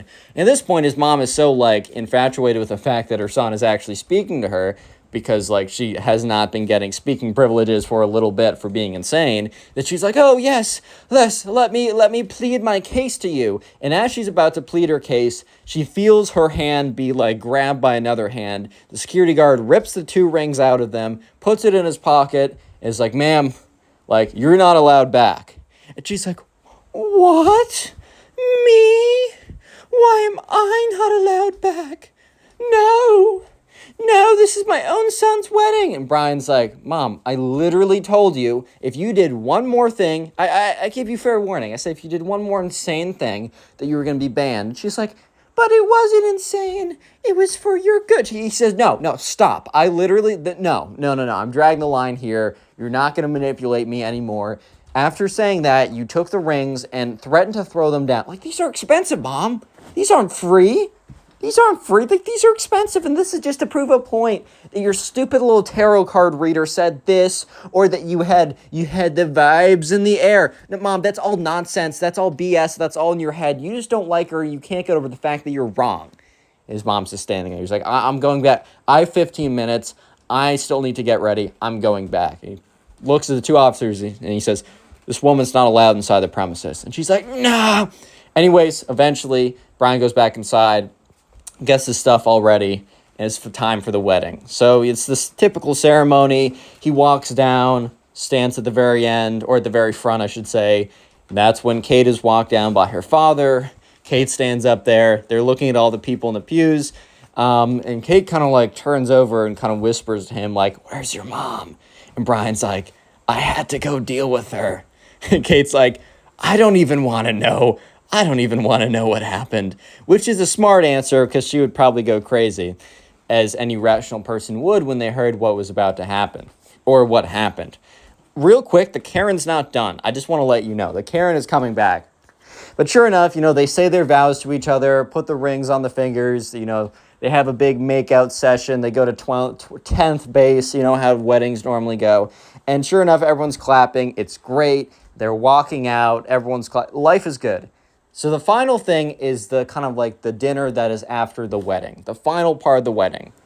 So anyways, it's time for the dinner. And remember, Brian's mom is still banned from the dinner because, she's still just banned from anything wedding related. Brian was honestly at this point so angry with her that he wasn't sure when he was going to speak to her again. However, his heart started to melt a little bit. He's like, you know what, maybe I'll talk to her after the wedding. And, I just don't want, my family members to not get along. Like, it's just so unfortunate that my mom and my wife now at this point, can't get along. So they're sitting at the dinner. And a lot of times at, the dinner after the wedding, people will make, a toast. So they'll go up there, they'll have their glass, they'll ding it, and then they'll basically just talk about, the bride, the groom, the wedding, how lovely the day is, the atmosphere in the air, stuff like that. And unfortunately, the security guards, there was only 2 of them. and they weren't necessarily guarding the entrances at all time. So guess who snuck back in? Yes, the Karen. The Karen snuck her little butt back in and found a way to kind of hide while the reception dinner was going on. And sure enough, people are going up there. They're saying, oh, like, so like excited to see you, like, or not so excited to see you, but like, I'm so like, this was such a beautiful day, you guys. Oh my God, my best friend Kate is getting married. All that kind of like typical stuff. Like they're saying like toast. They're saying, oh, it's so wonderful to see you guys up here and you're married and my heart is melting. And that's when like they put down, you know, the last person to make a toast steps down. And you know who steps up? Brian's mom. And she takes a glass and so normally what happens, right? Normally what happens is you take a fork or a utensil and you gently ding the glass. That's to get people's attention. Brian's mom takes an empty glass and chucks it on the ground and basically gets people's attentions by the sound of glass shattering. And she is like, you, and points to Brian, and Kate is like, you two ruined my special day. Everyone's like, bro, what, your special day? Huh? What do you mean your special day? And she's like, I've been trying to warn you, Brian, that this Kate girl is the worst. I've been trying to say this for the longest time, but you refuse to listen to my logic. She's like, I tried to stop the wedding last night by protesting it, yet none of you fools, points to everyone in the audience, none of you fools decided to do what was right. I tried to steal the rings away to make sure that the wedding could not go through, but these moron security guards stopped me. At this point, Kate turns over to Brian. She's like, Brian, she stole the rings? He's like, yeah, I didn't want to tell you at the time. Seemed like I didn't want to ruin your day. I was going to tell you eventually. She's like, oh my God, your mom's crazy. And he's like, tell me. Yeah, tell me something I don't know, Kate. And sure enough, she goes in and be like, and this is where I put my foot down. And she turns to the person who made like the wedding official, because he like was able to stay and like eat dinner with them. She turns to the person, like the priest or whatever, and says, undo the wedding. By the power of God, I commence you to undo the wedding. And he's like, that's not how it works, ma'am. She's like, undo it. Divorce them. Divorce them now. Undo your spell of wedding. At this point, Brian's like, oh my God, I have to go up there. So Brian walks up and is like, Mom, I asked you to leave. And she's like, Brian, you don't know what's good for you, but as your mother, I know what's good for you. Always. I always know what's good for you. Yeah, Brian, no. Stop the wedding. Stop the wedding. Cancel it. I'm going to get my Facebook group to come after your Facebook, Kate. They're coming for you. And that's when Brian's like, security guards come over. And as they're kind of pushing, Brian's mom out of the building, she's like, Brian, you won't get away with this. And turns to Kate and be like, this is not the last of me. I will get you two to divorce if it's the last thing I do. As she's being dragged out the door, boom, door slams. Once again, there's just a silence. And, Brian goes up there and kind of is like, hey guys, just want to say thank you all so much for coming to my wedding. I love each and every single one of you, even if some of you are kind of in the doghouse right now, insinuating his mother. And he's like, I just want to say apologies for any distractions that might have happened last night or recently. By recently, I mean a couple seconds ago. I just want to let you know that, don't let that destroy the mood or the atmosphere. Some people just don't get it, and that's okay. I would like you all, to have a great rest of your night. Remember, dancing will be in an hour. I want to see all of you guys on the dance floor, and just thank you guys so much for coming. And everyone claps him out, and he walks back to the table, and he sits down next to Kate. And Kate's like, this was a pretty great wedding. And, even with all the stuff that happened, Brian looks at her, and this kind of looks like directly into the eyes of his wife, the person that he is planning to spend the rest of his life with. It's just like, how's it going, everyone? I hope you're having a great day, because today I have 3 Karen stories that I know that you will enjoy. So sit back, relax, subscribe to the channel if you're new. Listen to this on Spotify if you haven't already, or if that's your preference. First link in the description. And let's just jump right into it. So we're going to call the subscriber who submitted this first Karen story Alex. So anyways, right, Alex was, tasked to babysit his cousin, and they were at a fair. So basically, Alex and his family they were staying with, the other part of Alex's family with his cousin. And, they all, they were hanging out for like a week together, just some quality family time. And, Alex was asked to babysit his cousin because Alex was significantly older. His cousin was like 6 or something. And he was asked to babysit him when they were going to the fair because, maybe the parents wanted to go somewhere else. Maybe, they just wanted to give Alex and his little cousin flexibility to do what they wanted to do. Alex was around 15 at the time, so he wasn't an adult, but he was definitely old enough to like have that sort of responsibility. So anyways, Alex and his little cousin, they were walking around, they were checking out rides they wanted to go on, and all of a sudden they were standing in line for one of these rides, and behind them came a Karen. And this Karen was like the quintessential Karen, and she was going on these rides by herself, which is totally fine, but the following actions are not as if, she's trying to do it for her like son or her kid or whatever. It's because she wants to go on the ride.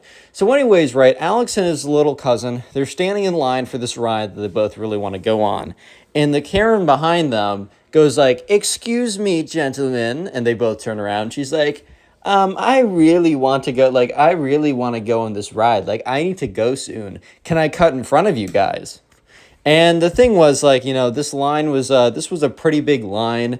So, there was like a lot of people. And, Alex and his little brother, not his little brother, his little cousin, Alex was kind of thinking to himself, like, no, like, I don't want that. Like, look, we've been waiting in line for a while.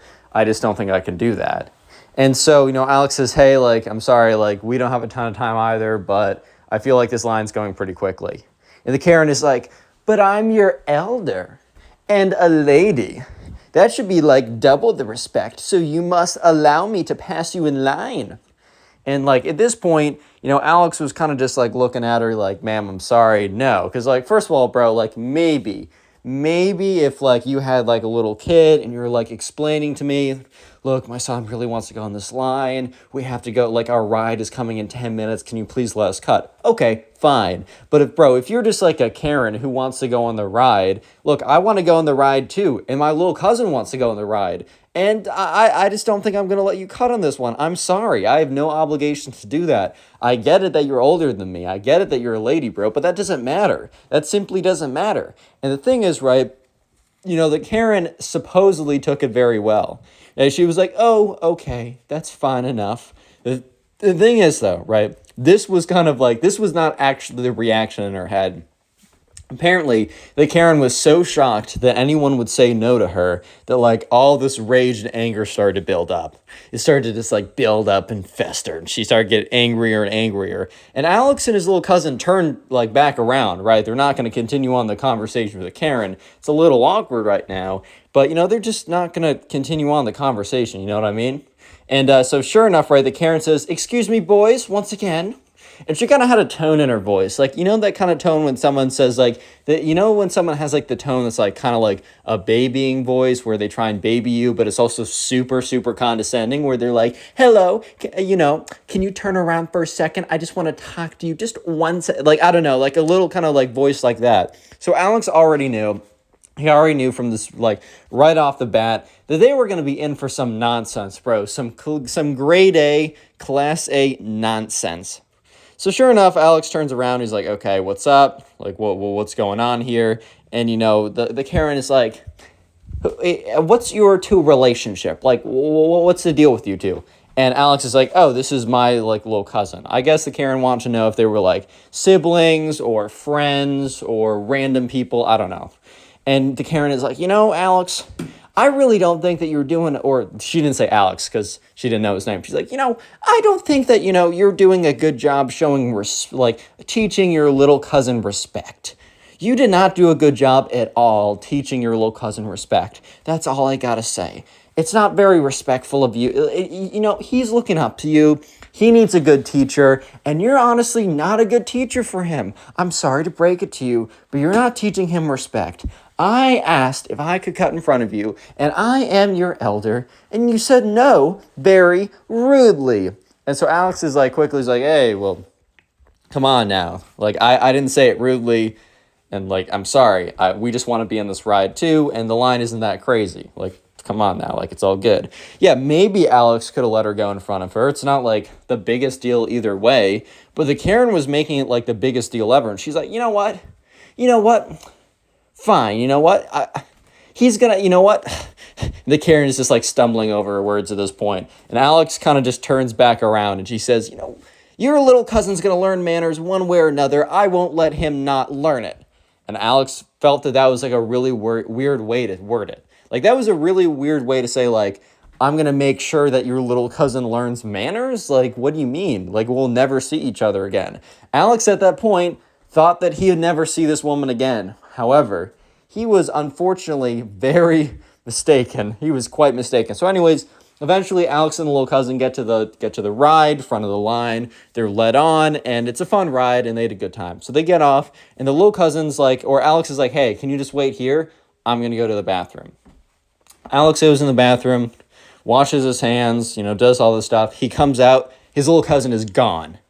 So immediately he just gets a pit in his stomach. He's like, oh my God. Like, he starts yelling out. He's like, Ben,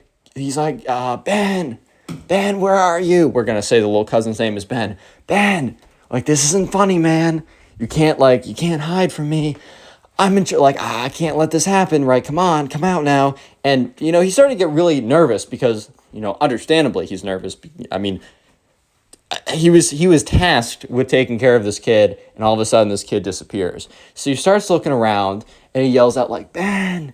And so he just starts walking out, and he's like, oh my God. And Alex gets a buzz on his phone. He checks it. It's his mom being like, hey, can you meet us at the whatever in 10 minutes? And he's like, oh no, not just the fact that I lost him, but now I got to be there in 10 minutes. And there's no way that I can tell my mom, oh yeah, by the way, I lost our cousin. Yeah, no, I just lost him. So at this point, Alex is walking around the fair trying to just figure out where his little cousin is. And that's when he gets a glimpse of someone that he thinks is his little cousin. So he immediately runs over, and it's just like a crowd of people, a huge flood of people are walking in his direction. That basically just means he's slowed down, he's struggling to get there, he's being pushed back and all this kind of stuff. But he definitely very clearly sees that it's his little cousin. So he's like, oh my God. And he sees his little cousin, and his little cousin is like being led by someone. And he's so confused, like, who's leading him? And he looks up. It's the Karen. The Karen has the little cousin's hand and is holding it and is kind of dragging him around. Remember, the little cousin's like 3 or 4. So for all we know, the Karen said, hey, I know your mom. Like, come with me. Which, first of all, bro, like, that's like the first thing my mom told me. She's like, look, white van or stranger, don't get in. They need help, like, finding their puppy. Like, don't get in, bro. Like, I'm sorry, they got candy. Don't get in, bro. I'm telling you, it's not worth it. Don't do it. So sure enough, right, Alex at this point is freaking out, which understandably I would be freaking out too. But at least now he knows where his little cousin is. So he starts like walking the direction of the Karen. And, the Karen is like, turns around and sees Alex and starts moving away faster. The Karen is basically trying to kidnap this kid, right? So Alex turns to a security guard and says, hey, like, my little cousin, his name is Ben. He looks like this. He pulls out a photo. He's with this woman who was like talking to me earlier. She basically has like, abducted him or whatever. So the security guard takes this very seriously and says, okay, thank you. And he goes into his walkie-talkie and says, hey, if you see a kid who is about like 4 feet tall, brown hair, wearing a Buzz Lightyear shirt, with a woman about 5'5", 600 pounds, I'm just kidding, with this like glasses, shorter haircut, and a pink shirt, please stop them at security. So, I mean, that's kind of the description. And that's when, like, Alex starts going out. He starts sprinting. He starts running really fast, and he just can't find them. And he's freaking out, right? He also gave the security guard his number so he could contact him. And his mom sends a text, and Alex looks at his phone. The text says, waiting, ... At this point, Alex realizes it has been 10 minutes. And remember, his mom said, I need you to be here in 10 minutes. So at this point, right, Alex needs to be there in 10 minutes, or it needs to be at this place. He doesn't have his little brother, or not his little brother, his little cousin, and his little cousin has been abducted by the Karen. Real quick, if you made it this far into the video, comment Karen down below as the secret word of the day. I'm gonna heart as many comments I possibly can that say Karen. And also, if you want to continue supporting the channel, the best way you can do it and help the channel grow and reach new people is literally just by watching more videos. So after this one, sit down and watch more of them. And please let me know in the comment section, what are you doing while watching these videos? Like, are you drawing or trying to go to sleep or playing a video game or cleaning your room? I don't really know. I'd love to hear it. I ask every time because I am genuinely interested. Also, as I said briefly in the beginning of the video, all of these videos are on Spotify, and even if you're not a huge Spotify user, I do put these videos up at least normally about an hour before they go up on here on Spotify. So if you want to get a taste of what the story is early, go to Spotify. If you are using Spotify, follow, turn on notifications, and please rate 5 stars. And if you want to submit these stories, these are all subscriber submitted stories, go to either my Twitter or Instagram. They're both at Connor Pugs. They're both in the description of this video. Follow me and then send me a DM. If I don't get to it right away, sometimes I use stories from I get submitted 4 months ago. I literally have used stories 4 months ago, right? So if I don't respond to it right away, don't take that the wrong way. And also sometimes I use your story and I don't even respond because I write it down. I just go straight to it. So always be checking in with the videos. With that being said, use code ConnorPugs for 10% off gamer subs, join our Discord server, and let's get back to the story. So sure enough, right, Alex is kind of racing around, and at this point, he's really freaked out. He's like, oh my God, what am I going to do? This is so bad. This is so bad. And that's when he gets a phone number or a call from a phone number that he doesn't recognize. He picks it up and it's kind of like, hello, and it's a security guard officer. And the security officer says, hey, can you come to Section B of the place? The security office is Section B. And he's pretty close to Section B, so he immediately rushes over and goes there. So Alex very quickly rushes over to the security office at Section B. He gets there, and the security officer has the Karen and his little brother kind of not held captive, but asked them to wait. And he's like, are these the two that you described? And he's like, yes. And the little brother runs over to Alex, gives him a big hug, and he's like, dude, little bro, you can't, or not little brother, cousin, sorry. He's like, little bro, you can't be going at, you can't just be going off with random people who ask. He's like, I'm sorry, I didn't know any better. So the security officer kind of turns to Karen and is like, ma'am, can you explain this? And she's like, yes, I can. This little boy over here, and he points to Alex, was very rude to me. So rude. And he is a bad influence on his little cousin. So what I was going to do was I asked the little cousin to come with me, and I was going to teach him manners, respect, how to be a gentleman. But you guys decided to stop me in my tracks before I could do that. And the security officer's like, well, did you get permission from the parents or the guardians, right? And he kind of points to Alex. And Alex is like, no, I had no idea. I was searching for my little cousin for a while. And, the security guard's like, okay, well, what did you tell the little cousin to get him to come with you?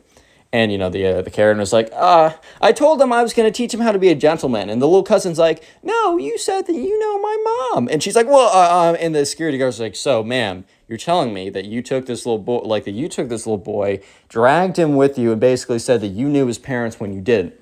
And the Karen's like, well, things might have happened. And the security guard's like, I'm sorry, ma'am, I cannot allow you to ever come back to this place. If Alex chooses to, or the family chooses to file a report, we're going to have, with the police, we're going to have to go with it. And she's like, what? No, this is my favorite amusement park. You can't take that away from me. You can't take that. That's cruel. You can't take that away from me. I won't allow it. I won't allow it. You don't understand. And the security guard is like, all right, ma'am, come with me. And she's like, no. And she's being dragged out. So Alex calls his mom. His mom's like, Alex, where were you? We're so worried. And Alex is like, Mom, trust me, I have a good reason for it. Tell us where to meet you, and I'll explain everything when we get there. So, Alex's little brother, Alex's little cousin, I keep getting that messed up, walk over to, the place that they're meeting his mom, and then, the little cousin's mom is like, oh, where have you guys been? What is going on? And Alex is like, well, I have a good explanation. Here's what happened. So the subscriber we're going to call for the next Karen story is George. So anyways, right, George was working at the movies. So this was George was a teenager. he was working on the weekends at the movies to make a little extra money. So George was working behind like the stalls. Like, I don't know if you've been to a movie theater, but if you have, you know that you can buy popcorn, you can buy candy, you can buy drinks and stuff like that. And that's actually where movie theaters really make their money. So George was like the person behind there, basically making the popcorn and ringing up the register when people would buy it. And earlier that day, a Karen and her family came in and got a lot of stuff, including some popcorn. And, you know, she said, hey, can I have some extra butter on it? And George was like, all right, fine, that sounds cool. And he puts on the butter, he does a good job, hands over the popcorn. 2 hours later, 2 whole hours later, the Karen returns and she is not looking very happy. And the Karen walks up with an empty container, 2 empty containers of popcorn, right? And she walks on up and she's like, were you the young man who like made my popcorn? And George already knows by, first of all, the tone of the Karen, the way she's walking up to him, all of this stuff. George already knows that, oh boy, like this is not going to be good. So he's like, yes, I was. He's not going to lie to her, but he's not happily admitting it. And she's like, I want a refund. It was not buttery enough. And, you know, normally when someone has a complaint about something like that, like that's fine. But what George normally does is he just remakes the popcorn. He never really like, I don't know. He doesn't like give a refund. And also the situation here is a little bit different because the Karen came up with 2 completely empty boxes of popcorn. And, well, George kind of points it out. He's like, well, ma'am, it looks like maybe you didn't enjoy it the most, but you and your family enjoyed it enough to finish both boxes.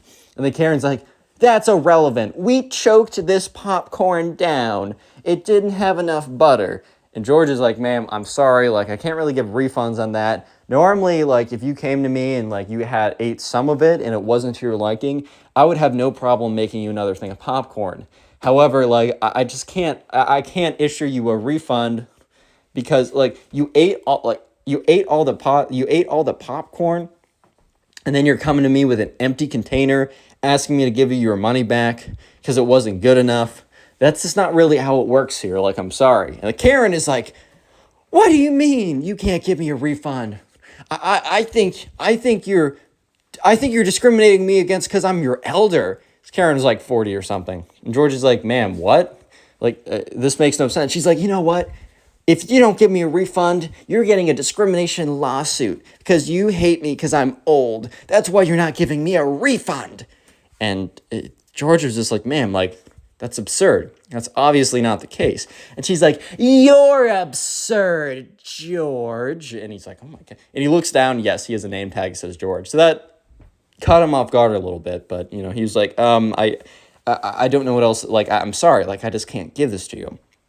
It was partially, the reason why George didn't give, like, the refund was partially because his own, like, morals / ideas of how the world works. You can't go into a movie theater movie theaters don't make a ton of money, especially nowadays. This happened a little while ago, but especially nowadays. And they only make money and a little bit of money on, you know, the food that they sell. So asking that, you know, George, like, refund the food after the person ate it all just doesn't make a lot of sense. Yes, if you actually mess it up and put, like, I don't know, paprika spice or, like, hot sauce in the popcorn instead of salt and butter, sure, full refund, whatever. But he just didn't add enough butter, and he did remember putting a lot of butter in it. So he was like, okay, ma'am, no. But also the other half is his manager has a very strict, like, you can't give refunds unless, like, something terribly goes wrong. And there's, like, a very few, like, situations where that's okay. So he's like, I don't know what else to say, but I can't give this to you. And the Karen's like, you know what? George, I want to hear from your manager. And the thing is, right, George's manager was kind of strict, was kind of an older guy. Like, he definitely did not like being bothered by George. George, respected him enough to not bother him that much also. So George was kind of unhappy that he had to pull out his phone and call up his manager. His manager picks up, he's like, what? George is like, a customer wants to speak with you. And the manager's like, can you not deal with it yourself? And George is like, I'm trying to, but she demands that she speaks with you. And the Karen is sitting there all with a big smug look on her face. The Karen probably thinks that, after this, that she will 100%, most definitely, right? That she will most definitely get a refund, and the manager will come out on his knees like, I'm so sorry, ma'am. You're so right. I'm so wrong. I'm a big idiot, and you're the smartest person ever, ma'am. I'm sorry. So the Karen's waiting there all smugly, and that's when the manager comes out.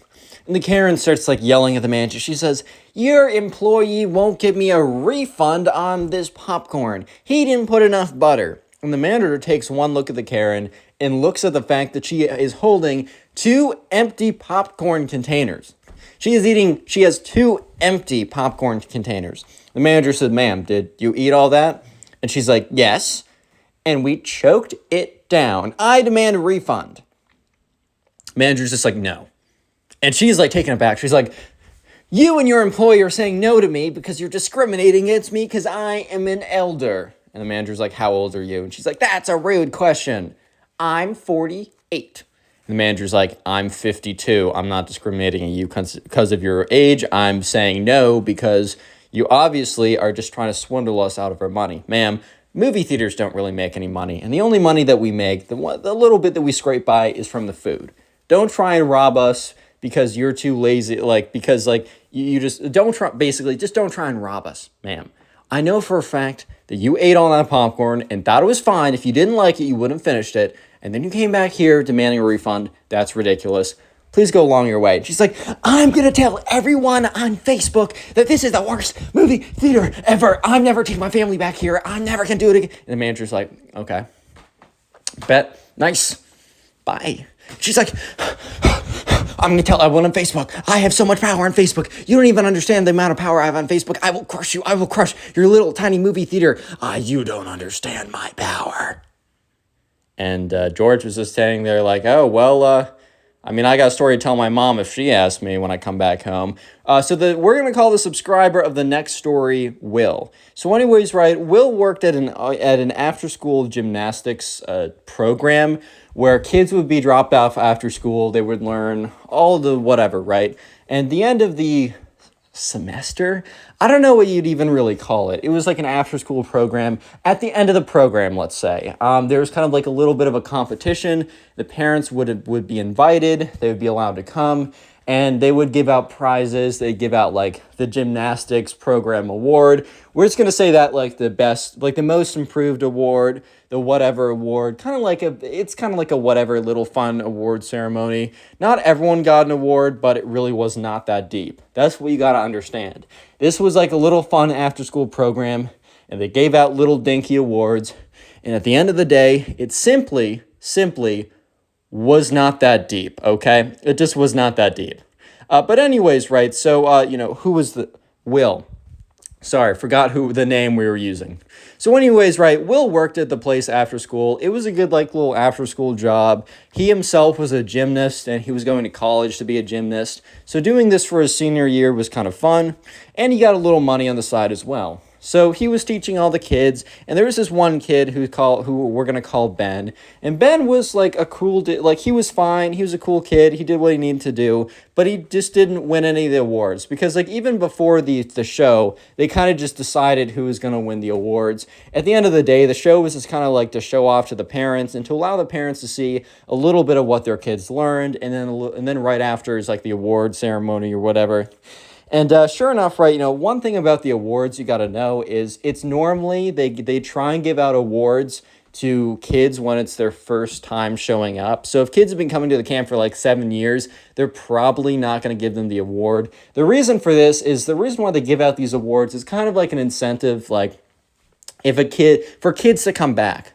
Because a kid, it's their first year there, they have a fun time, and then they get an award. Mom, I want to come back to gymnastics camp. But if a kid's been coming for a while, they're like, we'll give it to someone new anyways. So sure enough, right, Will hands out this award. Or, no, sorry, I skipped ahead. So sure enough, right, the parents come in. Will greets them at the door. It's hello, everyone. Welcome to the gymnastics show. Hands out these little fake flyers or whatever.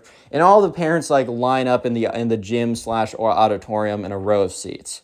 And sure enough, one by one or in pairs, kids come out and they do whatever they're doing. Some kids are just doing handstands or, I don't know, like very low skill acrobatics. I don't even know if I can do a handstand. Don't take that as offense, right?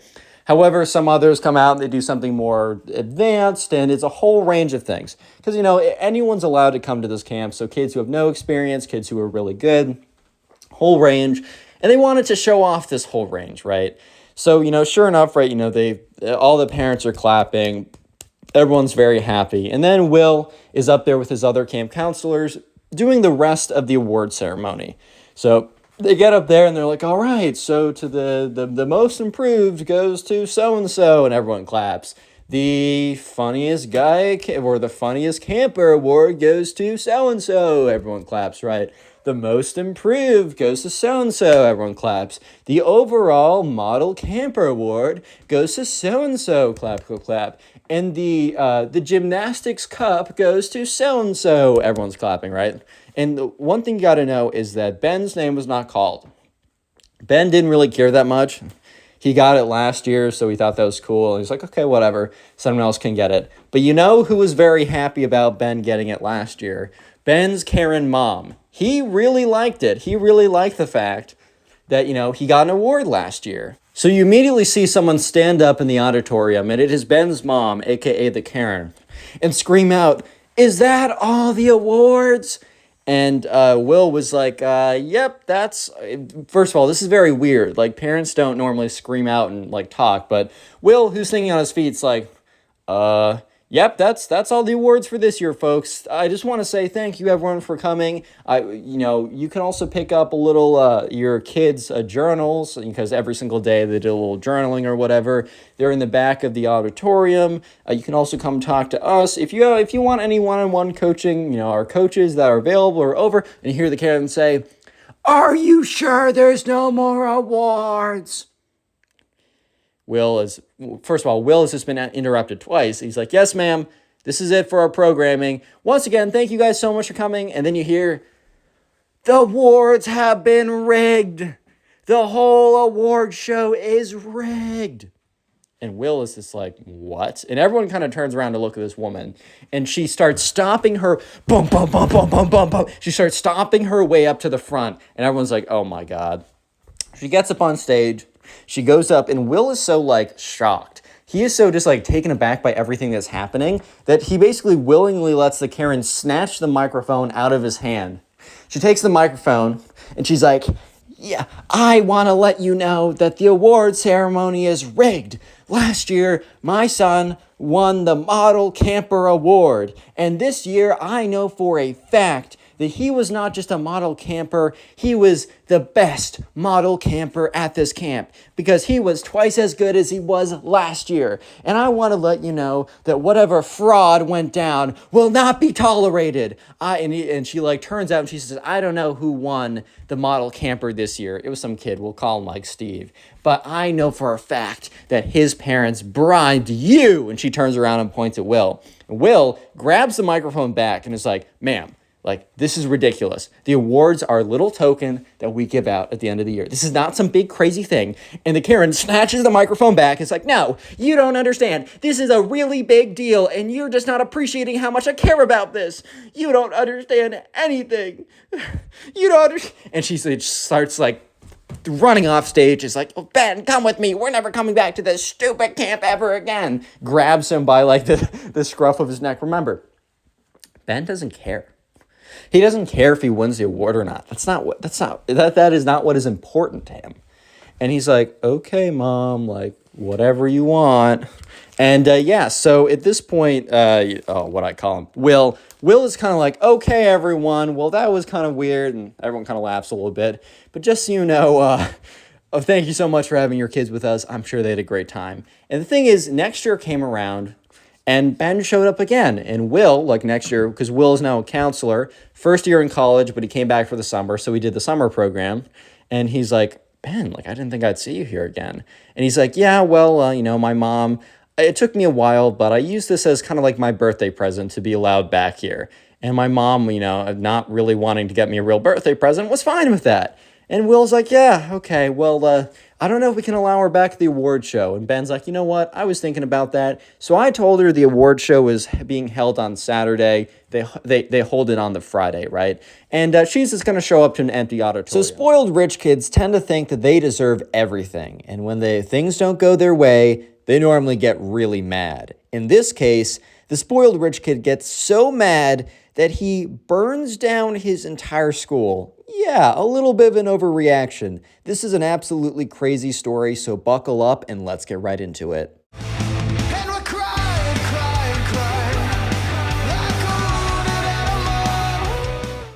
So we're going to call the subscriber who submitted this story Sam. So anyways, there's a spoiled kid. And I'm going to go through the chronicles of everything that happened to the spoiled kid that led up to the point of him wanting to actually and successfully burning down his entire school. Dude, the amount of spoiled kids who commit arson in some way is kind of ridiculous, but it's a good story.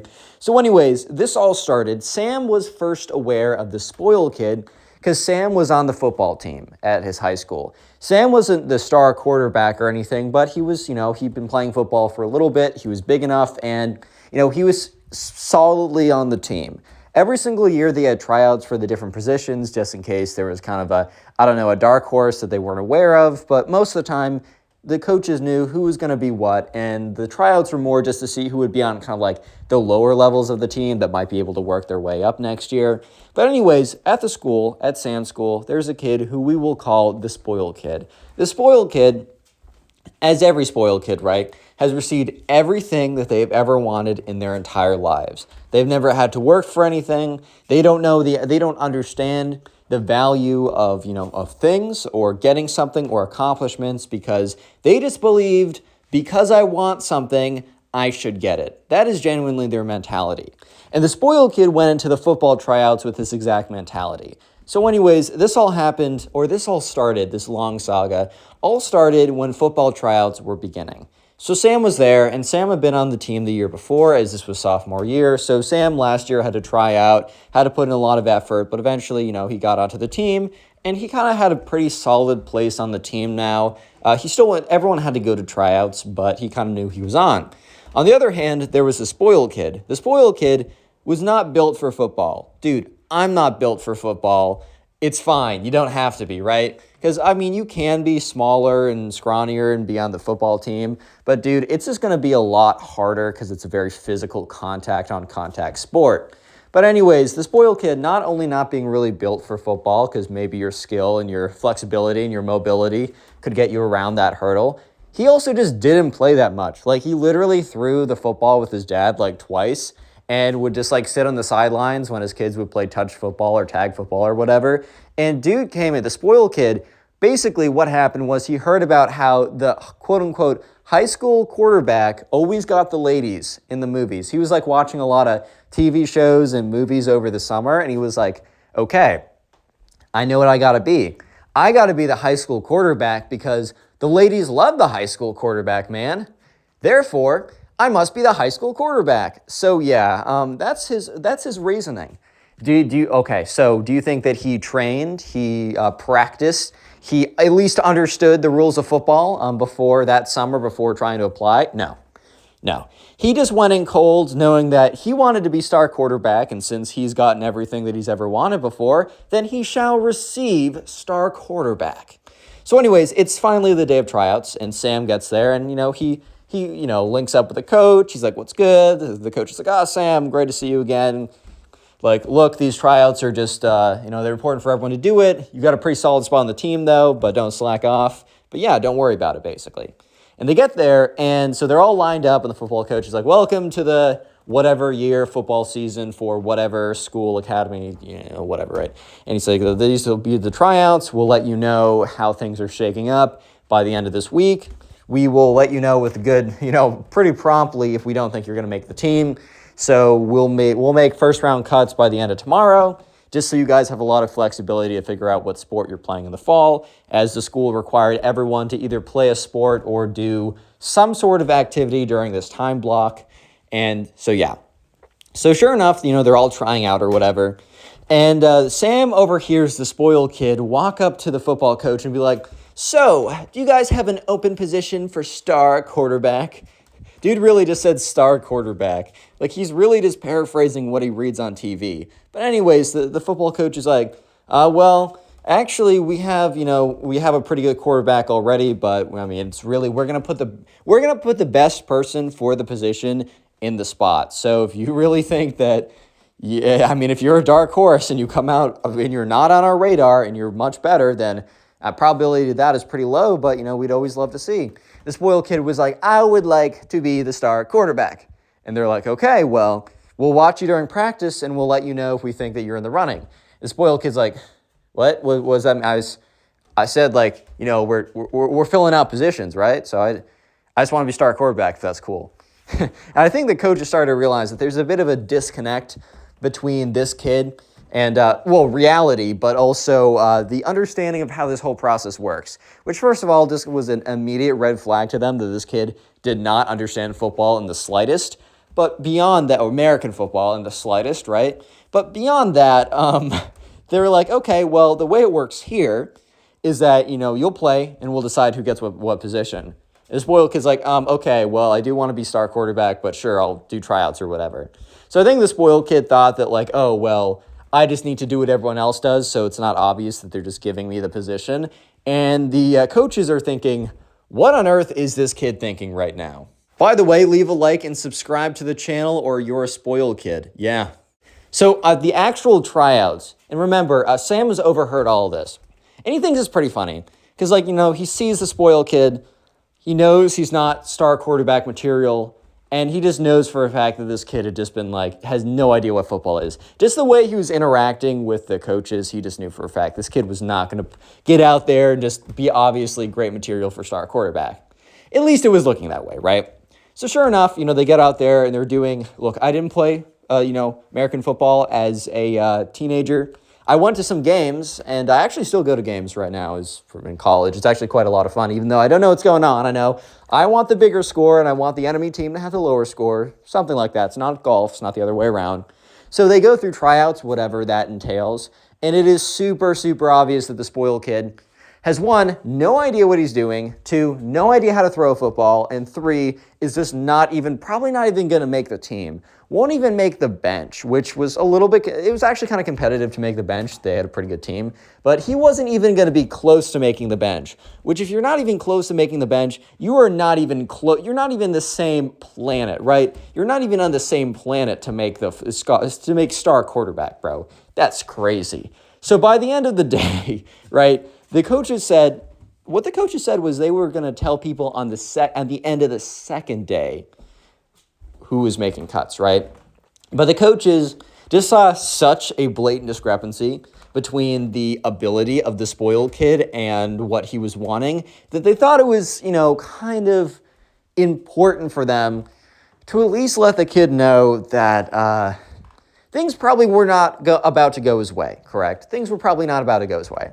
So Sam overhears the coaches going up to the kid and being like, hey, what was your name again? And he's like, spoiled kid. They're like, oh, spoiled kid. Yeah, not obviously his name, but you know what I mean. And they're like, so, we're watching you out there with your performance.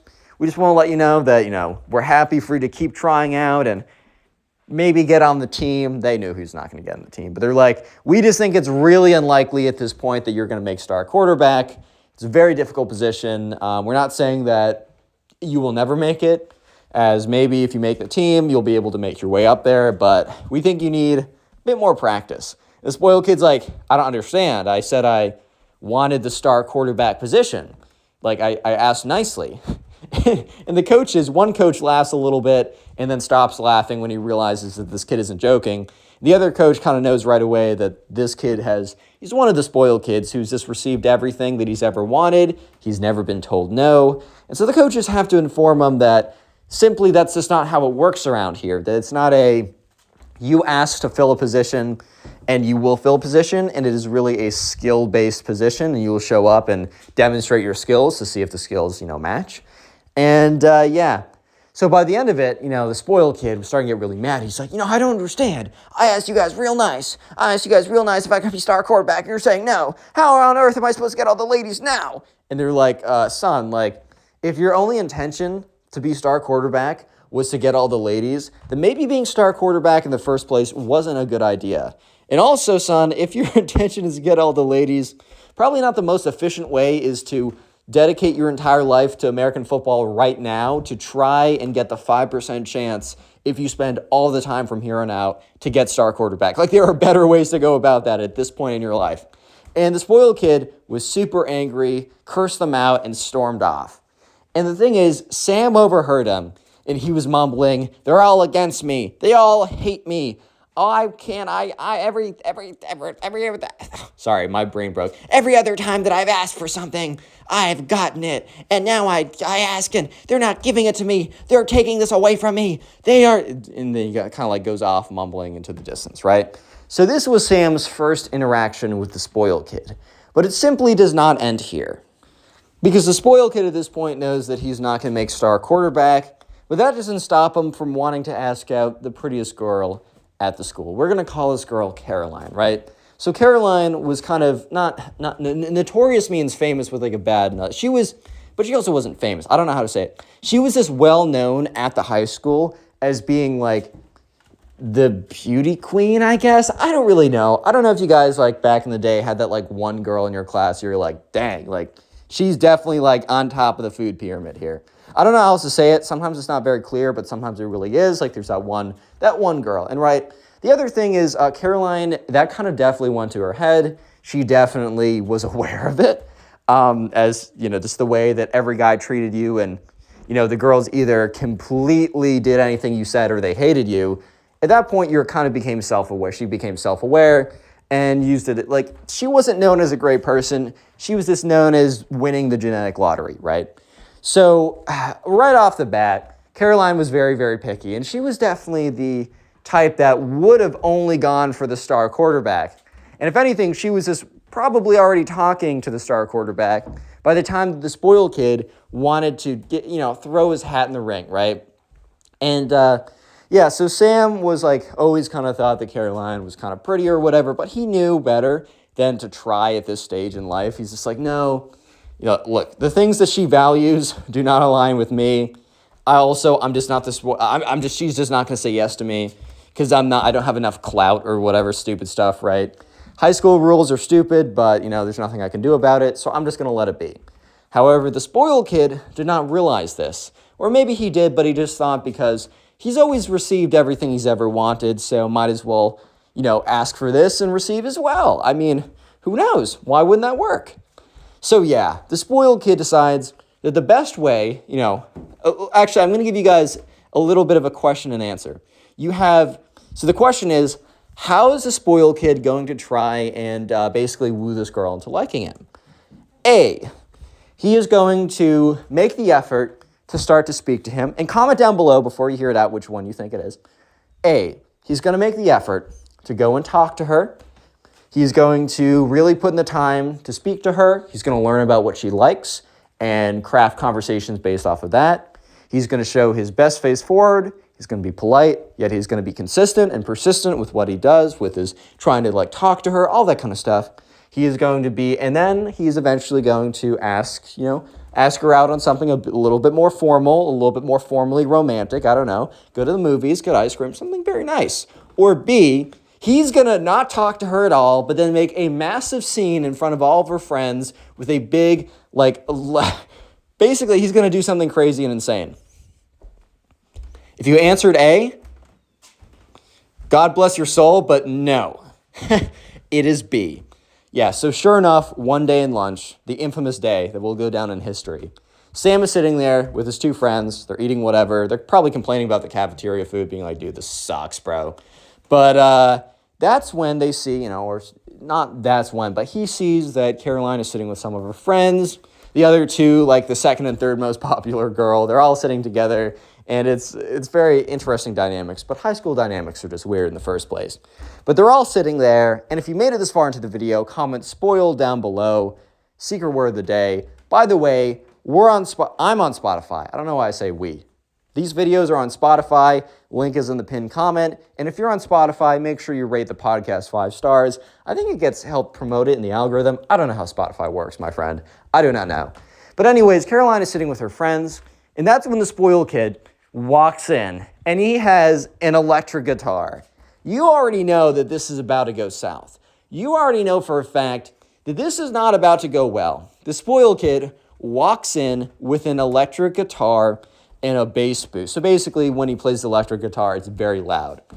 And he walks in, and everyone kind of turns their head because it's not every single day that someone walks into the cafeteria with an electric guitar and a bass boost. It's just not every single day that that happens, or an amp or whatever, right? So he walks up, and like Caroline and her table looks over at him, kind of like laughs or whatever, talks to each other.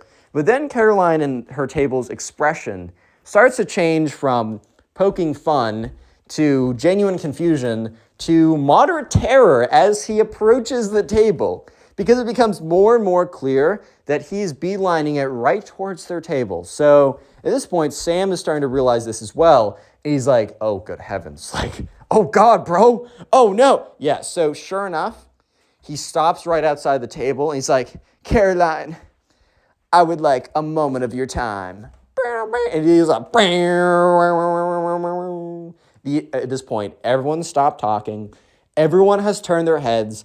And everyone is staring profusely at this. They're staring at this kid intensely. And he's like, Caroline, will you be mine? It is the worst thing you've ever seen. And I don't know what the rest of the lyrics are. I could totally make them up for you guys. But all I know is it's a lot of poor drum playing. Because here's the thing. Since he's a spoiled kid, he doesn't know how to play guitar. No, that would take time. That would take effort, which is one thing he doesn't know. And it would be so much easier for him to just go in to the guitar shop, buy the most expensive electric guitar, and think, oh, well, I spent a lot of money on it, then it should just play itself. So he's going like, boom, yeah, so that's about what it sounds like. Think of that, but like that's the nice version of what it actually sounds like. And also, he's just saying random stuff like, you're so pretty, you're so fine, will you be mine? Like, it is, I'm trying to like replicate how bad it is, but as uncomfortable as the thing I just did was, 10x that. At the end of it, he basically says like, will you be mine and go out with me on Friday night, and then just stops.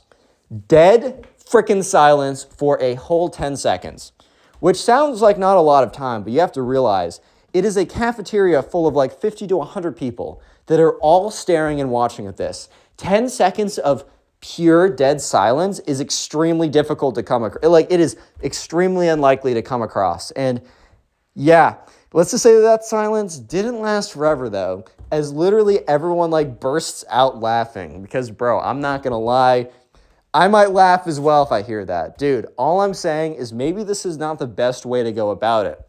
Look, maybe I'm wrong. Maybe the best way is to not talk to this girl ever, go up to her, completely embarrass her in front of everyone, show off that you don't know how to play guitar, show off that you don't know how to sing, show off that you don't know how to songwrite, and show off that you have no social awareness at all. Maybe that is the best way. Maybe I'm an idiot. Maybe I'm stupid. Who knows, dude? So, yeah, Caroline and her friends, instead of responding and saying no, they literally stand up and they walk out of the lunchroom like in single file line. Dude, when they say, oh, the worst thing she can say is no. Oh, no, dude. You are so wrong. So, yeah, the spoiled kid is literally just like standing there in the middle of everyone, right? With his guitar, his bass, whatever. Bad situation. And he's getting really mad. He's like, the only reason she didn't say yes is you guys convinced her otherwise. She was totally going to say yes to me if you guys weren't here, making her feel like she shouldn't. And everyone's like, dude, what? And he just like runs out of there. He's like, it's all your guys' fault. It's your fault. Basically pulling a Nico Cavo avocado, being like, it's your fault. Whatever, right? And yeah, so sure enough, right? This is not the end of it. Because the spoiled kid is so angry about this that he decides to go on a week-long vacation. Yeah, I told you guys he was a spoiled kid. And this means that, he has access to go on a week-long vacation to a tropical place if he wanted to. Even though he's just a sophomore in high school, he went home. He's like, Mom, buy me a ticket to the Bahamas right now. I'm going to go. So yeah, sure enough, he doesn't attend school for an entire week because he gets on a private plane and he goes off to a tropical resort in the Bahamas, and he just kind of like messes around for a little bit. And he was like, oh, Mom, I'm so stressed out from school. I need to do it right now. And if you don't, I'm going to be so sad. It's going to be all your fault. Meh. So, yeah, he's able to go on a private trip to the Bahamas, which is pretty cool for him, I guess. And the thing is, though, this was very bad timing because Sam and him had a class together. And in this class together, they had a pretty major test coming up. And they were going to spend the entire week going over important materials for the test. Sure, the spoiled kid, in theory, could have studied over his trip. I'm not going to say that wasn't possible, but we both know the spoiled kid. And we know for a fact that he is not going to spend his impromptu Bahamas vacation studying for a Algebra 2 exam. We both know that's not going to happen. So the spoiled kid legitimately misses an entire week of class, and the test was on Monday. So sure enough, the entire week goes by, and Monday comes around, and it's finally time for the test. They all walk in, and the spoiled kid is like walks in and looks confused because everyone's kind of like sitting in their desks. They are getting pencils out. They're putting their backpacks away. Instead of the more chill environment where people are kind of talking, they're very casually walking in. They have their computers out. No, these people are dialed in. So the spoiled kid looks around, and I think he whispers to someone like, what's going on? They're like, dude, we have a test. And he's like, what? So yeah, he sits down. The teacher starts handing out the test, and the teacher's like, spoiled kid, I haven't seen you for the last week. He's like, yeah, I was doing something. And the teacher's like, okay, as long as you cleared that with the front office, which I think his parents did, said, oh, he has a medical emergency, he can't be here or something, which is a lie. He just went on a vacation. But he didn't get in trouble for not being in class, but at the end of the day, if you're not in class, you're not in class. Ooh, genius statement, Connor. But that means he just didn't get the information, right? So he sits down, and bro completely bombs the exam. It's not like he was really trying that hard beforehand, but missing out of an entire week of really dedicated review kind of messed him up a little bit. And he got completely destroyed on this exam. But the spoiled kid wrote on top, like, I wasn't here for a week, so I should get plus 40% for all the stuff I missed. Because the thing is, like, Sam, when he went to hand in his test, he handed his test in right after the spoiled kid did. So he saw what the spoiled kid wrote on his exam, which he was like, dude, just because you missed time doesn't mean you should get bonus points on it. Like, why should you get compensated for not being here and going on a fancy vacation instead of, suffering through class like all the rest of us have? No, like, that's obviously ridiculous. And Sam knew for a fact that he was not going to get a 40-point boost for not being here. Like, if anything, he's lucky he doesn't get any points deducted from his participation for not being there for a week, dude. But anyways, right, eventually on Wednesday, the teacher grades him pretty quickly or efficiently, and the tests are being handed back. When the spoiled kid gets his test back, he immediately screams, "This is an outrage! This is ridiculous!" Which the entire class immediately turns to look at him because bro literally just screamed, "This is an outrage, this is ridiculous." I mean, I think I'm going to be paying attention to what he's saying as well, dude. So sure enough, the teacher's like, yes, spoiled kid, like, what's up? He's like, this is a ridiculous grade. I deserve at least a 90 for effort. And she's like, I'm sorry, like, I was a little surprised by your grade too, but I was pretty generous with my points on your test as well. I don't know what else to say, man. He's like, you know what? I'm sick and tired of this school. All you guys hate me because I'm rich. And everyone in the class is like, what? Dude, what are you saying right now? He's like, everyone's been against me from day one because I come from a wealthy background. It's your fault. Doing a complete Nico Cotto right now. And he goes on to say, the reason I didn't get star quarterback is because the coach hated me because I was from a better background than him. And the reason why the girl didn't say yes to me, the reason why, what's her name? Caroline didn't say yes to me is because she knew she couldn't keep up with me and my whip. And the reason why I got failed on this test is not because I didn't do well, which he didn't do well. It's not because I didn't do well. It's because the teacher was big mad that I went on a fancy trip. You guys are all haters. Goodbye. He gets up and he just like runs out of the class. And yeah, you guys might be thinking, okay, well, that's a pretty big overreaction, but that must be the end of his overreaction. Oh, no. This is where things get crazy. And I did not clickbait you with the title. This is where the title comes into play, man. So the spoiled kid was super big mad. And he thought to himself, I need to teach everybody a lesson for discriminating against me because I'm rich. Which, no, he didn't get the position as star quarterback because he didn't play football, dude. He just never played football. So obviously he wasn't going to get it. He got rejected by that girl. Well, one, she probably wouldn't have said yes to him in general, but also the way that he asked her out was super embarrassing for her. She doesn't even know who he is, and this is the only impression she has. I doubt any girl would say yes under that impression, bro.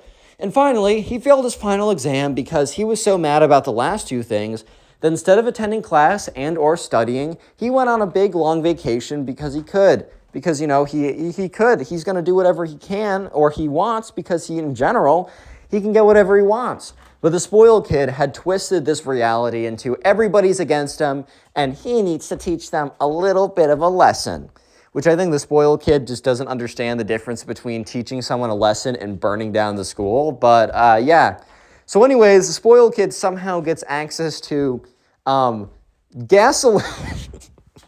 What the frick, bro? He gets access to gasoline and matches and a lighter. And yeah, this is where things get, okay, I'm going to put this disclaimer in because I think I have to, but also I hope you guys aren't literal 0 IQ individuals. Don't do this, okay? God, I mean, if you guys watch this video and think, oh, I should just go burn down my school, then you actually have a 0 negative IQ individual. Like, I don't know how to say it. But I think I'm just going to say it just because, right? So anyways, the spoiled kid, so Sam's in class one day, and the fire alarm goes off, and he's like, oh, okay, whatever, this is like, cool.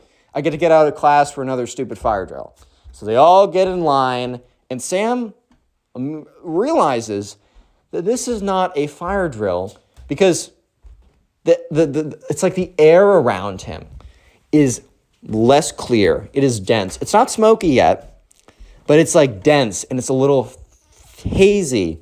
And he smells a little barbecue in the air. And that's when he realizes, oh, word, this is actually an actual fire, bro. Like, this isn't some drill that's annoying. That genuinely is just made to make us, like, waste time, basically. Oh, this is legit.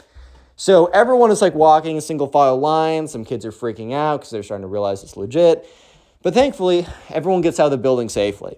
And when they get out of the building, they start to see, like, smoke come out of the windows and stuff. They see the fire truck come. They see all the firemen go in. And, yeah, they're, you know, a big message, big mass email, text message, phone, whatever, was sent out to all the parents saying, look, there's emergency at the school. Your children are safe and outside, but we do need you to come and get them as soon as you possibly can. We understand some of you guys have, like, arrangements already. We'll have staff here until 7 or whatever, right? Or still whenever, but please come pick them up as soon as you can. So Sam got picked up, and his mom's like, oh my God, like the school, because they're looking at it now, and there's just billows and billows of smoke coming out of everything. It's legit, right? So they're just like, oh my God, whatever happened? And at this point, Sam had no idea. 2 weeks go by, and basically they are on the equivalent of Zoom at this point because the school is in really bad shape, and they're trying to find a new place for them to go. But it's getting close to the end of the year, or not getting close to the end of the year. It's getting closer to the end of the semester. So there's a little bit more spacing between the first 3 mini stories I told you than it might have seemed. Because now they're getting close to the end of the semester, and they were going to go home anyways pretty soon. But they're basically on Zoom at this point. And so that's when one of his friends comes over to Sam's house. And he's like, bro, I got the whole inside scoop. And Sam's like, okay, like lay it on me. And basically he goes on and says, so the spoiled kid was caught like by one of the teachers with a can of gasoline and a lit match or whatever, or a lighter or something like that. And that's when the teacher's like, what are you doing over here? And that's when the teacher like picked up the gasoline can and realized that it was 95% empty. Like there's just a little bit left. So she's like, was this full when you got here? And the spoiled kid's like, yes, it was. I'm here to teach you guys a lesson. Yeah, so eventually she immediately called like, oh, we have to get the kids out of here. And then immediately, like fire alarm went off like 30 seconds later. It was crazy. So yeah, the kid was, the school got school investigation, police investigation. The spoiled kid no longer goes to that school. He's underage. He's not 18, I should say. So it's kind of a weird litigation of what actually happens with him. The spoiled kid's parents are furious. Like, they moved neighborhoods, or they just moved entirely, right? Spoiled kid, his parents like lived around the world anyways, so they barely gave him any attention, which is probably why he turned out the way he did. But they're currently trying to find a new place to live and try and have that stuff not follow them. They basically spent like $1 million on lawyers just to chuck lawyers at this problem. Because if they throw enough lawyers and enough litigation at this, maybe they'd be able to slow it down so that they'd eventually just like give up on trying to persecute their kid. So yeah, the spoiled kid no longer attends a school. He goes to school somewhere else, exactly where nobody really knows. But that was quite an overreaction to getting rejected, bro. Click on the video on screen right now. I know you'll enjoy it. Do you guys have that one kid in class who's just so entitled and a massive jerk? Well, imagine for a second if your teacher humbled him in front of the entire class. That'd be pretty satisfying, right? Well, today, I have a gift for you. In today's story time, there's a kid who is an entitled, massive jerk. And the teacher decides to destroy him in front of the entire class. Let's jump into it. So in today's story, we're going to call the subscriber who submitted it Austin. So in Austin's class, there's a spoiled kid. We're going to call the spoiled kid Ben, but I'm probably going to interchangeably use Ben and spoiled kid. So when I say Ben or either spoiled kid, I mean the same guy. So a little bit of context about the spoiled kid before we jump right into the story. So anyways, the spoiled kid comes from a very, very rich family, which is totally fine. Like, if any of you guys come or know people that come from rich families, a lot of people are totally cool that come out of them. However, there are a handful of kids, especially kids, and also a lot of adults I've found, that because of the money that they were given or they were born into, they somehow believe that they are better than everyone else and that they actually worked really hard to be randomly born into this family, and they kind of act that way, and it's pretty funny. However, the spoiled kid, or Ben, was one of those people. So Ben kind of became a massive jerk. Maybe it wasn't only because of his money. Maybe he was just going to be a jerk no matter what because of the way his parents raised him. But either way, he was a massive jerk who was also a rich kid, spoiled brat. So let's jump into the story. So this all started in Austin's class. So Austin has history class with Ben, the spoiled kid. And Austin and Ben never got along really well. They started not getting along well when they were paired up to be partners in the very beginning of the year. And let me just say that Ben did not do his fair share of the work, because when has Ben, the spoiled kid, ever done his fair share of the work? Because remember, he's the type of kid who believes that he is simply entitled to a good grade because he shows up, and that why would he have to do the work of the peasants around him when he is royalty himself? That is legitimately the way that he views the world, guys. Don't forget that. So one day, as the class is ending, I think Ben, the spoiled kid, I think he was just looking to, put down other people. Maybe he's feeling extra insecure about himself. Maybe, a lot of things could have been possible. So as the spoiled kid and Austin and everyone else in the class are dismissed from class, as they're walking out, the spoiled kid, Ben, starts going up to random people and being like, "Where did you get those shoes? From the side of the streets? Ha ha ha. Where did you get those shoes? They look like you found them in a horse's butt." Just like the dumbest stuff you've ever heard. If you're going to demean someone, at least be creative about it. If you're going to have jokes on someone's appearance, on someone's physical, don't do that stuff. But if you're going to do it, at least be creative, bro. Don't be like, "Dude, it looks like your shirt came from the crappy shirt store." It's like, bro, did you spend even 1 second trying to come up with a good joke? Can you at least try? If you're gonna insult me, dude, at least try. You know what I mean? And also, so Austin didn't come from a really poor his family wasn't that underprivileged, right? It wasn't that bad, but he definitely didn't come from a family with money. His food, he got food every night. He had clothes. He had heating in the winter. He had, a house, a place to sleep. He had a loving family. Life was pretty good for him. But he also didn't have $10,000 Gucci bricks or whatever, Supreme bricks like the spoiled kid would have, right? So yeah, the spoiled kid was looking around for other people as they were walking out of class. the spoiled kid was basically looking for other targets, other people that clearly didn't have his super expensive, I don't know, shoes, Louis Vuitton shoes or whatever, right? So sure enough, he sees Austin, and, Austin has the same pair of shoes that he's had for the last 3 years. They're a little bit torn up, but I don't know about you, but I would wear shoes to the ground. Like, I don't really care that much. Like, I remember I was playing, tennis once, because that's something I used to play back in the day, and I literally felt I felt the tennis court through my socks, because there was a big old hole at the bottom of my shoes. And, I just didn't even notice. I was like, whatever, it works. So, obviously, when the shoe literally fell apart, I had to get a new one. But Austin was kind of the same way. And so, Ben comes up to him and says, "Where did you get those shoes? The poorhouse?" And Austin's like, "That's funny, bro. Like, you're really creative for that one. Like, dude, did you spend, all night coming up with that? Because you just sound like a genius with such a good joke like that." And, Ben looks at him and kind of gives him this, this look of, "Don't insult me, you peasant." And he literally says, "Don't insult me, you peasant," and then walks away.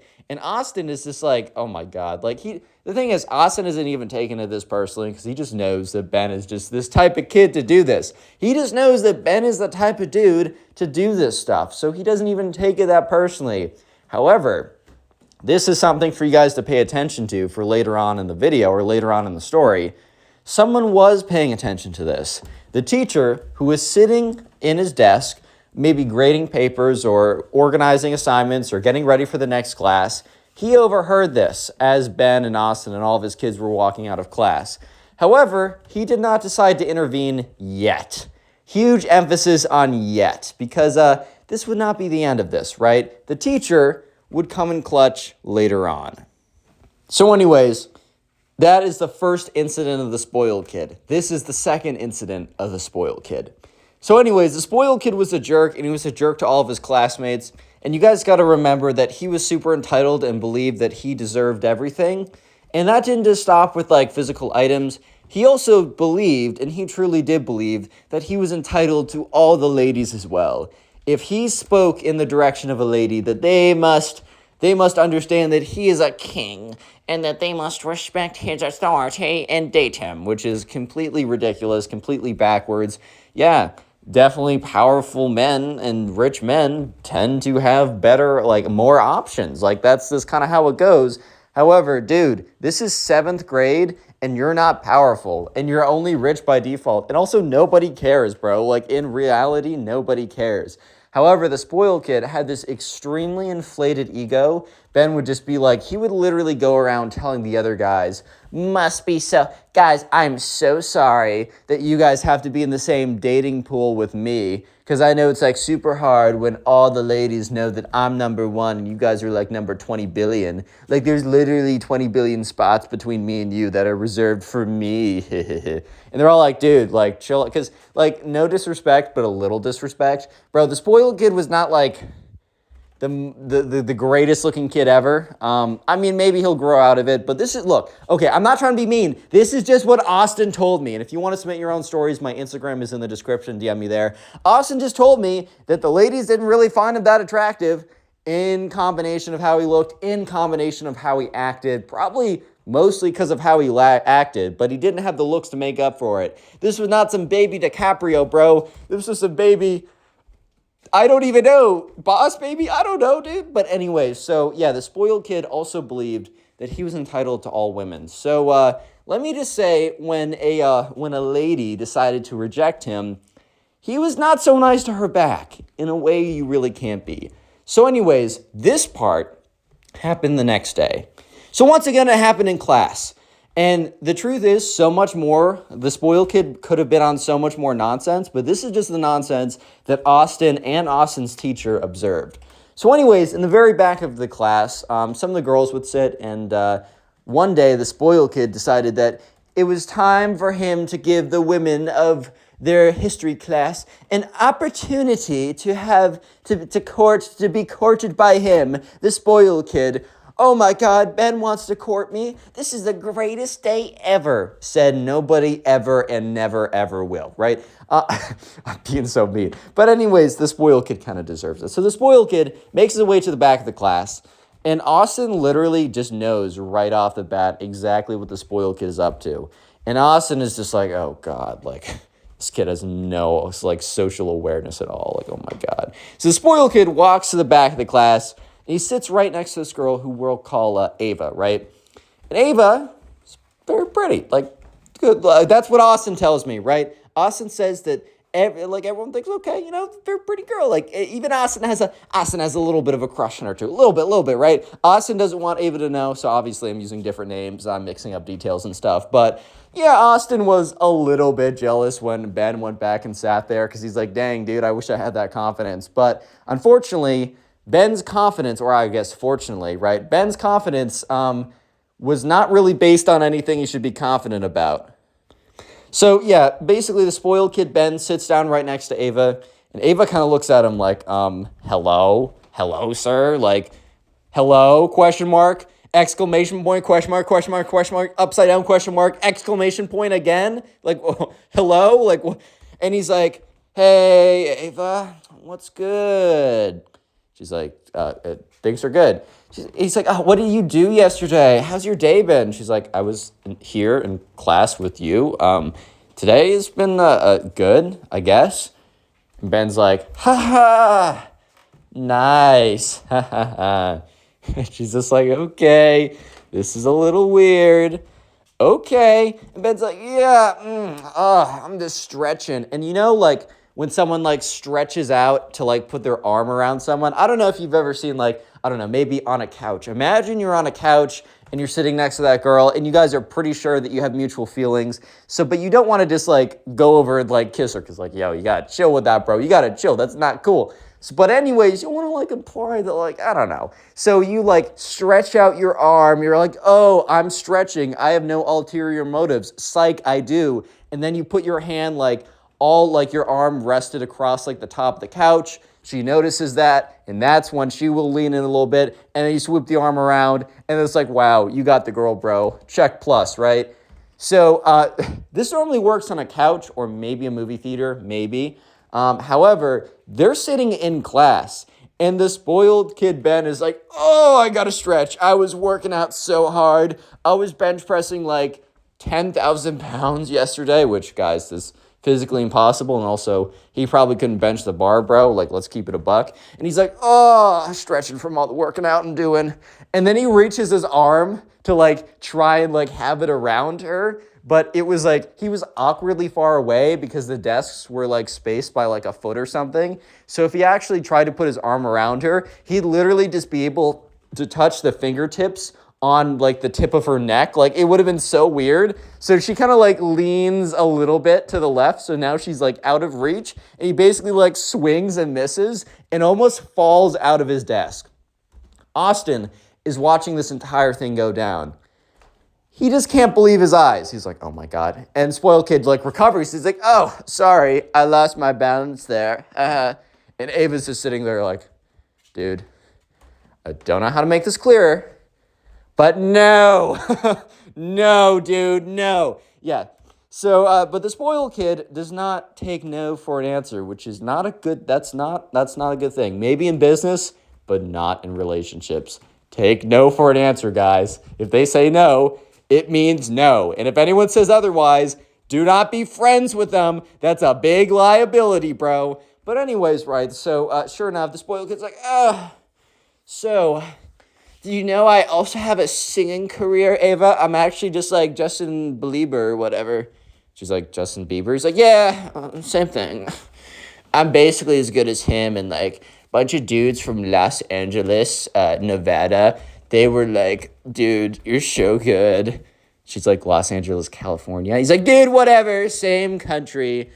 Oh my God, yeah, so I'm probably gonna have a singing career, so if you want like a singing boyfriend or something, like, I'm just saying. And Ava's just looking at him like, what? What does that mean? He's like, baby, ah! And at this point, Austin's like, oh, hell nah, bro, what the huh? Baby, ah! Yeah, he was, he heard one song by Justin Bieber and was like, dude, I can do that. And, yeah, I don't know if that... Oh my God, dude. Yeah, so Austin is just in shock. Like, this kid is actually playing himself. Like, he's actually taking the shotgun and just blowing his freaking foot off, bro. Like, like, I know the whole expression, shoot yourself in the foot, but he is Gatling gunning himself in the foot. He is nuclear bomb blowing up his foot right now. What is he doing? So Ava is just like, okay. What? And he's like, baby, oh, dada, would you be mad? I don't know the lyrics that well, guys. I'm sorry. And then, like, he starts rapping, like, the ludicrous part. I don't know if you know that song, but it's like, baby, Justin Bieber has, like, the most dislikes on YouTube for a while. Got, like, a bajillion views. So in the middle of rapping the part that Ludacris raps in the middle of it, I don't know how that goes, and I'm also not going to try. I've already done enough in this video. She's like, okay.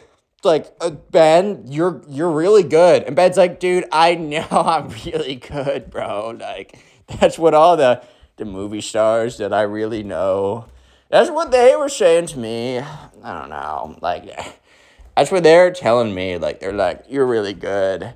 So, I'm just saying, like, if you want to hop on the wave before other people hop on the wave, like, you could be my girlfriend. I'm just saying. And Ava's like, oh, God, what do I do? Bro. And Austin is just like, oh, my God, like, what? Like, dude, what? Like, genuinely, like, what? What's she supposed to say here? Yeah, so Ava's like, ha, actually, you know, I have total faith that you're going to be really famous. And the spoiled kid cuts her off. He's like, well, then you should, like, totally date me then. Because, like, do you want to hear it again? Babe. And she's like, no, I'm good. But look, I'm in 7th grade. I'm just trying to have fun. I don't think I want to date any boys right now. And he's like, well, I'm not any boy. I'm him. I'm Timothy Neutron, bro. I'm literally him, dude. And Ava had to tell him that even though he was definitely Timothy Neutron and definitely Justin Bieber 2.0 and more famous, that he could not be her Selena. She could not be his Selena Gomez. Like, I'm sorry, it just can't happen. And the spoiled kid is like, I don't think you know what you're doing right now. Like, I know that you're really starstruck by my raw talent and extreme relatability, and like, I know that it's really a lot for you right now, and I get it. Like, I totally get it. Remember, Austin's watching this whole thing go down, and he's like, trying not to I don't know, pass away from cringe. Here lies Austin. He was a good man, but unfortunately, he passed away from stage 28 cringe attack. It was really unfortunate. I'm so sorry, Miss Austin. I'm so sorry, right? Anyways, yeah, so, and the spoiled kid is like, you don't know what you're doing right now, Ava. He starts tearing up a little bit. You don't get it. I'm Timothy Neutron and you're nothing. And gets up and just, like, runs to the front of the class and sits down. And the teacher, like, this was all, like, a little bit before class. This was over a span of, like, 5 minutes, right? Because the teacher kind of gives them a little time to get ready, to unpack, whatever. And so this wasn't the bad thing. The spoiled kid is about to do something pretty bad that the teacher sees after class. So anyways, the spoiled kid is, like, I don't know, regaining his confidence in the front of the class while the teacher's teaching. And eventually, the class comes to an end again. And so sure enough, he starts to believe that no, she's wrong, and he is Timothy Neutron. Him is the secret word of the day, guys. So comment him, H-I-M, if you made it this far into the video. I'd love to see how many people made it this far. I love seeing the comments. By the way, you can listen to these on Spotify. It is the pinned comment down below in that link. It's also in the description. But also, if you're listening on Spotify, thank you. And please rate 5 stars if you haven't already. I think that helps. I really don't know. And let's get back to it. So anyways, class is dismissed. And the spoiled kid, like, gets up. And he waits. Remember, Ava's sitting at the back of the class. And the spoiled kid is sitting in the front of the class. So the spoiled kid gets up to the front of the door and waits. And Austin sees this, and he's like, why is the spoiled kid waiting? Because look, if Austin was in Ben's position, first of all, he would never do what Ben did, right? He would never, yeah, that's just not a thing that would happen. However, the spoiled kid, or Austin was like, if I was in the spoiled kid / Ben's position right here, dude, I would bolt out of here. I would try and never see Ava ever again because of the nonsense I just pulled off. I would do my very best to never be in contact with this woman ever again for my own sake because I just like did the most embarrassing thing ever. And look, not from Austin, me, Connor Pugs, right? The storyteller. I've done a lot of embarrassing stuff. I once did something so embarrassing that I think I refused to ever tell it on the channel. And I'm saying it here. If this video, and you can start like commenting if this happens to remind me, if this video gets 3,000 likes, which is more than usual, I normally get about 1,000, so 3,000 likes, I will tell the most embarrassing story of when I completely embarrassed myself to a girl. Yeah, I did something so embarrassing. It's so bad, it's so funny, and it's so cringe, and I've never told it, but if we get 3,000 likes on this video, I will. You can hold me to that. Anyways, right, so, Austin notices this, and the thing is, so Ava walks up to the front of the class to leave, because class is over, and that's when the spoiled kid's like, hey, Ava. And she's like, yeah. He's like, I just want to let you know that you're mid AF. You're trash, you're ugly, you're lame, and everyone hates you. Ha. And by the way, I'm going to be so cool, and I am, and I'm the greatest. Goodbye. And he like sprints out of there. And look, here's the thing. You can't be telling people that.